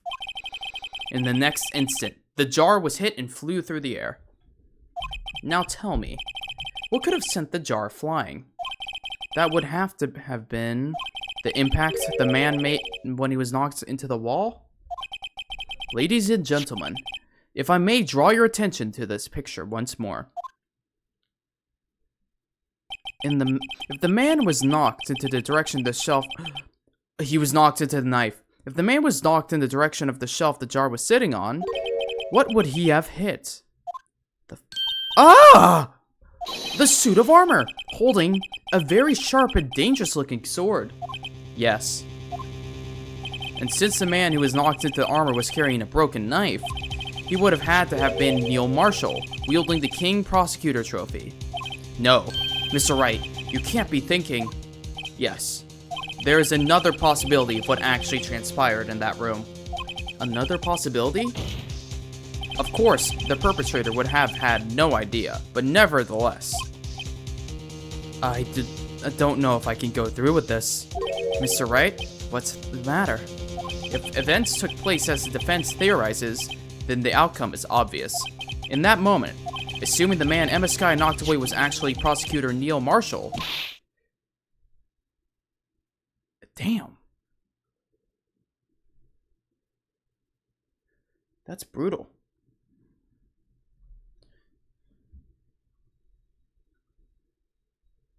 Oh wait, so she killed him? You mean Mr. Marshall died because of me? Oh shit. And that's why she no! Oh wow. Huh. So I never imagined her testimony would lead to this. So it was the witness who took the victim's life, and then proved so with her own testimony. This is unprecedented. Oh, that's why she was... What? What are you saying? I'm sorry, Miss Skye, but given the circumstances... Joe Dark murdered Prosecutor Marshall. How can you think it was Emma? How dare you try to pin the crime on her? Imagine that, coming from you. If you recall, it was you who admitted to forging evidence 2 years ago. The reason you moved Prosecutor Marshall's body was to keep anyone else from finding out about what Emma did, wasn't it? I assure you, Mr. Edgeworth, I have no idea what you're talking about. If you hope to have anyone believe your insane allegations, I'm afraid you're going to have proof. Tell me, do you have any conclusive evidence that proves my sister killed Neil Marshall? Evidence?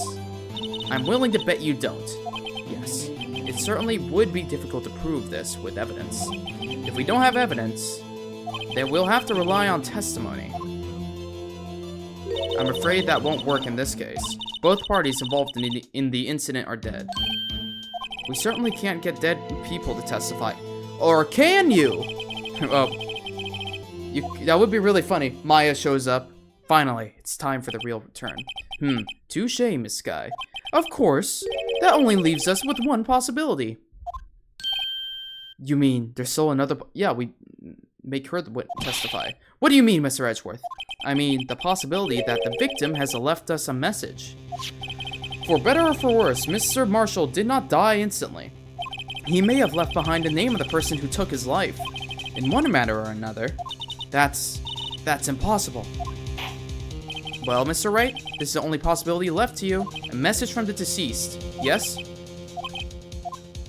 Yeah, it exists. It's on the plot. Will you stop at nothing to prove my sister is a murderer? Shut up. I don't even like you. Not be mistaken, Miss Skye. Our purpose is not to accuse Emma of any crime. There is only one thing we seek. The truth. No matter how painful it may be. Now then, Mr. Wright, please show us a piece of evidence that conveys the message.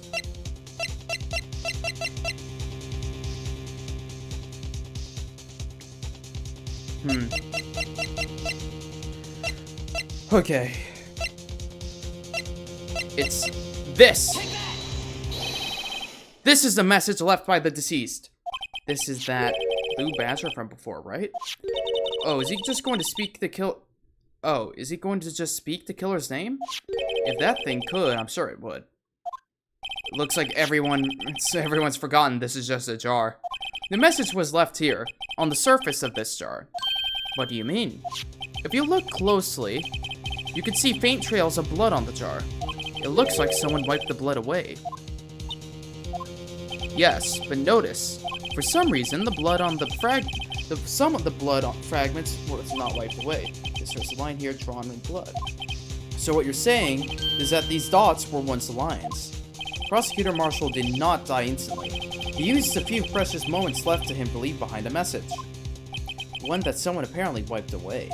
But blood must have seeped into the jar where the lines changed directions. Precisely so. All we need to do is connect these points, and the victim's message will become apparent. No! You wiped away the blood, didn't you? Mr. Wright? What kind of message did the victim leave for us? Your Honor, I believe these blood stains will reveal to us the answer. I've got to connect these dots and make letters. There's only one thing that the victim... Okay. It's the murderer's name. Oh. I think it would be like that. That.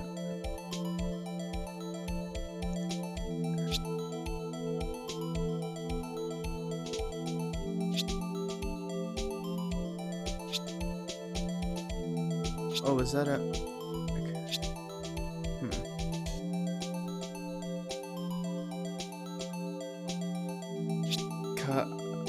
M... Is that an... That's an M?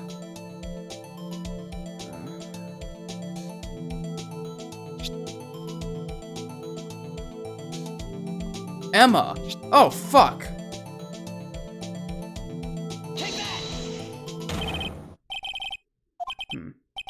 I feel like I'm teaching him. What? Fuck off, Judge!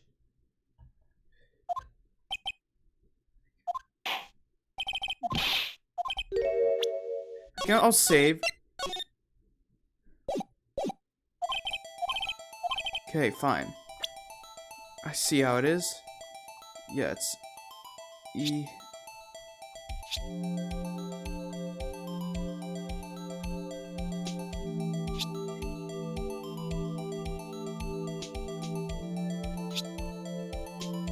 Oh, I drew it wrong. Okay, never mind, I understand now.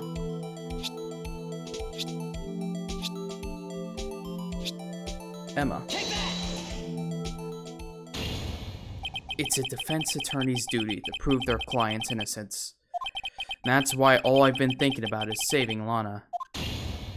After all my efforts, I never thought it would turn out like this. Emma. So this is the final message Prosecutor Marshall left behind. Of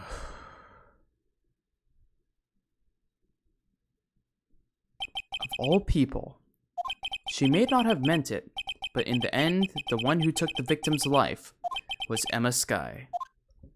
Wow.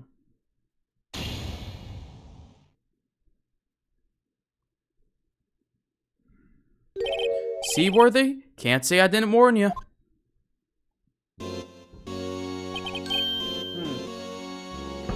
Chief Gaunt, do you understand the implications of what you've done? What? What are you talking about? 2 years ago, Joe Dark was sentenced to death. He was convicted because of his final murder. I believe you were the prosecutor in the case, were you not? Ah! Yes, Worthy. Because of you, an innocent man was sentenced to death. Not only that, but you used forged evidence to ensure his conviction. Bullshit. But Joe Dark really was a serial murderer. That's undeniable. I'm afraid that's not important. Didn't you know? We aren't defenders of justice. What? We're merely keepers of the law. Sentencing a man to death is no light matter. Even if there wasn't any cover-up or evidence forgery, ultimately, the responsibility falls on the prosecutor in charge. Despite what anyone may say, this fact cannot be denied. What's going on at the prosecutor's office?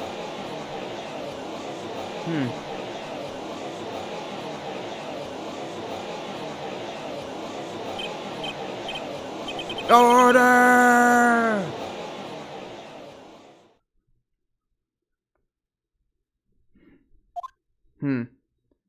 Recess. Wow. Wait, wow, the trial is still going on.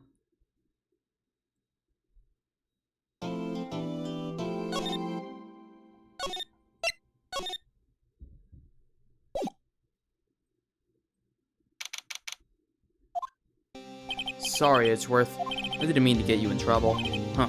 Don't worry about it. This is my problem, not yours. Hope I'm not intruding anything, pals.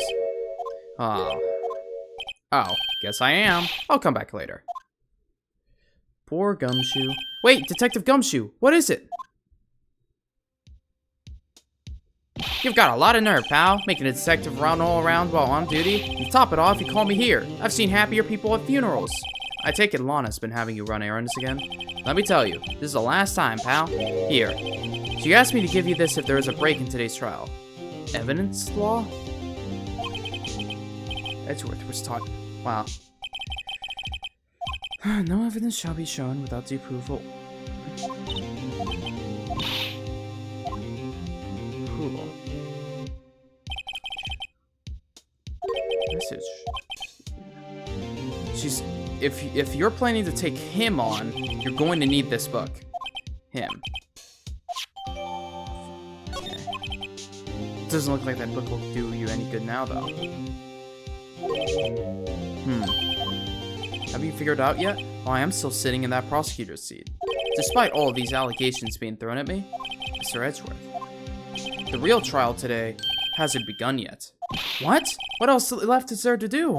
Your credibility has been ruined with all this forged evidence you're unaware of. Emma Skye found out she's unwittingly caused a man's death, and now you're telling me you want to do more? You've got to be kidding me, pal. You're missing the point, Detective. Lana didn't murder Detective Goodman. She merely stuck a knife into his dead body. That means the real killer is still out there. What? And we're going to expose him, no matter what it takes. This case has hurt too many people. It's time to bring it to an end.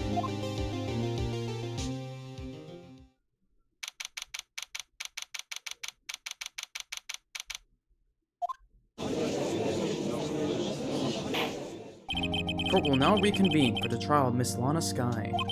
Mr. Edgeworth.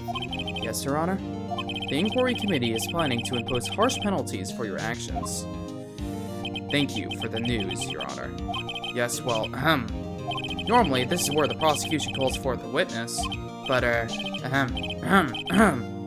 this isn't easy to say. You see, there's some concern that you, Mr. Edgeworth, may have, struck a bargain. You think I may have manipulated the witnesses? The witnesses?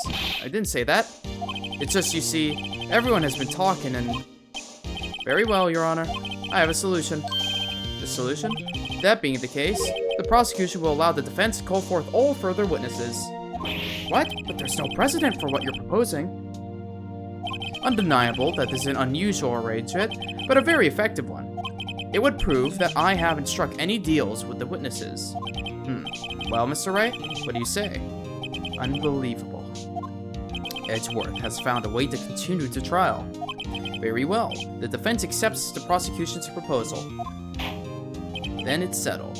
The defense may now call forth the next witness. Mr. Wright, you do realize this is your last chance. If you call the wrong witness, this trial is as good as over. Defense calls to bring out the real murderer. Oh, Mike Meekins. Oh, I feel really bad for this dude. He went through so much.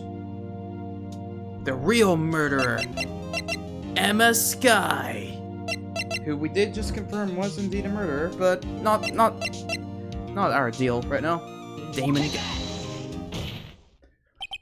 Gant. The defense calls Damon Gant to the stand. Damon Gant? What does he have to do with anything? As the defendant's partner 2 years ago, Mr. Gant has first-hand knowledge of the crime.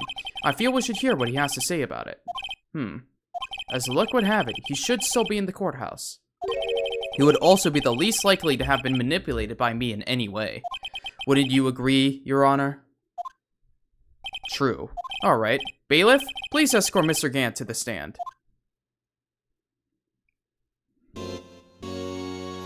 Witness, please state your name and occupation. What is this? Some kind of practical joke? I was just on my way to lunch. Your name and occupation, sir? Worthy, are you sure you want to do this? Your name and occupation! So, you want to play hardball, eh? Please, Mr. Gant. Fine. My name is Damon Gant. I'm the acting chief of police. Now then, Chief Gant, the court requests to hear your testimony. Oh, righto. What's with the grim face? First, let's clear up this SL9 incident. Oh, you mean the time when Lana's sister murdered that prosecutor? Personally, I think it's been made pretty clear already. There are still some things unaccounted for. Oh? Like what? Like the role you played in all of this. Son, either you're very brave, or very foolish. You are aware, of course, that a police chief has all kinds of weapons at his disposal. Weapons? Sure, take my testimony, for example. I don't have to give it if I don't want to. What? Is that true? I'm afraid so. The chief of police has the right to refuse to testify. Of course, such an action carries with it certain risks. Don't worry, I'm not here to hinder your trial. Just remember, if this turns out to be a big waste of time, don't say I didn't warn you. Very well, the witness may now begin his testimony.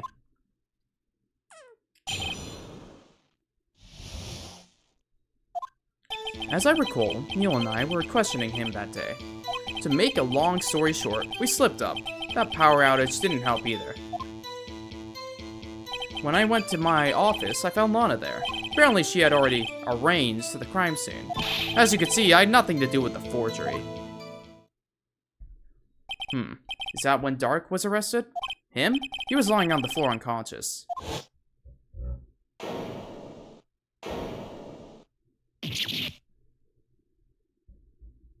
When Emma sent Neil flying, seems Dark bumped his head. I see. Everything seems pretty clear-cut. If the police chief has the right to refuse to testify, then I better hit him hard and fast.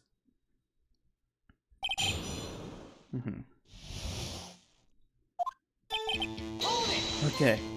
As I recall, the ceremony... Yep. Yes, that's right. I guess you could say I'm a workaholic. After winning his award, Neil was all fired up, too. It's probably what was the defendant Lana Skye also present in the room? I don't quite remember. At the very least, she wasn't there when Dark ran for it. So the two of you ran immediately after him, right? That's right, but Dark made it to the elevator first. So Neil and I split up. He went upstairs and I went downstairs. I guess you could say he got lucky. What's this, about a power outage? Oh, that. The elevator stopped all of a sudden, and I got the shock of my life. Well, probably not as shocked as when Neil... Huh. That's not funny. Interesting. I found Lana there. Could you tell us what you saw? It was a shocking sight. Neil and that serial killer were lying in the heap of the floor, all tangled up. Why is the blade there? Dark was also lying collapsed on the floor? Yes, apparently he hit his head and was knocked out. Next to them were those two poor girls, Lana and Emma. Lana was cradling Emma in her arms. Looking back at it now, she must have already known what her sister had done. Apparently, she had already arranged the crime scene. How can you know that? What? Because of the victim's body. It had already been moved. So that means... You found the body near Lana's desk? That's right. I think you said earlier. It was my suit of armor that really stabbed the prosecutor? Yes. Anyway. As you can see, I had nothing to do with the forgery. What about your armor? So you're saying the forgery had already taken place by the time you arrived at your office. That's exactly what I'm saying. I can understand how Lana must have felt. But moving a body and hiding evidence are inexcusable no matter the circumstances. Is that how it really went down? You should be. Worthy was the smooth film.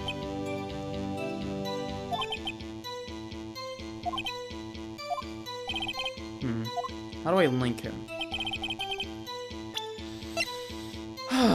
Let's look at this. No evidence shall be shown without the approval of the police department. Unregistered evidence present. It must be relevant to the case on trial.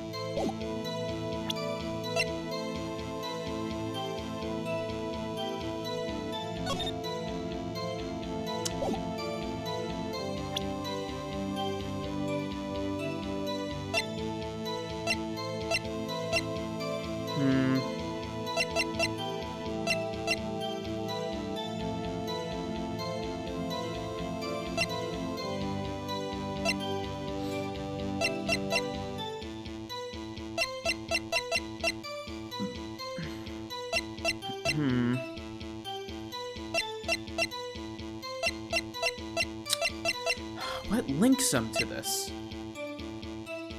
Well, wait, no, that's it. It's in his safe.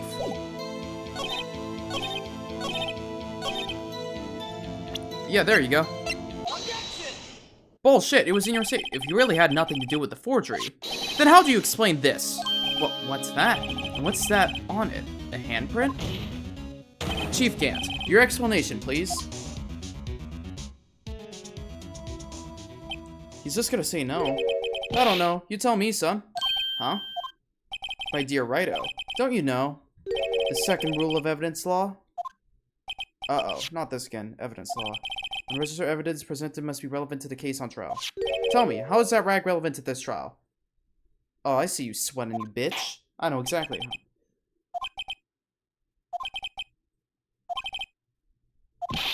Huh? Wait, really? Okay, so I haven't established how that is relevant. Okay.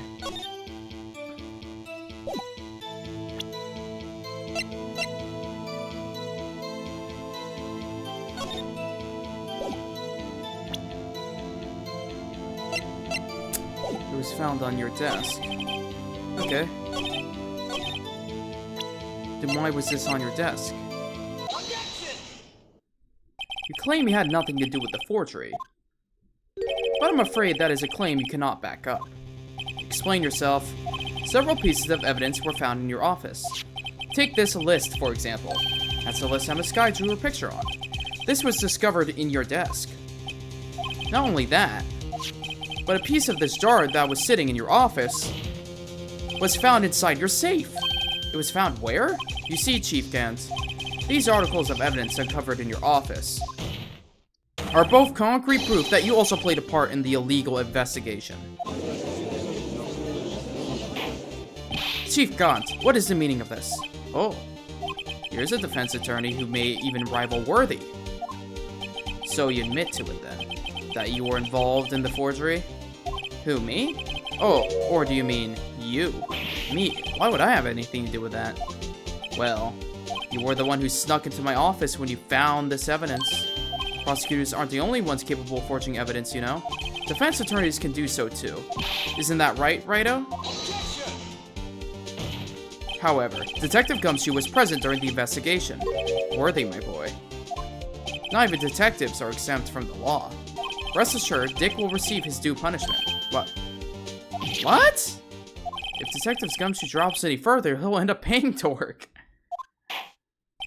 Yes, well, in light of the detective's presence, please give us your testimony regarding these pieces of evidence found in your office, in their relation to the forgery that took place at the crime scene. My. Kids these days no longer know how to put two and two together.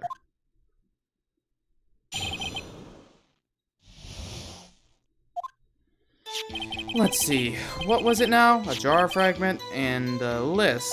For all I know, you could have just planted them in my office. Anyways, you can't prove when those pieces of evidence were discovered. They were found after Dark was convicted, then they're useless.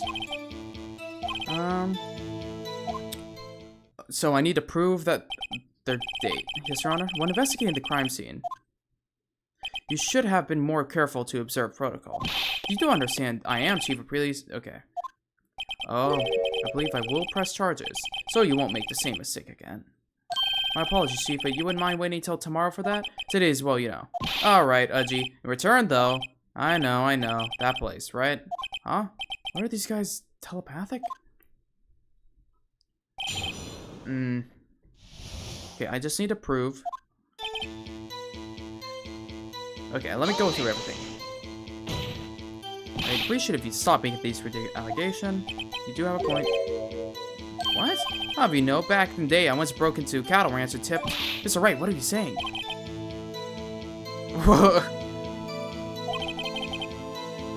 Later. When Wright prints are found. Yes, if they're found inside my safe, they would prove this investigation was illegal.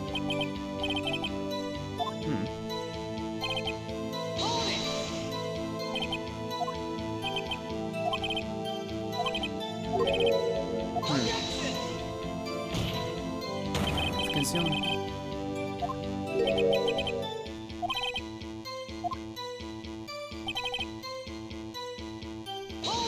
Let's see.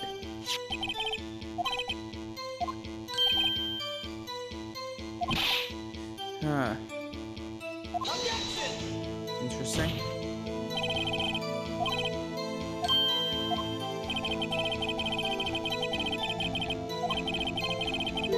Okay. Come now, right up.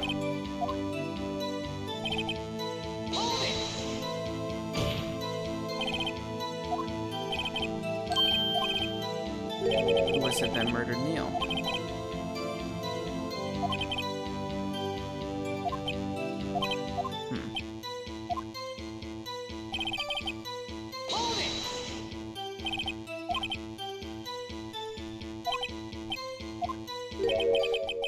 Position chief of police. That is true. Oh, the resolution of the SL9 incident secured your promotion to chief. That in itself is sufficient motive. Oh, that's a good one. Huh? Do you really think I'm that incompetent? What do you mean? Even without that case, I was already aligned to become the next chief. The resolution of SL9 merely sped up the inevitable a little. Is that true, Edgeworth? Yes. He was going to be made chief anyway. Be careful when pointing that finger, or you might wind up being the one pointed at. So that means there's only one possible motivation for you to commit forgery. If you didn't do it for yourself, then you did it for someone else. Don't be silly, Worthy. You know me better than that. There are only 3 people I look out for. Me, myself, and I. There, it's out in the open now. Aji, would you mind if I change my testimony a little? By all means, please do. I wouldn't be anyone's accomplice if there's nothing in it for me. Nothing in it for you? Sorry, but the only person I care about is yours truly. That girl, Lana's little sister, was it? If you think I felt sorry for her, then you better think again. You're right. You don't feel sorry for anyone. Be tough on crime and tough on people. That's how I was raised. You seem to be lax enough on yourself, though. Oh, that's a good one, Worthy. Could there have been something in it for him? Given his selfishness, would he have... Given his selfishness, would he have helped someone out?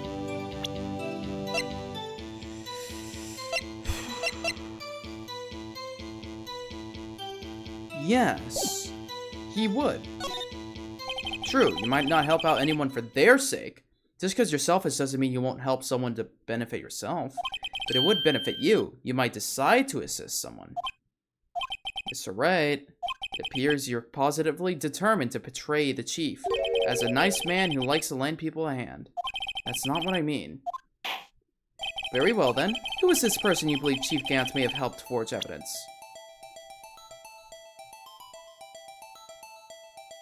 Whoa. Lana Skye. Chief Prosecutor Lana Skye? The defendant? I believe it's quite obvious in light of the circumstances. Emma Skye fell victim to an unfortunate series of events. Who would want to help her more than her own sister, Lana? And for Chief Gant, he would also have a reason to help Lana if she asked him to. That reason, of course, is self-profit. Self-profit? What do you mean? After the SL9 incident was resolved, Lana Skye was appointed Chief Prosecutor at the Prosecutor's Office. The person who arranged this job change was you, Chief Gaunt. But, how would he profit from all this? He would be able to use the Chief Prosecutor as his puppet. Essentially, he would acquire unchecked authority over all investigations. Do you mean to tell me that despite the Chief's formidable appearance, he plays with puppets? Oh, wait. You must mean puppet as in someone forced him to do his bidding. Never mind.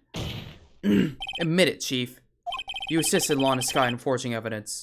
Your motive? To appoint her as Chief Prosecutor so you could control her. Righto, my boy. You have quite an imagination. Let me ask you something. What? Do you have any proof of this? That I controlled Lana? For example, is Lana testifying that I've done such a thing? Lana. She's keeping quiet to protect Emma. There's no way she'd testify against Gaunt. I'm afraid without any proof, this all amounts to nothing more than mere conjecture. Unless that is also what happened. That is also what happened in this incident. This incident? Which one would that be? Of course, I'm talking about the murder of Detective Bruce Goodman. The Chief Prosecutor has been acting strange throughout this entire trial. Almost as if someone has been controlling her. Worthy, you better watch your tongue.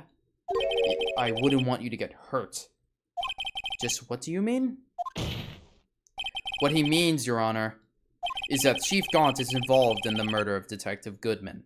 Not only that, but the Chief is now making Lana take the rap to cover up his involvement. What?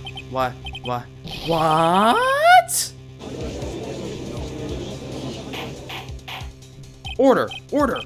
I said order! Mr. Wright, you can't be serious. Huh? This is an affront to the highest ranking officer in our law enforcement agency. To accuse the Chief of Police of blackmail and murder? That's, impossible! I have balls. Your Honor, I was merely reiterating what Mr. Edgeworth said in an easier to understand language. It's too late, Mr. Wright. There's no turning back for us now. It looks like he's the one who's decided to go through with this. Can you prove this, Mr. Wright? That the Chief, a high-ranking officer in the law, is involved in this murder? Good question. Good question. I'm saving just to be sure, in case I die. Regardless of his rank or title, Chief Gaunt is just a man. The question is he a criminal? I believe the evidence will tell. I see. Alright then. Let's see what Mr. Wright's got. And it better be good. Show us this evidence that ties the murder of Detective Goodman. Aha! Well. This finally comes full circle. This is the ID card list. Yes, the one that shows who entered the evidence room on the day of the crime. There was one ID on the list we couldn't determine the owner of yesterday. Sorry, but there's no way you can prove that's my card. What do you mean? It's your number. What? How do you know that? The safe in Chief Gaunt's The safe in Chief Gaunt's office required a code to open. A 7-digit code. 7 digits? You don't mean... I'm afraid so, Your Honor. The code was 777777. The same as the remaining ID card number on that list. Chief Gaunt, you entered the evidence room on the day of the crime. Order! Chief Gaunt, what do you have to say? Nothing. The fence's search of my office was in violation of regulations. And I will demand Mr. Wright be punished to the maximum extent of the law. But right now, this court demands an explanation from you about the use of this ID card. Chief Gaunt, so you admit it? You entered the evidence room? On the day of the crime? What about it? I'm chief of police. Whether it's the evidence room or the bathroom, what's the difference? I can go anywhere I want. Tell me, when you entered the room, were you alone? I always go to the bathroom alone, as I do with the evidence room. Detective Goodman wouldn't have happened to be with you that day, would he? Of course not. Why would he be? I hadn't seen him in days. You hadn't seen him in days, Chief Gaunt? I'm afraid you've just undone yourself. On that day, you had to have met with Detective Goodman. What do you mean? This trial's purpose is to determine Lana Sky's guilt. No, it isn't, Your Honor. This trial's purpose is to determine the truth. If Chief Gaunt met the victim on the day of the crime, then we need to determine one thing. What transpired during that meeting? In that case, Mr. Wright, we're going to have to ask you for evidence. Show us proof that the victim went to meet with Chief Gaunt on the day of the crime.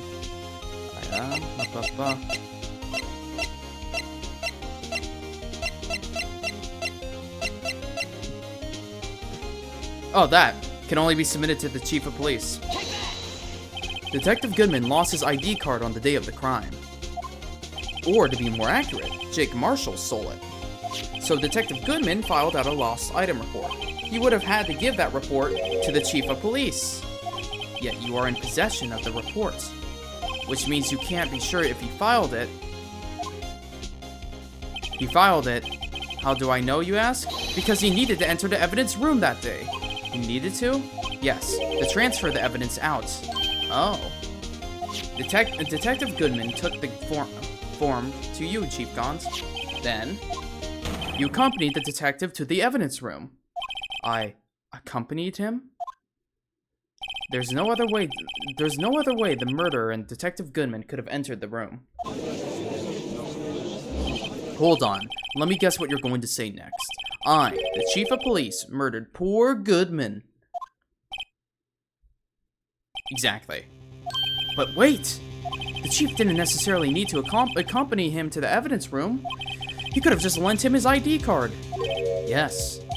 Now that you mention it, I believe I might have done something of the sort. Please. Sorry, but that's not possible. According to the record, your card was only used once. Yet you showed us your ID card earlier.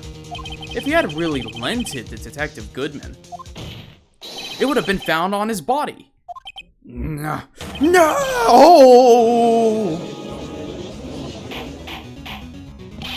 Chief Gaunt, you didn't! Oh my god. The murder was most likely a spur-of-the-moment crime, for no one in their right mind would choose the police department as a place to commit murder.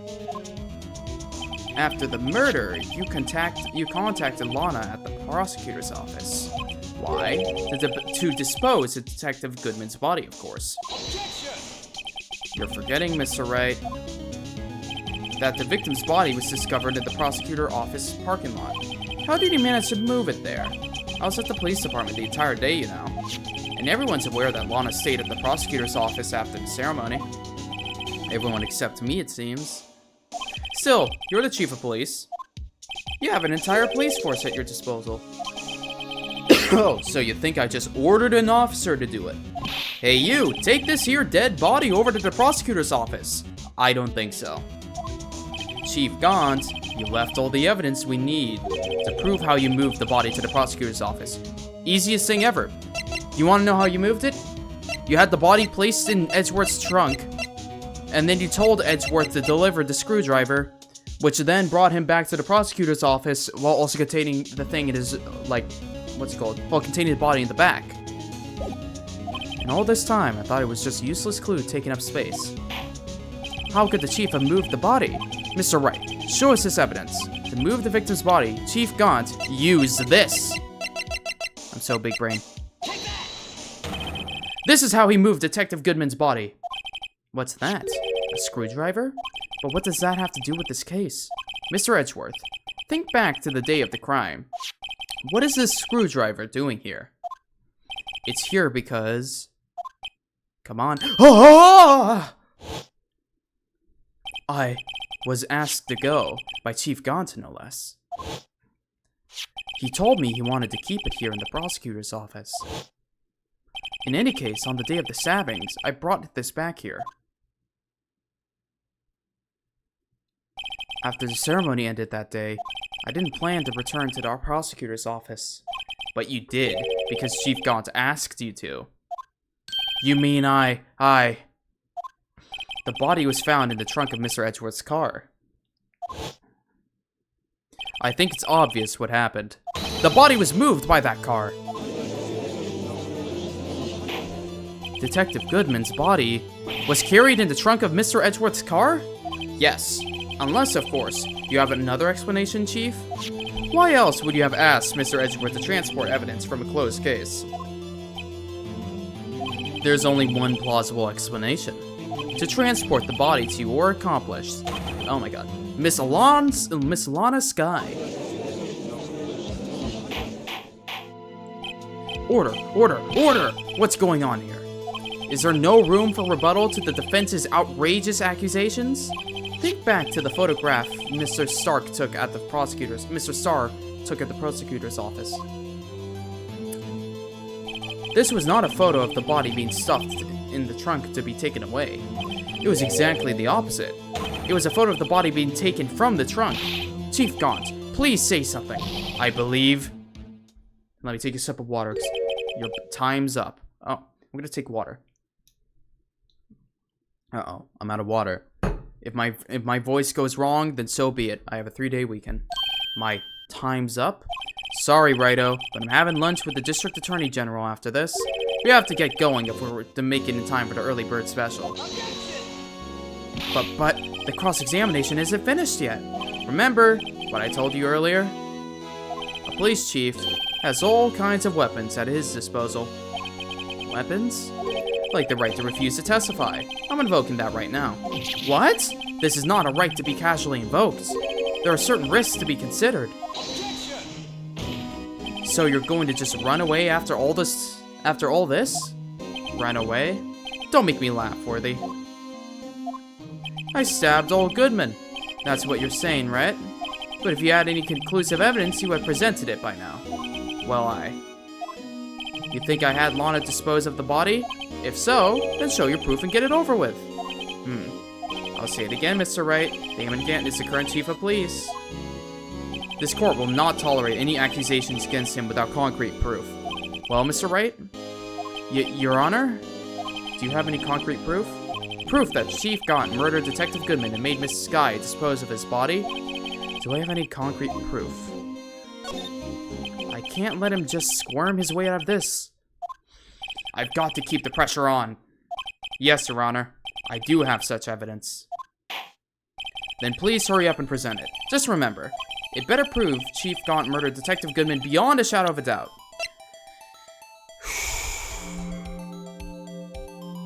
Beyond a shadow of a doubt. Proof that Chief Gaunt murdered Detective Goodman. Without a shadow of a doubt. Without a shadow of a doubt. What was the autopsy report? One side wound, dying within an hour and a half. This Edgeworth knife was by Lana, so that wasn't what killed it.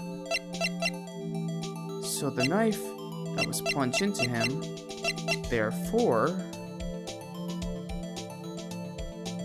would have been that knife. But does it decisively prove that he was the one who did it? In order to access this knife, if he was with... Is it the switchblade knife? The one thing that has been... Evidence log, piece of cloth, evidence list, team photo, autopsy report. It's all leading back to this knife.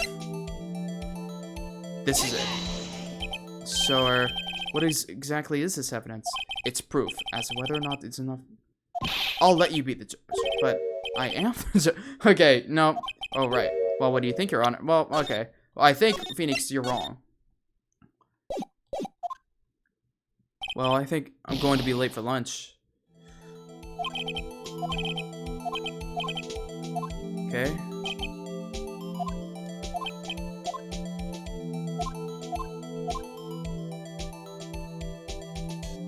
Huh.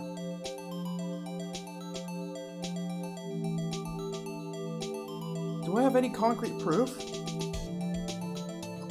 It's interesting. Brings me back.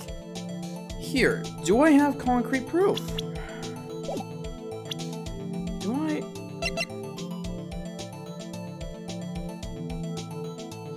Do I have concrete proof? King of Prosecutor Trophy. Let's see, we have gone through everything here. So, shit, we haven't used a trophy.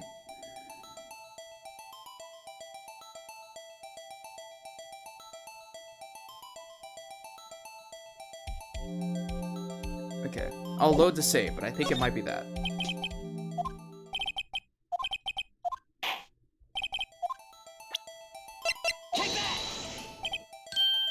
Nope. Okay, so if I say no evidence, will we just lose?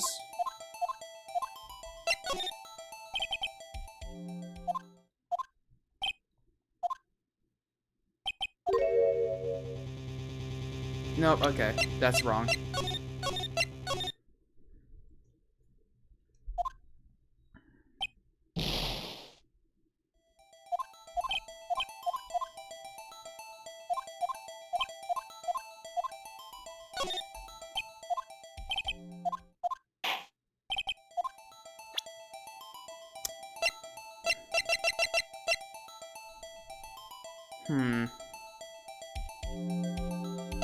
I'm gonna really have to think over every single one here. Okay.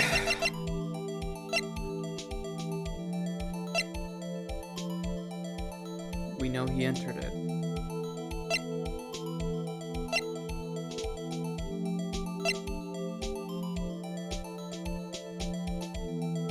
Wasn't in there yet.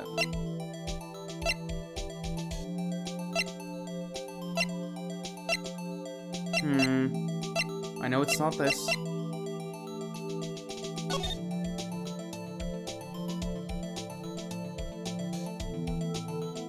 I mean, wouldn't this not be the definitive proof right here that he was in there? Like, it's literally, we know you entered it. But I guess he's like, how do you know I killed him?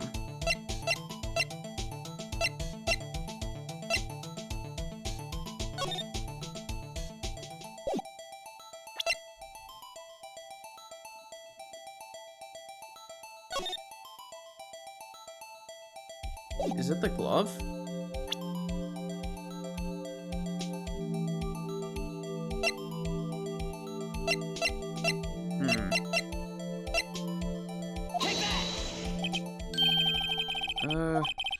Okay, Phoenix, you may be a little stupid.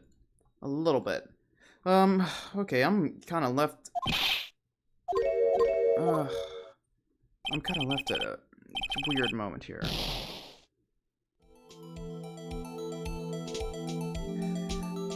You know what? Fine. Let's just tell the truth. I don't have proof. I have no idea. I have nothing. I got nothing. I don't have anything concrete, but we're building it up. No, Your Honor. At present, I have no conclusive evidence. See, Edgy? In that case, this court is forced to penalize you for your allegations against the chief. What? Here's a tip. Never gamble what you can't afford to lose, righto? It seems that Lady Luck was on my side again today. Okay, Edgy, I'll leave the rest to you.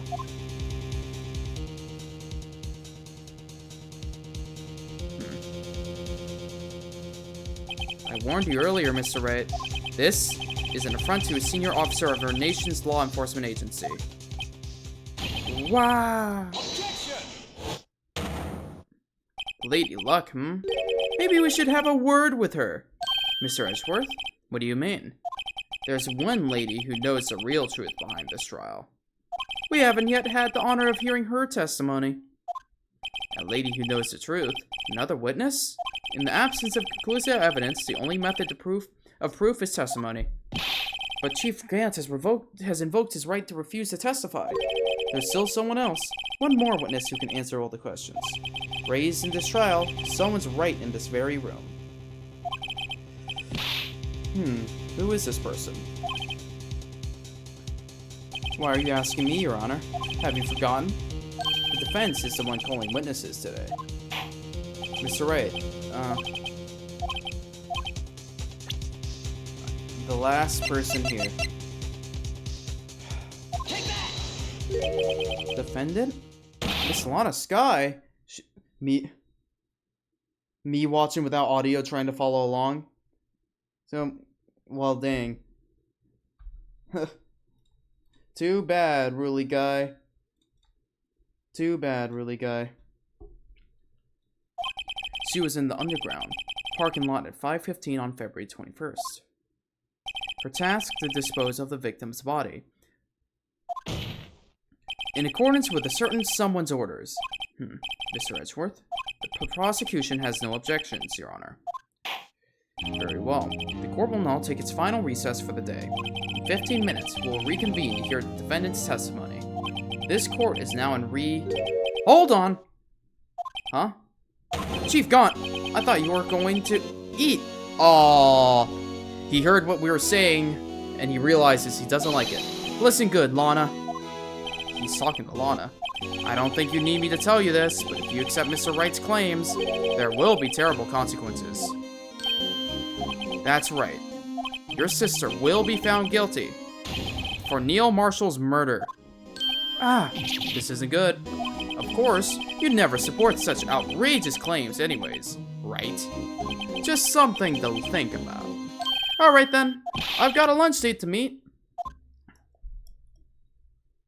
Judge, he just made a threat in front of you. What the fuck? Okay.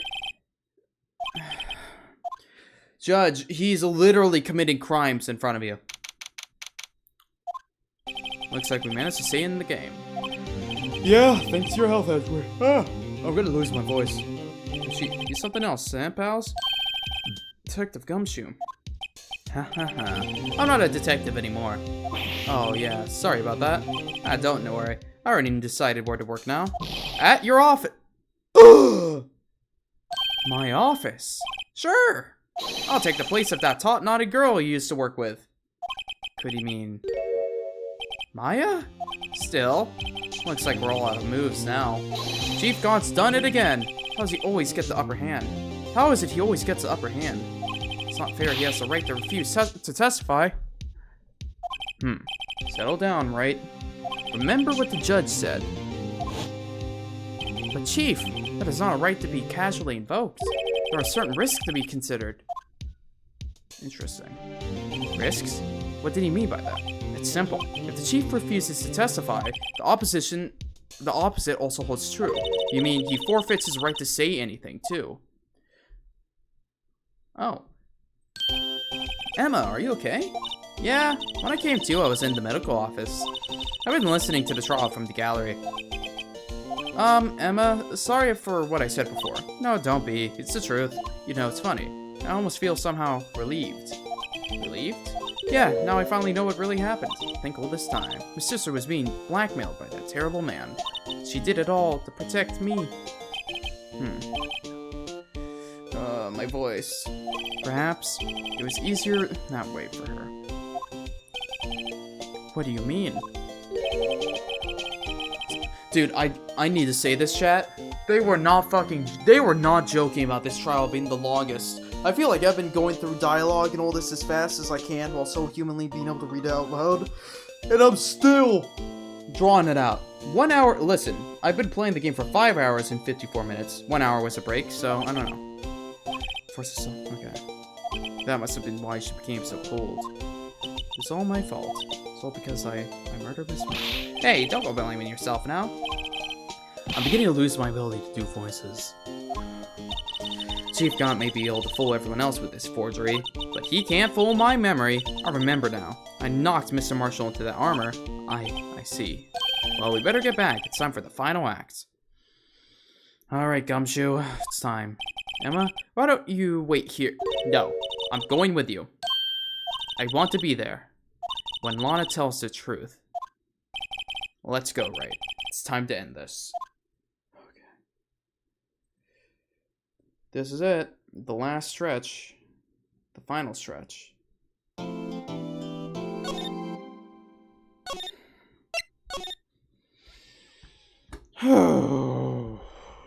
This is it, guys. This is the last path. This is the last way home. Oh, man. Okay.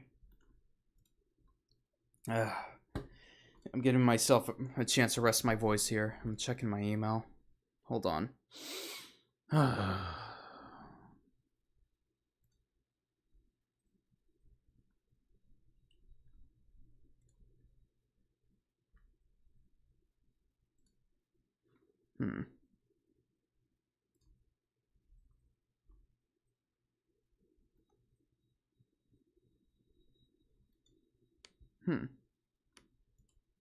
Oh, hold on. I just realized I have to pay rent today. Hooray. Alright, did that. I don't know why I didn't just do automatic payment.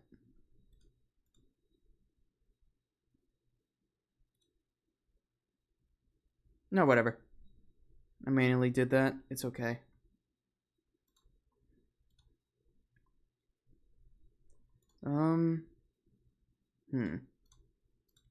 Okay.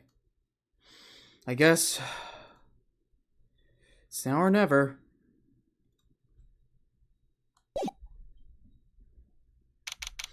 February 25th. Actually, I'm gonna grab water. If I don't have water, I'm actually gonna shred my throat. I'm gonna sound like a crackhead. Actually, no, it wouldn't be crack. Smoking addict. That's what I'd sound like.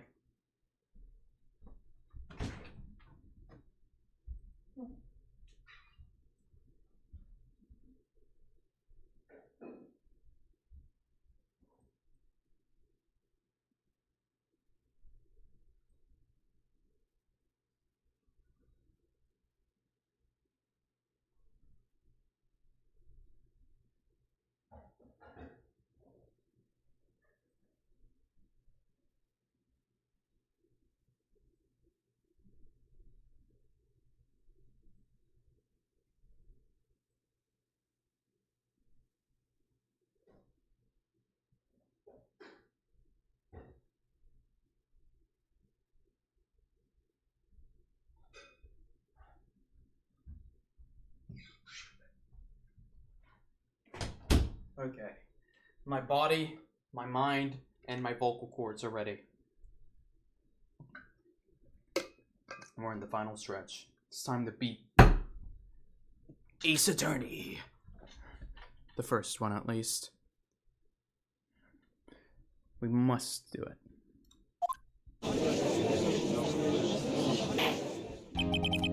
Now then, will the defendant, Miss Lana Skye, please take the stand?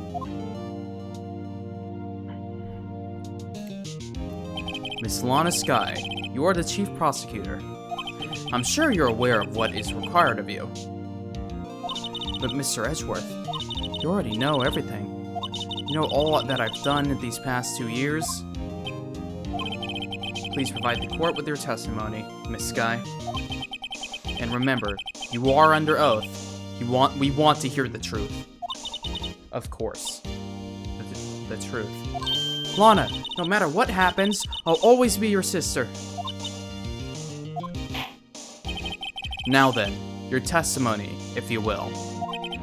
First, tell us about your relationship with Chief Gaunt. Everything hinges on your testimony. You're the only chance we have to get Gaunt. Gaunt and the fabrication. I worked alongside Gaunt for years. There's no truth to this blackmail theory. I fabricated the evidence 2 years ago all by myself. You liar. When I found Prosecutor Marshall's body, I rearranged the crime scene. My only motivation was to get Dark convicted. It had nothing to do with Emma. I don't believe you. Are you sure about this testimony? Your Honor, I'm confessing to a capital offense. Of course I'm sure. At this point, I fucking want Lana to get arrested. I don't care if she's protecting her sister. Holy shit. But Lana... If this is true, then that means Chief Gon has nothing to do with this. That's what I've been telling you from the beginning. Except I know you're a lying bitch. You've got to help her. She's sacrificing herself because of me. What if she's telling the truth? She's not. I know my own sister. Yep. Okay. Well...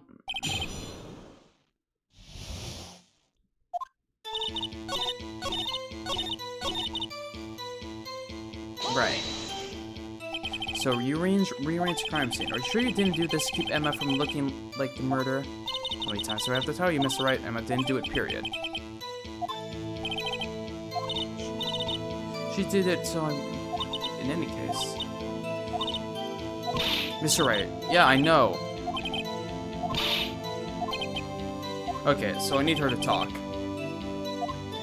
Contradiction. How many years exactly? Ever since I made senior detective? Let's see. I was 24 then, so that would be 5 years. I personally saw them testify in numerous cases. She must have been good coming from the same school as Mia. Damon Gunn was a respectable detective. That's why... There's no truth to this blackmail theory. Oh wait. Don't believe you. But think about it, Miss Skye. You didn't murder Detective Goodman. You told me as much yesterday in jail. You still don't get it, do you, Mr. Wright? Any testimony you cannot present in court is... Shut up. I stabbed Detective Goodman with a knife. And... By yourself. Okay. Did you do so to help your sister?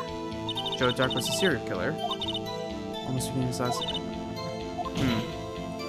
But what did she wouldn't have been charged with anything. That's not the point. She was traumatized that day, all because of that creep. That's why I couldn't forgive him. Lana. Okay. You rearranged... You say you did this all by yourself? Yes. Would you mind telling us what you found when you arrived at the crime scene?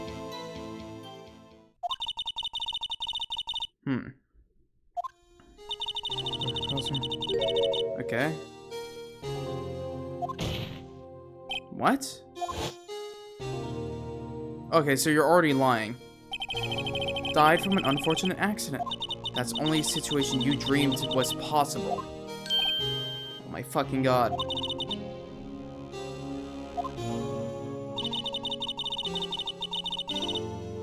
You mean Prosecutor Marshall wound up being killed by Dark? Something like that. That's so. What happened to the other murder weapon? Dark was carrying a switchblade set knife. Oh, that was lying on the floor, a little distance away. It's probably knocked away in the struggle. It's not how it went down, just trying to cover her up. Her lies with more lies. There's so many blatant lies here. What did you do? After all, this is what everything boils down to. Well, okay. You planted the tip of Dark's knife in the victim's wound, and you moved the body. But why? Why would you do that? You of all people should know Edgeworth.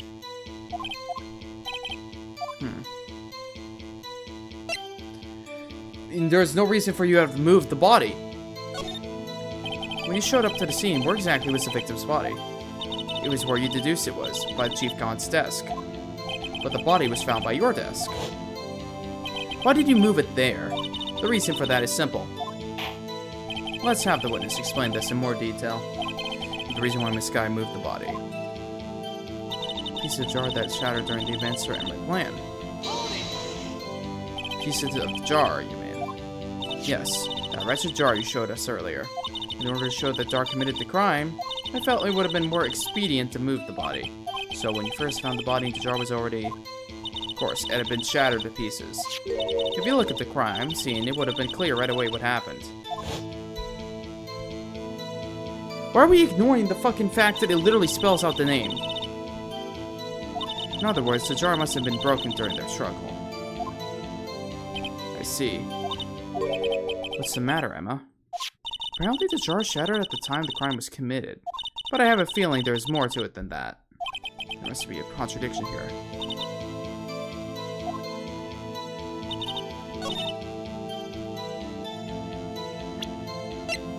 We know that's not true. Well, oh, hold on, actually. The piece of the jar that fucking spell Emma? What are you talking about? Miss Guy, I understand how you feel. You committed that crime 2 years ago to protect your sister. You mean the forgery at the scene where Neil Marshall was murdered? If that truth were to be exposed now, the past 2 years of your life will have been in vain. Even so, I am compelled to bring to everyone's attention a significant contradiction within your testimony. Contradiction in my testimony? You testified, and I quote, "The pieces of the jar that shattered during the events threatened my plan." That's right. Do you have a problem with that? It's a simple oversight, really. You see, a message was written on that jar with the victim's blood. Yes, the prosecutor must have written it in his final moments. Exactly so. And this is where the contradiction lies. How would you have known that, if it was already shattered? It must not have yet been broken before he died. Ah. Oh, he couldn't have possibly written Emma's name on a shattered jar. Order, Your Honor. It would appear more information is needed in regard to this jar and its bloody message. We may be missing something critical here. I just realized exactly why this trial is being so dragged out. It's because we have a fucking lying defendant. Something critical? Chief Prosecutor? It seems you're as in the dark as we are about the truth towards which we're heading. What? Just tell us exactly what you saw. We'll piece together the information to arrive at the truth. Very well. The witness may now continue her testimony.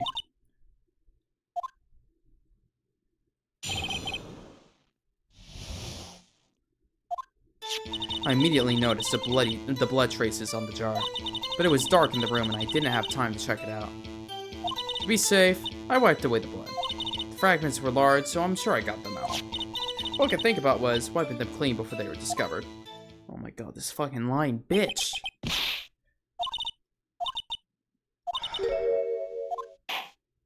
Very well. Defense may now begin its cross-examination.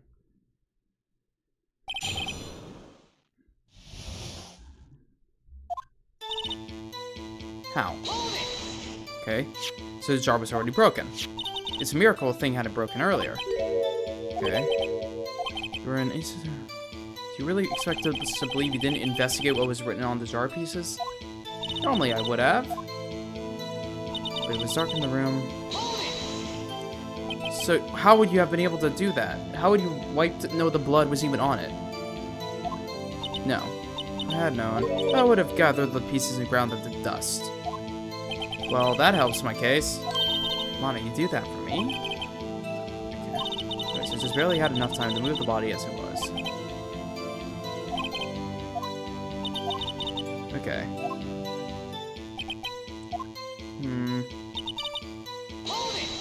You wiped away...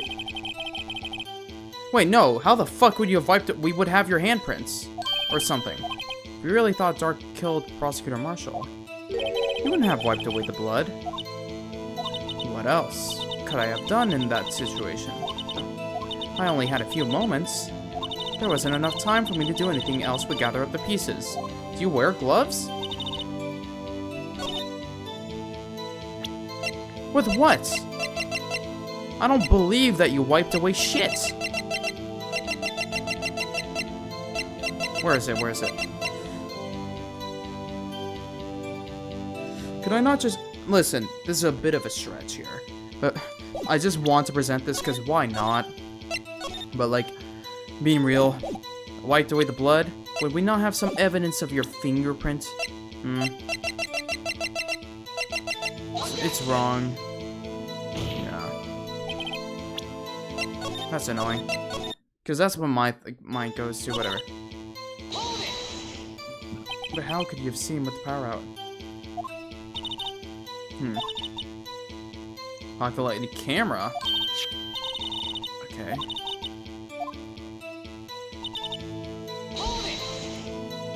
So you legally rearranged the crime scene. Yes. Okay.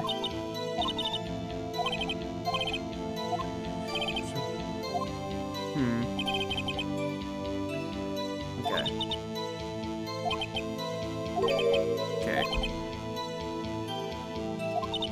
I think I finally figured out the contradiction.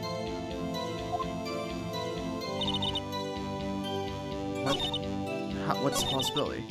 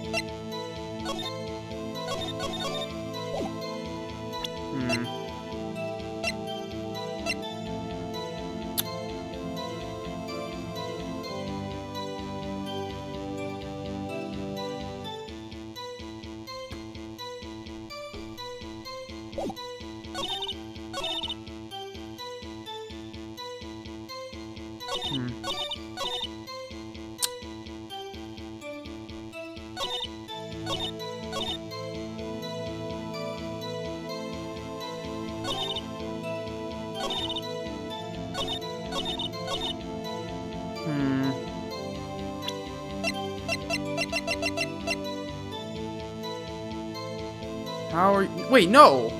How the fuck would you have gotten them all? One was in the fucking locker. I believe this jar concealed the truth even you were unaware of. What? We found the final piece of this jar in Chief Gaunt's safe. In the Chief's safe? But how? I knew it. She really didn't know. There's something even more disturbing about the final piece. There was blood still on it. Still blood on it. But the witness just testified that she gathered every last piece and wiped the blood off them. Yes, which leaves us with only one explanation. You're lying. On the night Prosecutor Marshall was murdered, you were not the first one to show up on the scene. Chief Gaunt got there before you. But couldn't the defendant have simply missed a piece? I'm afraid that's unlikely. The pieces are too big for anyone to miss, let alone an ace detective. That may well be, but everyone makes mistakes. Even I once wasted an entire day looking for my dentures. They were in my mouth all along. Ha! Do you believe that? Have you forgotten, Your Honor? When this witness arrived at the scene, the jar was already broken. Oh, that. There's no way a name could have been written on a shattered jar. Another person discovered the scene prior to the witness. I hope you're not implying this person was Chief Gaunt at the time he was looking for Dark downstairs. Besides, even if he was there first, why would he break the jar? The question is, if he did arrive there first, why did he hide that fact for 2 years? Well, Your Honor, can you answer us that? Nah! No!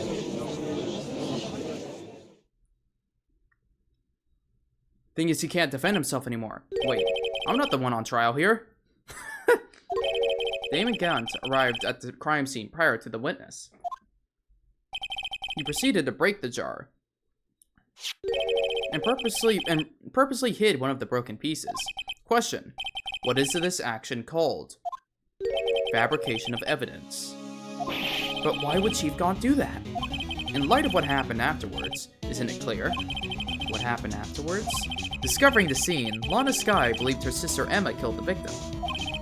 Determined to help her sister, she sought Gaunt's aid. Lending her his aid, Gaunt helped her create evidence that incriminated Dark. But he kept sparing Emma, and therein lies the reason. The reason why Miss Skye became the Chief's puppet. Ow! No, I did it on my own. Ow. Please, sis, stop trying to protect the Chief. I can't watch you suffer anymore for my sake. No, you didn't. It wasn't you, Emma. You didn't kill anyone.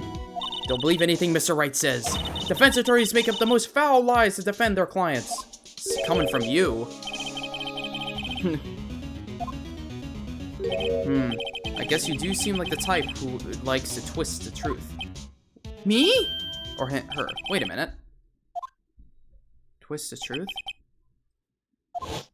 We're so smack dab in the middle of God's trap?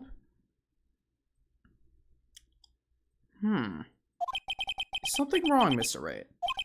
Lana? Maybe right after all. What do you mean, right? So you do tell foul lies then, Mr. Wright?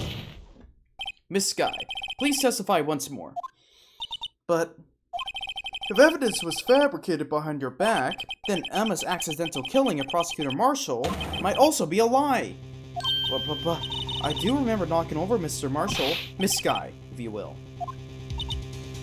I can't. There's nothing to be afraid of anymore. You're already gonna get the death sentence at this point. This cross-examination may not change a thing. However, there is a possibility that it will, if you tell the truth. Very well. I'll testify about what I really saw. Alright, the witness may testify once more for the final time.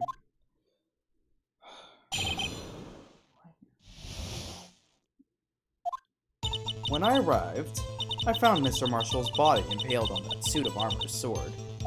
Emma and Dark were lying unconscious on the floor nearby. When I saw what had happened, I thought she did it. That's why I erased all the evidence that linked her to the murder. I had Chief Gaunt help me remove this body from the sword and carry it. But if it all really was a fabrication, Emma might be innocent. Shit, that could be it.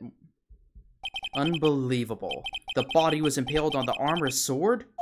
You were the only one who saw that. If only you had proof. Actually, I do have proof. I gave it to Mr. Wright just this morning. To me? The book?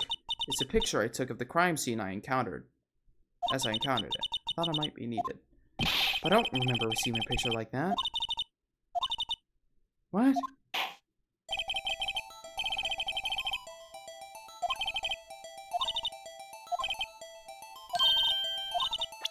What? You mean the evidence law?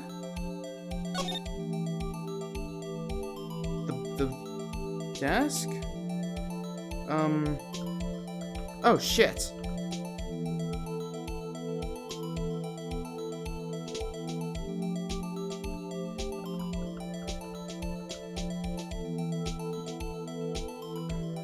I see that thing there.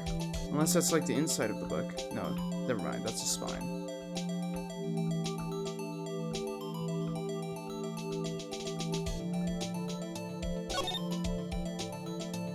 Oh, what the fuck? Hey, there's a picture here.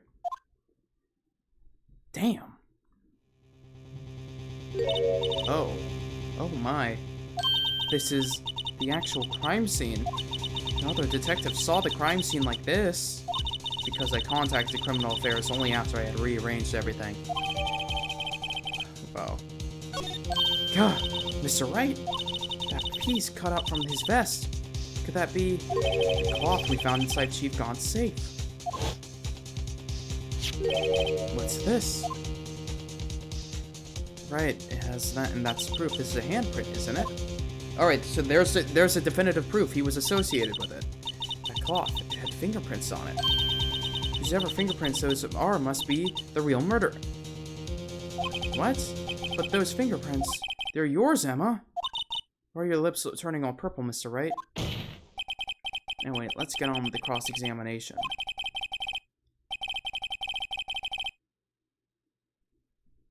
It's a trap. This is a trap. I don't buy it. This feels too perfect. I almost feel like he bought that as a way to protect himself. If we got too close to it, that's the no bullshit. I call bullshit. This is a trap. Actual crime scene.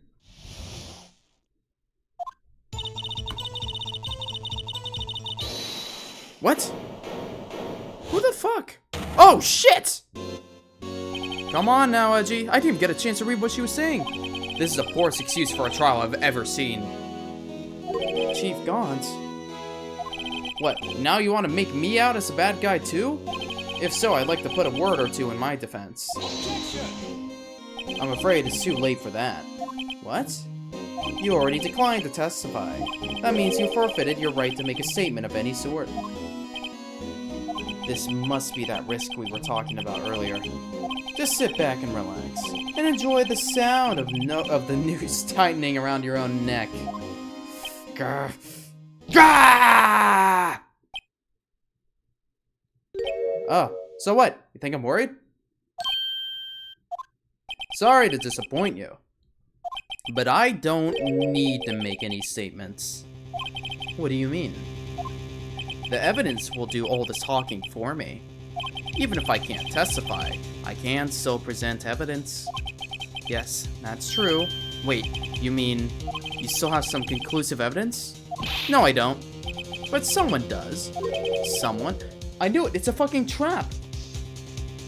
So, what's your excuse, Righto? He knows I have it. Why have you been keeping quiet about it? You do have something to show us, right? Something that proves who knocked over Neil Marshall, causing his death. Conclusive evidence that leaves no room for doubt. Is it true, Mr. Wright? Oh, fuck. This is a trap. Show that piece of evidence now. Emma's sure to be made out as the murderer. Mr. Wright, if you have any more evidence, present it now. And if you try to conceal anything, you will be the one appearing before the Board of Inquiries. What do I do now? Better think this through carefully. Can't afford to make the wrong decision. One that shows who really...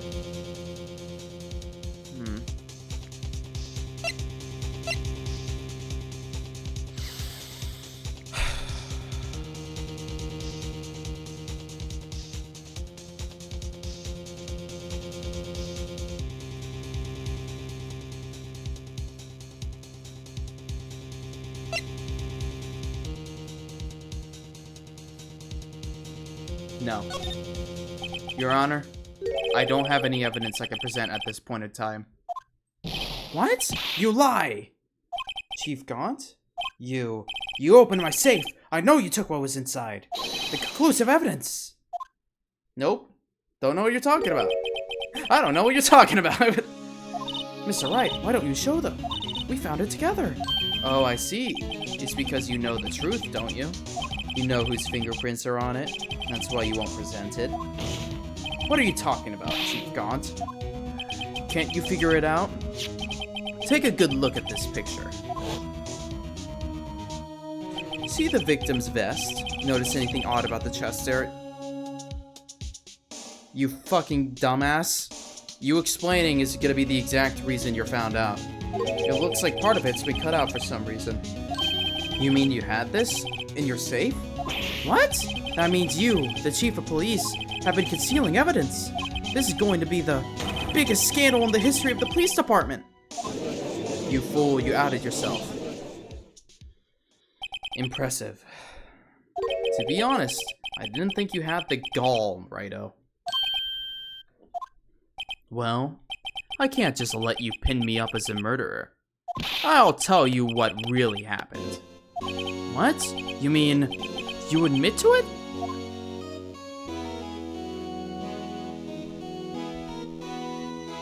I was the first person to arrive at the crime scene that day. It then occurred to me that I could use the situation to control Lana. So you really were manipulating her. Wait, why are you telling the truth? I knew Lana. If I made it look like the blame lay with her sister, that when she saw the scene, she would ask me for my aid. So you assisted Miss Guy. I told her to arrange all the evidence. I had her plant the knife tip in the victim's body and move the body across the room. And I ended up using that evidence to get Joe Dark convicted? When I tampered with the crime scene, I had two pieces of evidence. This was before Lana arrived at the scene, mind you. Two pieces of evidence? You mean those items in your safe? But why? For insurance. Of course. Insurance? I was sure my plan would work, but it's always best to be prepared for the worst. I wasn't about to let anyone blame me for a murder that girl committed. You mean you were calculating that far ahead while forging the evidence? What do you take me for, a fool? I didn't make police chief by dumb luck. See this jar fragment? I hid the most illegible part of Emma's name. I didn't expect Lana to go ahead and wipe the blood off all the pieces. But if you fabricated all the evidence, what's to say you didn't fabricate the message on this jar too? Ho ho ho. Some people just don't know when to quit, do they?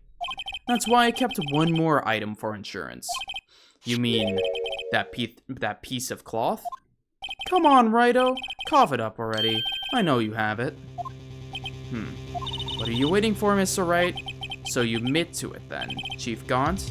That you were hiding the cloth you cut off from the victim's vest in your safe? Yes, I admit it. I didn't want to have to do that, being chief and all.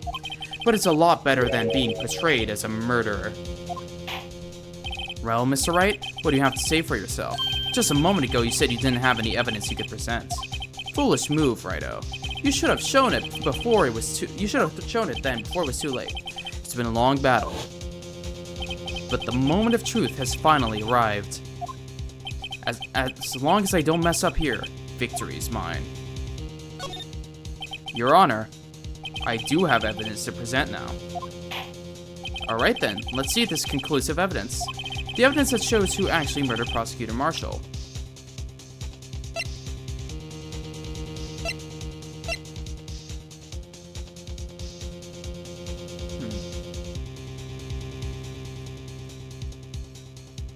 I guess, yeah.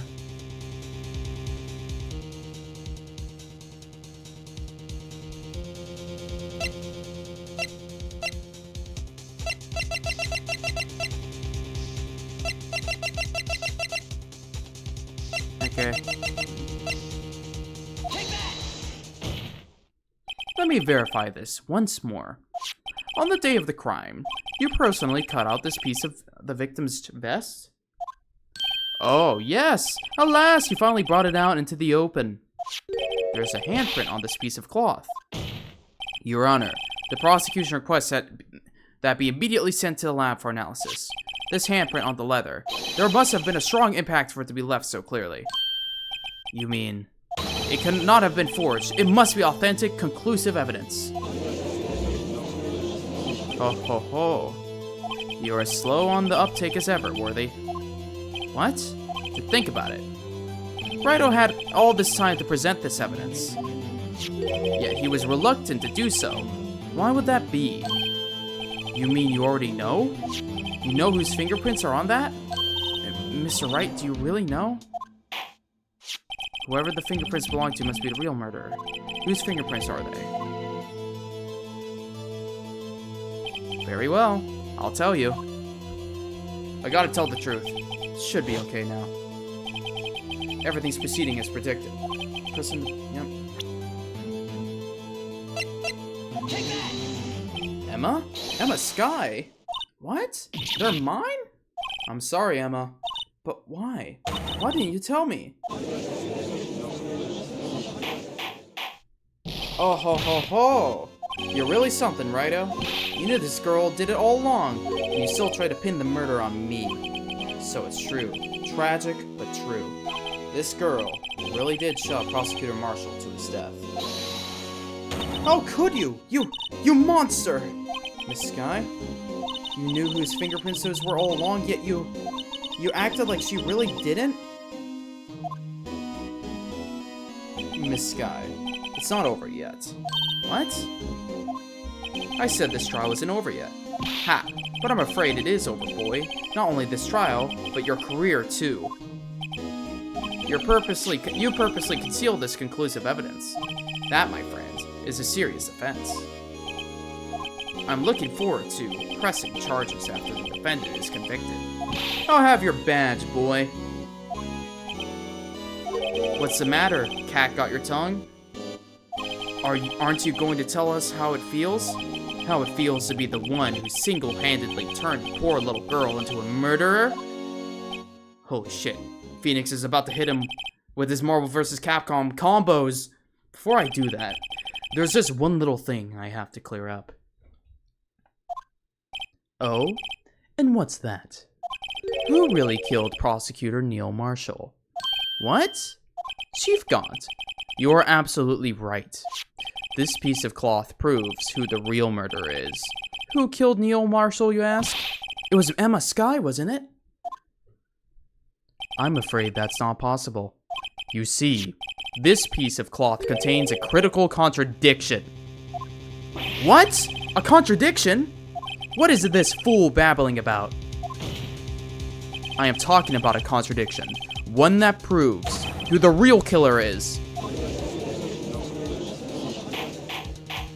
Mr. Wright, this piece of cloth, what could it possibly contradict?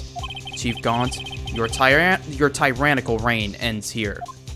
Behold, the piece of evidence that contradicts this cloth.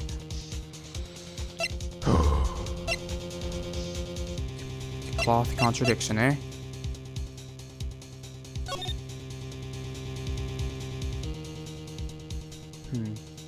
Whatever could contradict this cloth.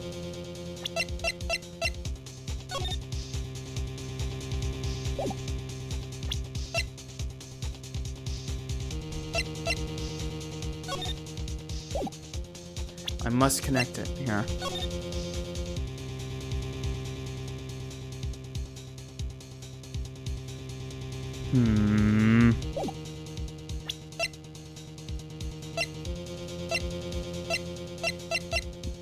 Cloth. Contradicts the cloth.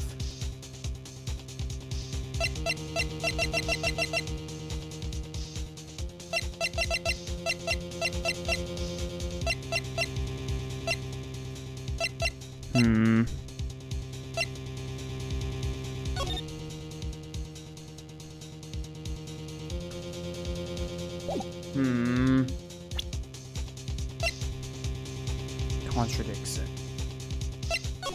Contradicts it.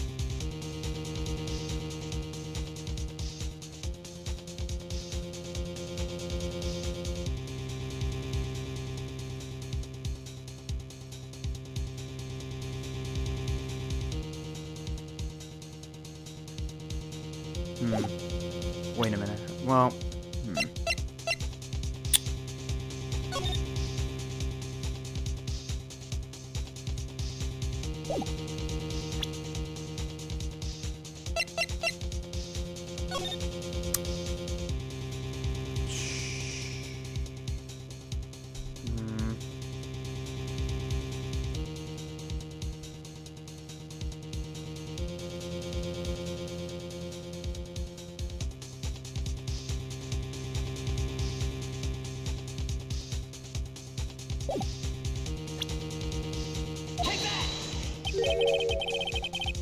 this is the picture Miss Skye took. Take a good look at it. See where the piece of his vest was cut out? Yes. His shirt is showing underneath. It's hard to make out with all the blood on his vest, though. Exactly my point. His chest is soaked with blood. That's only natural. His lungs, no doubt, were punctured. Blood poured out his mouth. Oh, but that piece of cloth isn't bloodied. Wait, there's no blood on it. Ah! Since Emma Skye's fingerprints are on this cloth, there's no doubt that she shoved the prosecutor aside. However, Miss Marshall was not impaled on the sword at that time. No, this is nonsense. Now then, Chief Gaunt, let me ask you something. Prosecutor Marshall was not impaled when he was shoved aside.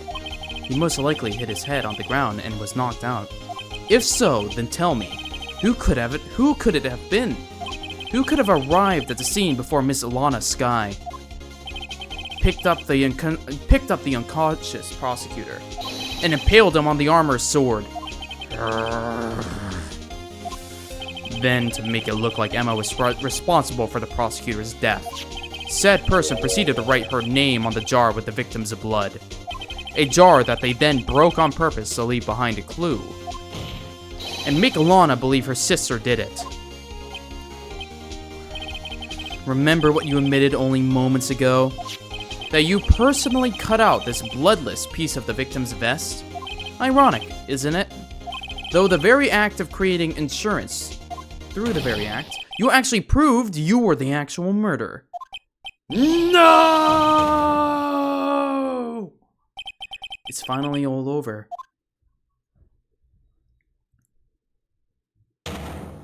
Objection?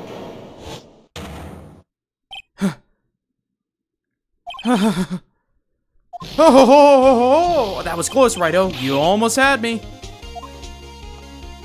Sorry, but you'll have to do better than that. I refute all your allegations.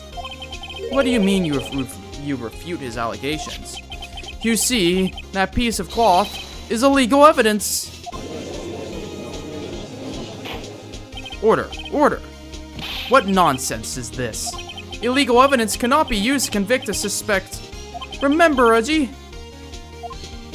Earlier, old Righto here concealed that piece of cloth. So then, what's your excuse, Righto? You do have some conclusive evidence, don't you? Your Honor, I don't have any evidence I can present at this time. Well, that's true. The defense did refuse to present evidence. At that moment, that piece of cloth ceased to be legal evidence. But that's not fair. Ho, ho, ho, ho. Did you actually think you could best me in court? It looks like the last laugh's on you, son. I'm afraid Mr. Gaunt's claim is legally correct. Well, Mr. Edgeworth? True. Illegal evidence cannot be used to convict a person. Assuming, of course, that the evidence is indeed illegal. Well, Mr. Wright? It seems at last. The time for me to reveal my plan has finally revealed. Oh boy. Has finally arrived. That you purposely concealed it.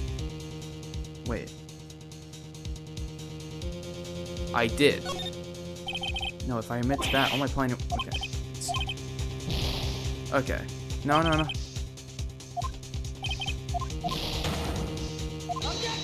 Wait. I misspoke. Huh? It's not that I didn't present evidence then, it's that I couldn't. What do you mean, you couldn't? There are certain procedures involved when presenting evidence. No, Edgy, don't listen to his lies. He's nothing but a coward. You can't really believe. There is only one issue left to be resolved in this trial. Is this evidence legal or not? Very well. Let us settle this once and for all. Earlier, you refused to present evidence. If you can prove your conduct was... Okay.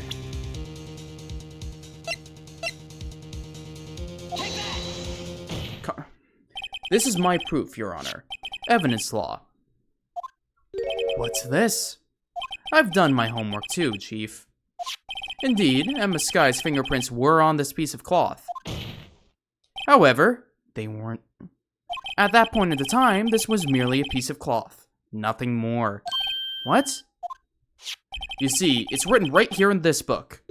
The second rule of evidence law. Rule number 1, no evidence shall be shown without the approval of the police department. I found this piece of evidence myself, inside your safe. It goes without saying, I did not have approval from the police department, until you asked it to be. Rule 2, unregistered evidence presented must be relevant to the case on trial. And, here is the crux of the matter. You see, at the time, it was impossible for me to prove the relevance between the cloth and the SL9 incident. It is funny, way earlier in the trial, I tried using that cloth as a bit of evidence, and it refused to allow me to do it, because it was like, oh, you remember evidence law. That explains that. What? What kind of nonsense is this? You want relevancy? Just take one look at this picture and... Sorry, but can you recall? When was that picture presented? That was shown only a few moments ago. No. You self-reported. He's right. At the beginning of today's trial, that piece of cloth was still meaningless. The person who gave it value as evidence was you, Damon Gant. You yourself confessed to a certain truth. Let me verify this once more. On the day of the crime, you personally cut out this piece of the victim's vest? Oh, yes. No! It was then that you approved this cloth as conclusive evidence. Yes, you, the chief of police, personally approved this cloth. The only person who could have cut this from the victim's vest is the one who stood before Prosecutor Marshall in his I can't speak right now, fuck, in his final moments. In other words, the real murderer, and there's only one person who that could be, Damon Gant. The killer was you. No.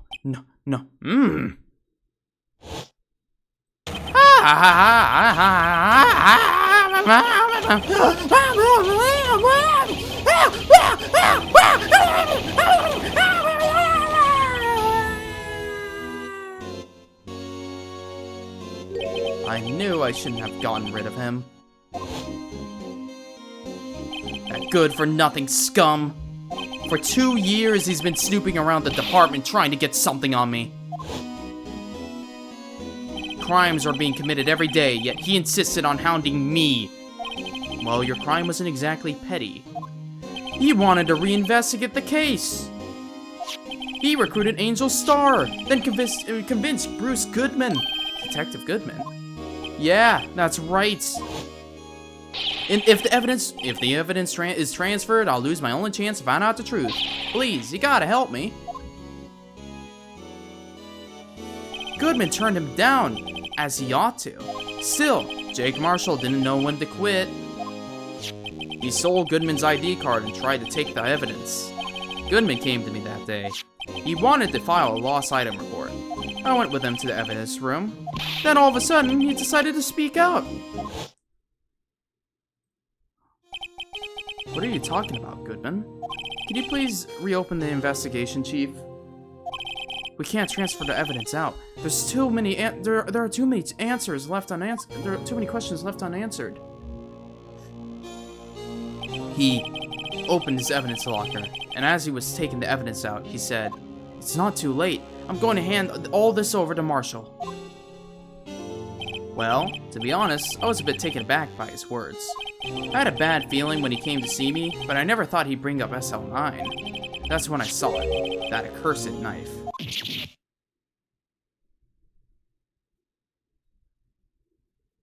I couldn't just pull it out. Doing so would have only led to more blood, making it near impossible to hide your crime. Even so, the blood was just pouring out.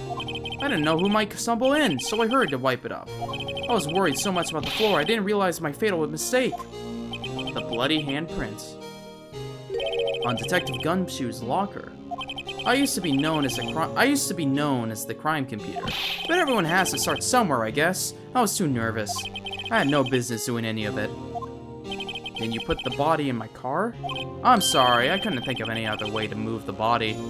I broke your trunk, but what's the big deal? You make a lot more than us detectives ever will. Leaving the prosecution's car aside. How? How can you get Miss Skye involved in all this? Well, she had as much to lose as I did if the truth came out. So you took the evidence from Detective Goodman's locker? I felt bad for having to do it. I also didn't have the time to pick and choose what to take. So, you left a jar fragment in the glove.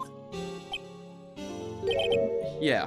It looks like I was better off being an investigator of crimes than a committer.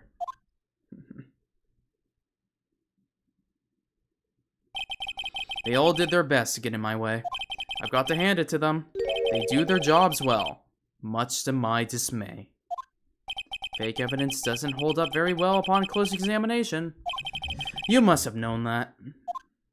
Tell me, Worthy, why do you stand in court? Me? You despise criminals. I can feel it. You and me, we're the same. One day you'll understand. Oh, believe me, you will. You're just one man. You'll see what it really takes to bring them down once you try to go it alone.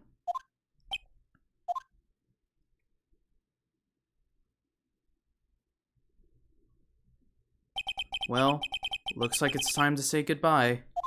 Oh, Aji? What? Looks like we'll have to cancel that lunch date. Sorry, old friend. I'm sorry too, Damon Gaunt. I knew you as you used to be, long ago. You were once a fine investigator, an example to others on the force. I'm sorry to learn that you are no longer that person. Those days are gone now, Aji. Thanks for all the memories, though. Don't worry, you'll be fine. Now you have Raito here, and Worthy. With these two around, you can't go wrong. In fact, I can hear them already. The melodious sounds of new beginnings.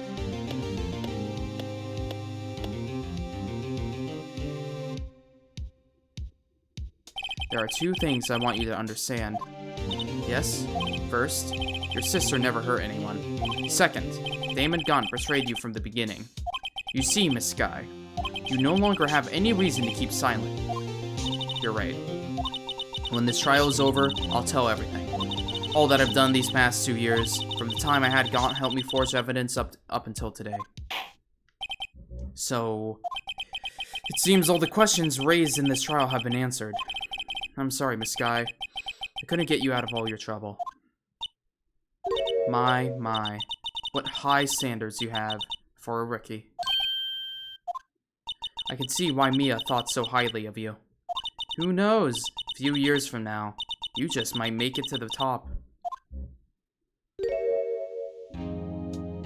I owe you my thanks, Mr. Wright. Miss Skye. And to you too, Mr. Edgeworth. You've suffered every bit as much as I have over these past few days. Believe me, I know how much of an ordeal it's been for you. It was nothing.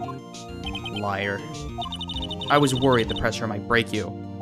And yet, you rose above it all and guided Mr. Wright to victory.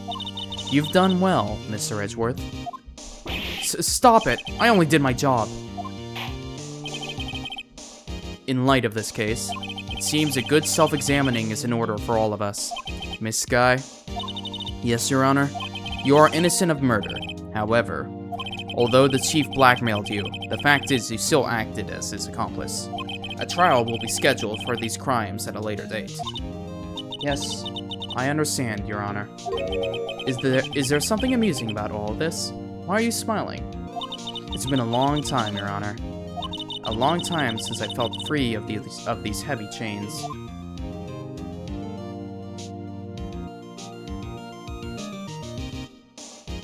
Well, this trial has gone on far too long already. Tell me about it, Judge. I'm lost my voice. My voice is gone. Chat, like, tomorrow I'm gonna wake up and I'm gonna be sounding like I've been smoking for 15 centuries. Regarding the charge of the murder, this court finds the defendant, Miss Lana Skye. Oh, please, show me those sweet, sweet words. Oh, not guilty. Woo! We did it! Yeah! Woo! Oh my god, we're free. That's all. That is all. The court is adjourned. February 25th, 5:03 p.m., District Court, Defendant Lobby, number 2. At long last, it's finally over. Emma? Why the long face? I'm sorry your sister didn't get completely off the hook, but at least she wasn't convicted for murder she didn't commit. No, that's not it. Just now, after the trial ended, I could see... Oh yeah, she smiled. Yep.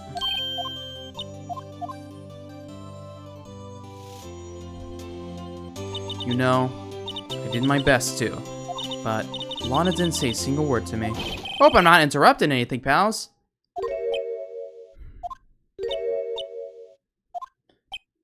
Oh, guess I am.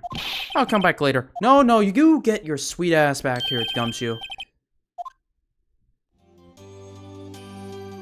You're doing this on purpose, aren't you? Making a detective run all around while on duty, and top it off, you call me here. I've been happier seeing it. You've said these same exact words before already. Oh, are you here because of my sister again? Nope, not this time. I came here today because of you, pal. Me? That's right. I thought you'd like to see someone. Oh. Lana. She's still under arrest, you know. Oh, I won't tell you if you want. Okay. My poor voice. More backstory? Okay, no. It's the first time in my life I ever panicked. It was all I could do to keep myself from screaming. All I could do was thinking about keeping you from getting wrapped up in that mess. Sis, I asked Gaunt to help me cover up the truth. I thought I was doing it for your sake, but now I realize I was wrong. I changed after that day. I had to. It was the only way I can make it through these past 2 years.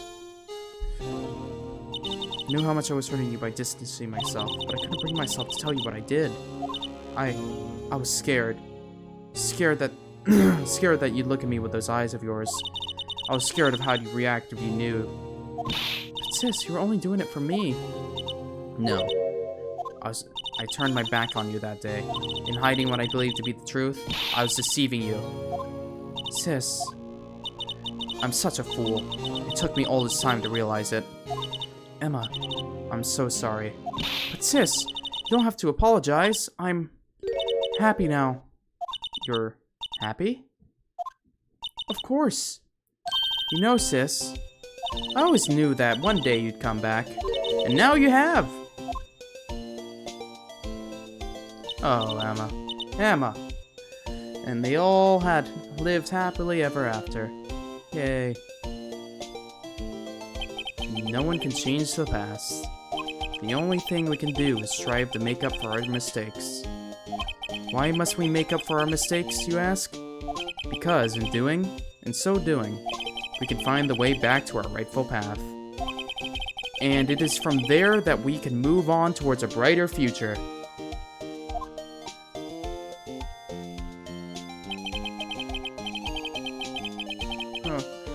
At least that's what I felt watching the two sisters make up. Man, this is incredible.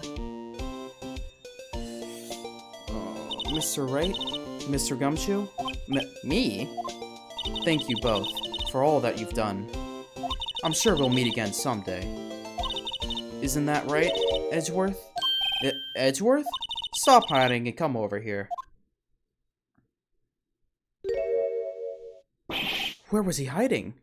I just came to say, congratulations. Thank you. Thank you, Mr. Edgeworth. Right, well, I'll be going now. He's not used to being complimented like this. Mr. Edgeworth, I hope you don't blame yourself for what happened. We were the ones who acted corruptedly, not you. It's too late for me. No matter what anyone may say, I realize today that I can't correct my mistakes. Mr. Edgeworth, not only that, but I don't even trust myself anymore. Chief Gaunt was right. Yep. Then don't work by yourself. Join me. I do despise criminals. I plan to dedicate my entire life to fighting them. But in order to fight crime on my own, I need a weapon. It's scary, but I've known that to be true for quite some time now. But Edgeworth, who knows? Given enough time, I might have tried to pull something like Chief Gaunt did. That thought terrifies me. That's why I can't continue as a prosecutor. Edgeworth, don't you understand? Damon Gaunt and your mentor, Manfred von Karma, were both the best of the best when it came to fighting crime, but they both made the same mistake. You said, in order to fight crime on my own, I'd need a weapon. That may be true, but think back to today's trial. You weren't alone.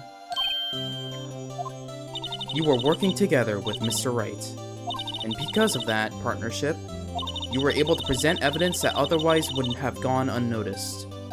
Isn't that right, Mr. Wright? Huh? What? Oh, yeah. What is this, a pop quiz? Come on, Mr. Wright, show him what Lana's talking about. Evidence, huh? Something that neither Edgeworth or I,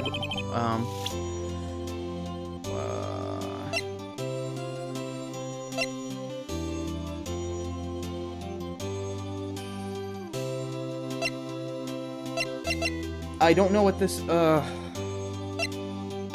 badge? Actually?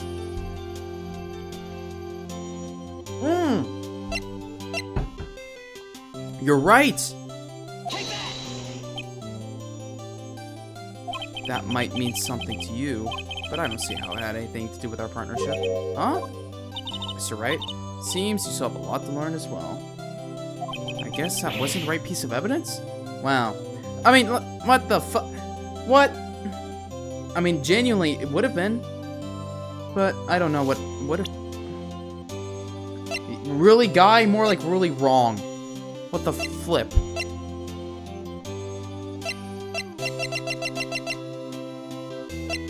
What the flippity flap? It's time for me to go. No, Edgeworth, please! Don't stay! Don't leave! Mr. Edgeworth? If you'll excuse me. There are still some loose ends that need wrapping up.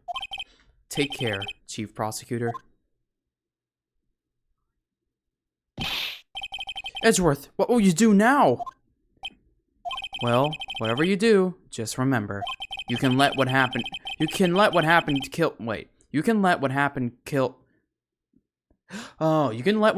the prosecutor in you, or you can let it help you grow. In the end, it's up to you. I know, it seems I owe you my thanks too, right? But what I face now is my problem. Edgeworth, I'll be waiting for you in the court. Farewell.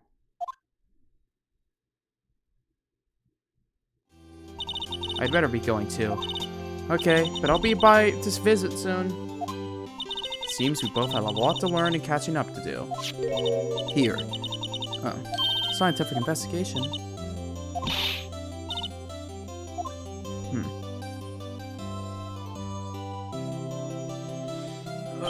And so, another case came to a close. As for the sisters, I have faith. Faith that their lives have only just begun. And as for me, I think it's time I started a new journey of my own. A journey to rediscover myself.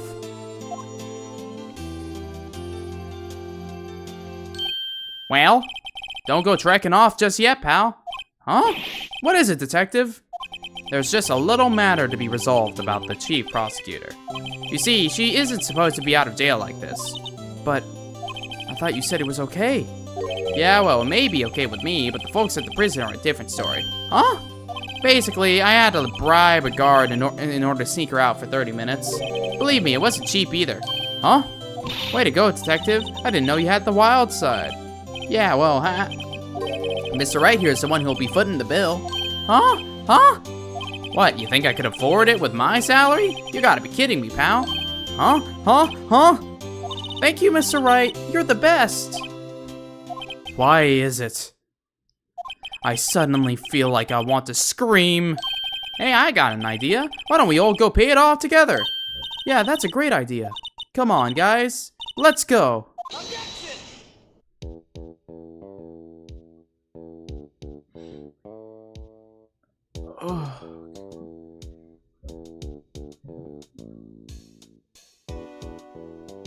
Okay, take care of Emma.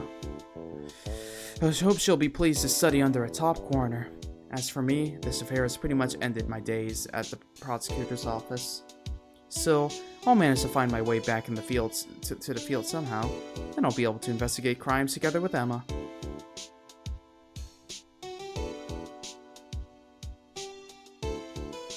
Planning, Takeshi Yamazaki.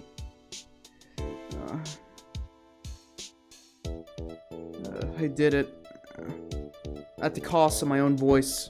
Yikes, I thought I was a goner for a moment there. In the end, though, they overlooked my unauthorized investigation of the chief's office. we penalize you anymore, it'd be worse than firing you. Yep, that's what they said. Just goes to show. You can't shake me off that easily. Was pretty cool, but... Huh? What do you mean, right? Yeah, it's right, but holy fuck was this trial long. Look at how long... It's... Listen, remove 1 hour. Because 1 hour was spent in a meeting. Because, guess what? 7 hours plus the last stream, which was like 4 hours. This was... Oh my... 11.5 hours for this one trial? Which, fuck. Von Karma... How much was... that? Von Karma was not that long. I liked Meekins, though. I felt really bad for him.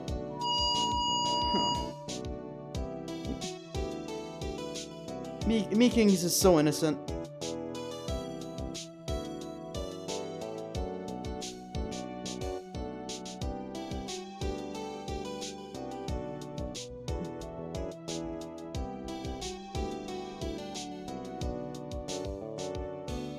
We never did find out what there's like handprints on the face.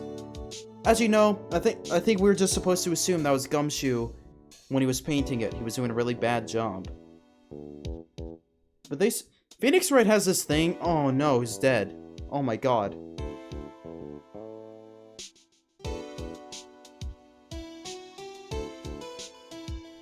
No, I think it was just, what's it called? Gumshoe painted that, and I think he just smudged his hand on it while painting it. Oh, you're in prison too?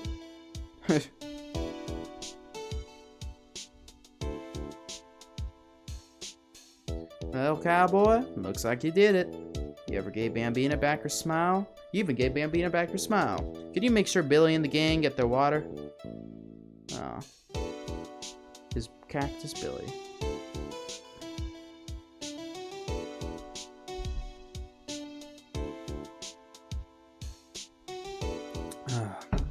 We won't be seeing each other for a while. The right way lunch. The top layer tastes as bitter as defeat, but the bottom layer is as sweet as victory.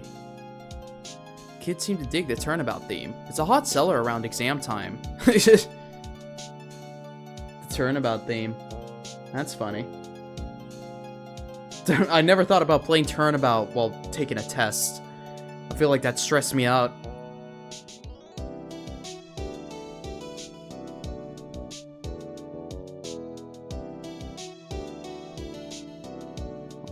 That young defense lawyer. I'll never forget what that young defense lawyer said after the trial. Let's see, what was his name again? Mr. Left? No.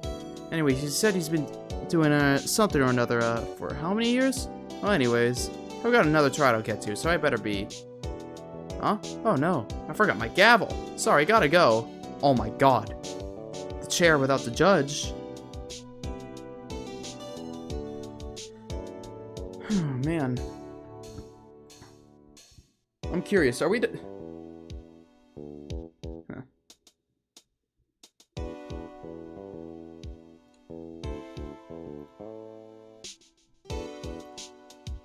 I wonder if we were the very top as far as the people streaming Pheonix Wright. I just checked and there's a furry at number 1. Whoa, Maya! I still can't go back into my full-fledged spirit medium. Mystic Maya, afternoon training about to begin. Coming.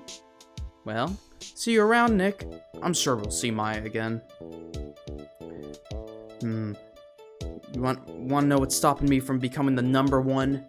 Clearly, I'm just lacking the furry appeal. But you know what? I don't need it. I ain't doing no VTuber, no furry, no nothing. I'm all of me. I'm saying that only because the number 1 dude is some, like, goat furry or something. I don't know. They're a dime a dozen.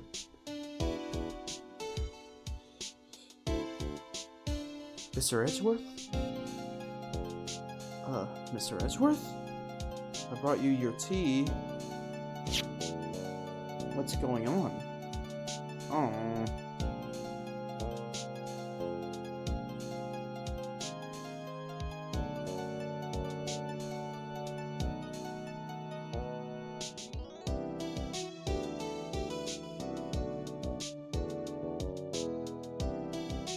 Thanks for coming to see me off.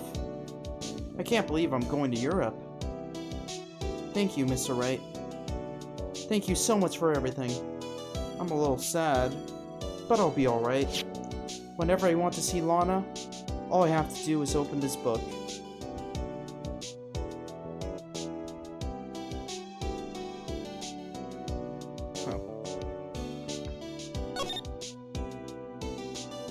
Oh. Aw. Look at that.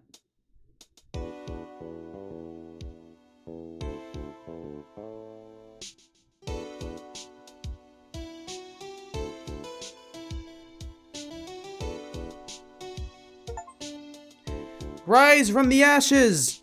We've done it! We are free! Now, what's next? Oh. It didn't even... We're done? That's it?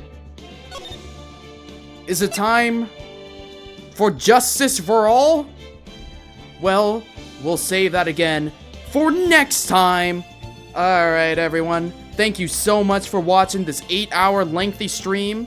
Next week, we'll begin on Pheonix Wright, Ace Attorney. Justice for all. I'll be seeing you all then, so stay tuned, follow, and I'll be seeing you all again soon. Later.